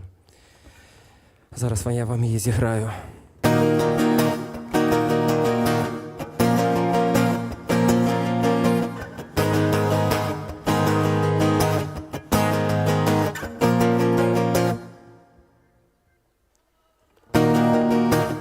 Ви що, слова знаєте? Я в шоці. Я тільки написав, а ви вже знаєте слова. Це талант, звісно ж. Окей, ладно, жарти жартами. Що вам? Зараз заспіваю вам пісню. Думаю, яку вам пісню заспівати. Окей, заспіваю вам пісню, яка, на мою думку, об'єднує людей, а українська пісня дійсно об'єднує людей. Зараз ми це перевіримо на власному досвіді. Я завжди казав, що ніщо так не об'єднує, як українська пісня, навіть груповий секс. От, будемо перевіряти на пісні. Більше нічого не пропоную. Давайте в ля мінорі зараз буде у нас з вами репетиція. Готові, да? Не соромимось. Чуєте тональність, да? На-на,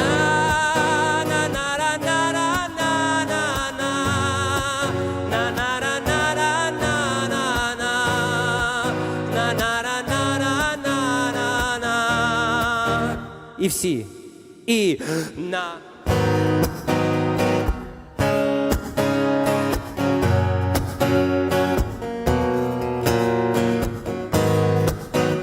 Ні, стоп, це не працює. Давайте всі. Давайте і заможні, і гарні. Всі разом. Ми маємо об'єднатися.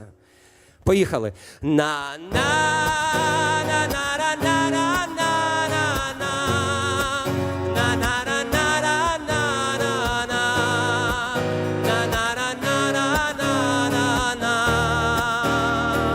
І ви, і...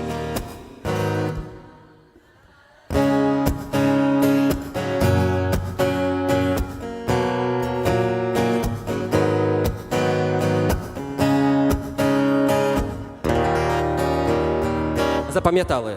Я піду в далекі гори, на широкі полонини і попрошу вітру з ворів, аби він не спав до днини, щоб летів на вільних крилах серед Кечери і Діброви і дізнавсь, де моя мила, карі очі, чорні брови, мила моя, люба моя, світе ясен світ. І я несу в очах до тебе весь блакитний світ. Я несу любов за журу, мрію молоду, і сади цвітуть для мене, як до тебе йду.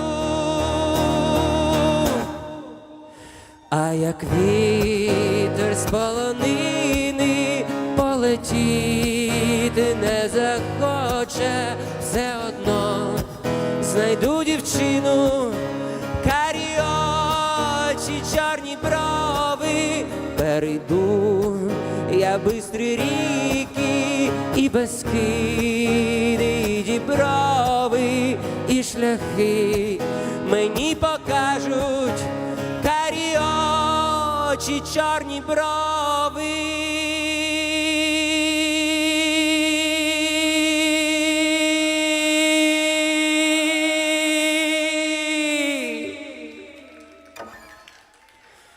Мила моя, люба моя, світе ясен світ.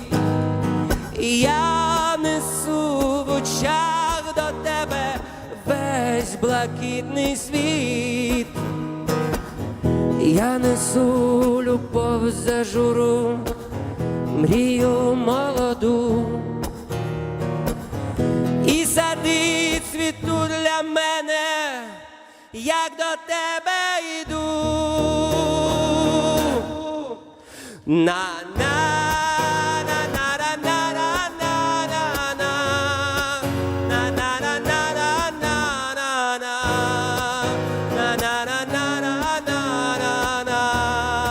Співають всі і...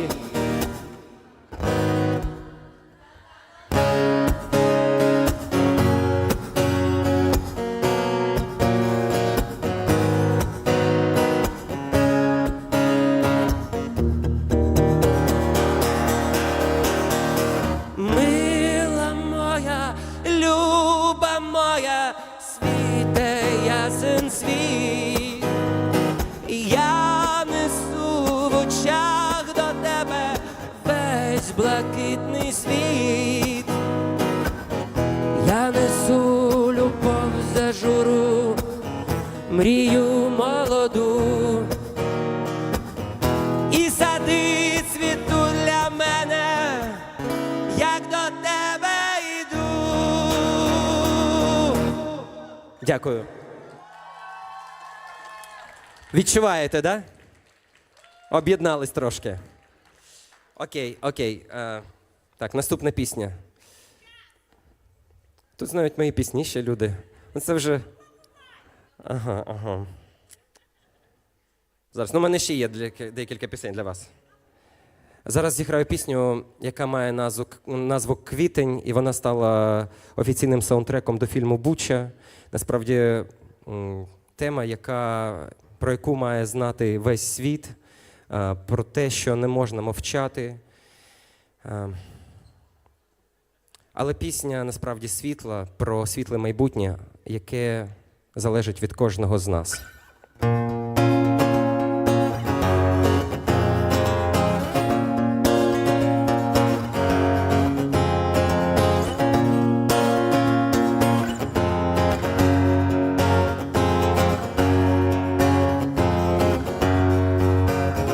Вдихайте повітря свободи, де зорі падають, і квітень настає, там сестри з браттями, там світло, там світло, там світло.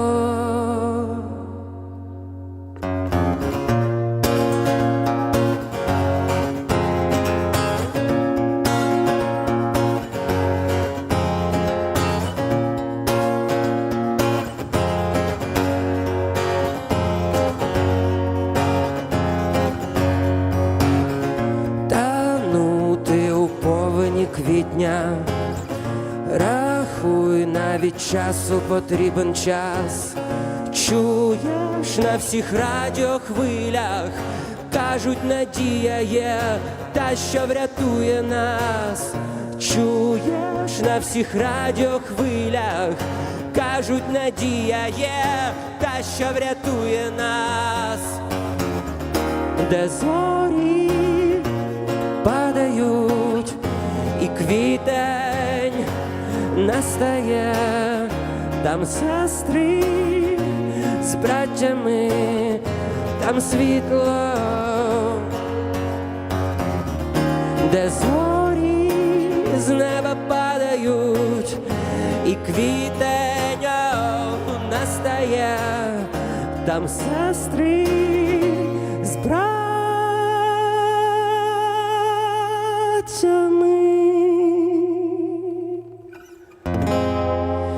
Там світло,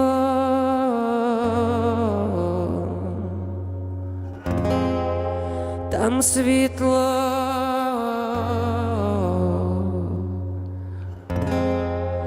там світло.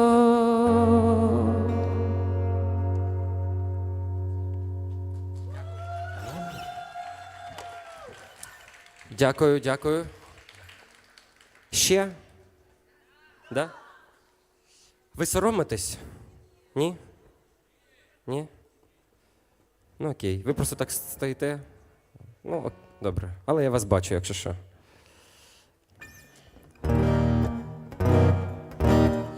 Окей.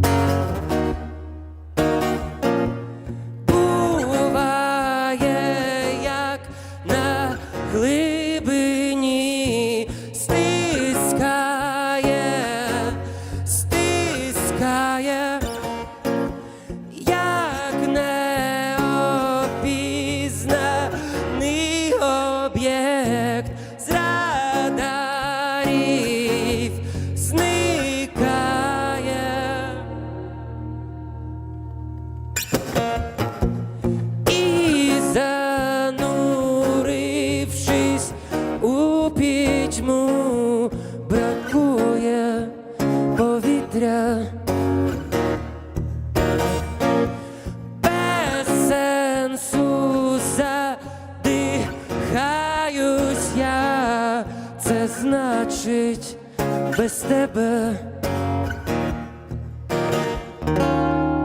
Тримай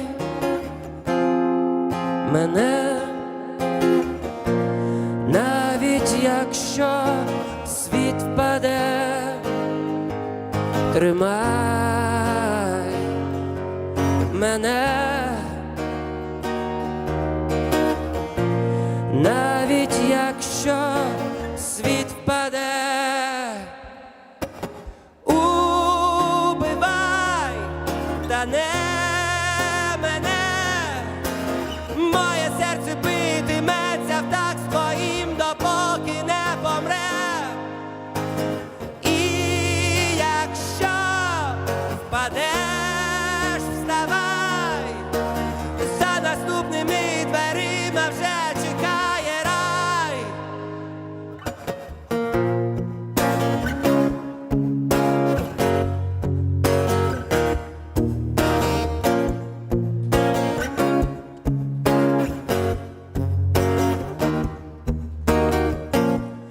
І за межею на краю пульс б'ється все швидше. У тебе я лише прошу, не згасни, не зникни. Тримай мене, навіть якщо світ впаде. Тримай мене, навіть якщо світ впаде.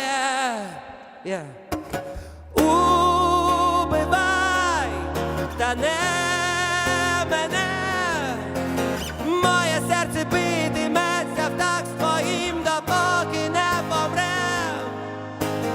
І якщо впадеш, вставай, за наступними дверима вже чекає рай.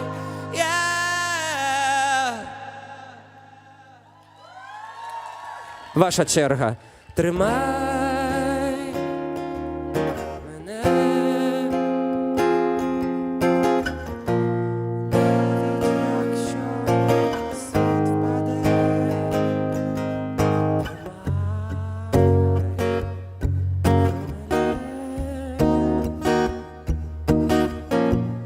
Навіть якщо світ впаде.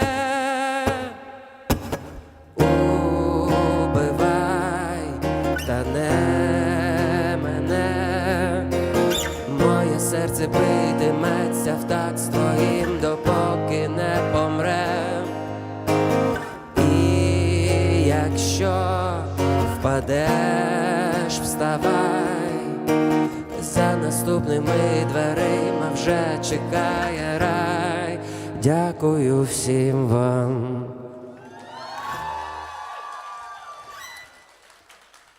Так, що ще? Ну, давайте наостанок ще одну. Значить, наступна пісня, як і попередня, яку ми тільки що з вами заспівали, вона лунала раніше російською, але через те, що я збираю гроші і дедалі збори йдуть гірше, я намагаюся вигадувати різні опції для своєї аудиторії. Я пропоную просто допомогти мені зібрати зазвичай 1 000 000 гривень і перекладаю пісню, починаючи від 1 мільйона. Так і сталося, я переклав пісню «На глибині», і пісня наступна теж була російською. Ми зібрали більше 1 мільйона, передали головному управлінню розвідки, і тепер вона має назву «Бувай вже час». Але один цікавий факт, швидко розказую. Значить, якщо зайти в коментарі в Ютубі під цю пісню, яка ще російською, то там росіяни, значить, десятки тисяч коментарів, і росіяни вкорочують собі життя під цю пісню. Це факт, це факт.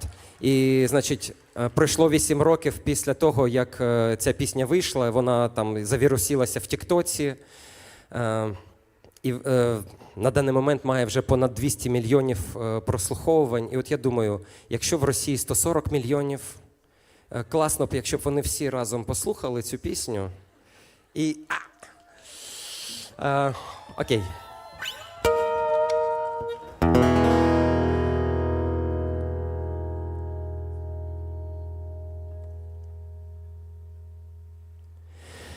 Ніч мовчить, ти не спиш, чуєш, знову пахне море, схаменись, ти дзвінка, мов кришталь, розкажи мені про свій п'яний план, дай мені присягнись, що додому навесні прилетять птахи у обійми, загортай, крізь туман знайду колись, прощавай.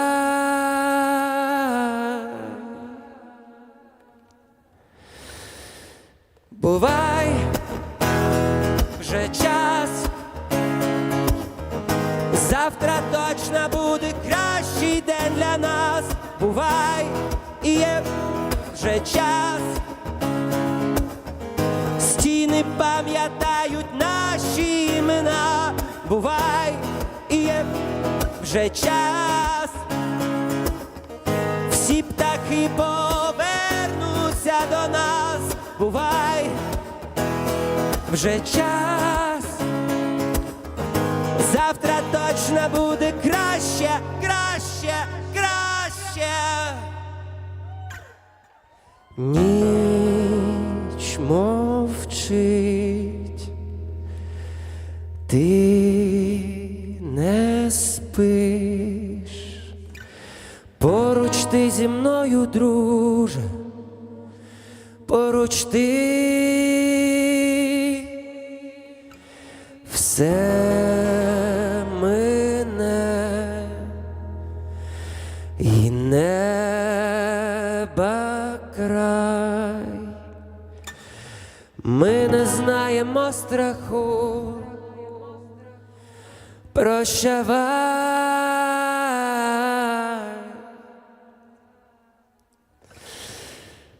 Бувай, вже час,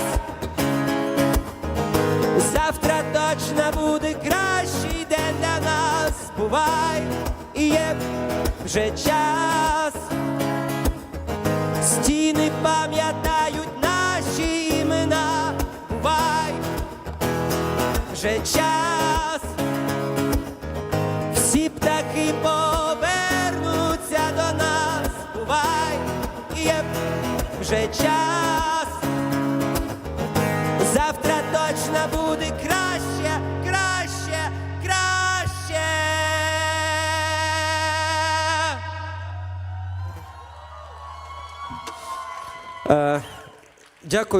Дякую вам всім, бізнес-спільнота. Бажаю вам розвиватися, розквітати, потрапляти у списки Forbes, але не до справи Міндіча і це все інше. От, бажаю вам успіхів і всім нам миру. Дякую.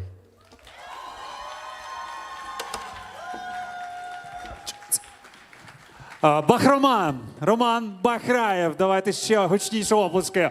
Дякую, Романе. Ну, я так побачив, що багато з вас, майже всі, кайфанули, бо Особливо, я бачу. Справа в тому, що, ну, знаєте, хтось чув це в Ютубі, а мало хто з вас чув це наживо і в такому виконанні. То я теж можу з вами розділити цей кайф зараз. Ну що ж, шановна спільнота, хочу подякувати організаторам UNIT.City Union та UNIT.City за цей неймовірний захід, який ще не закінчився. Дякую вам. Дякую. Хочу подякувати всім нашим партнерам за те, що долучилися і допомогли створити цей неймовірний івент. Хочу подякувати всім вам за те, що ви зараз з нами і ще присутні тут. Отже, далі найцікавіше. Далі нетворкінг, далі спілкування один з одним, можливо, нові ідеї, нові стартапи, нові знайомства. І це прекрасно. Допоможе в створюванні цієї прекрасної атмосфери Катерина Левченко зі своїм діджей-сетом, який вона буде грати. От з того Muscle Car від Red Bull, який стоїть позаду цього шатра. Тож я вам бажаю сьогодні гарного вечора, прекрасного настрою і цікавих ідей. До побачення, до нових зустрічей. Пока-пока.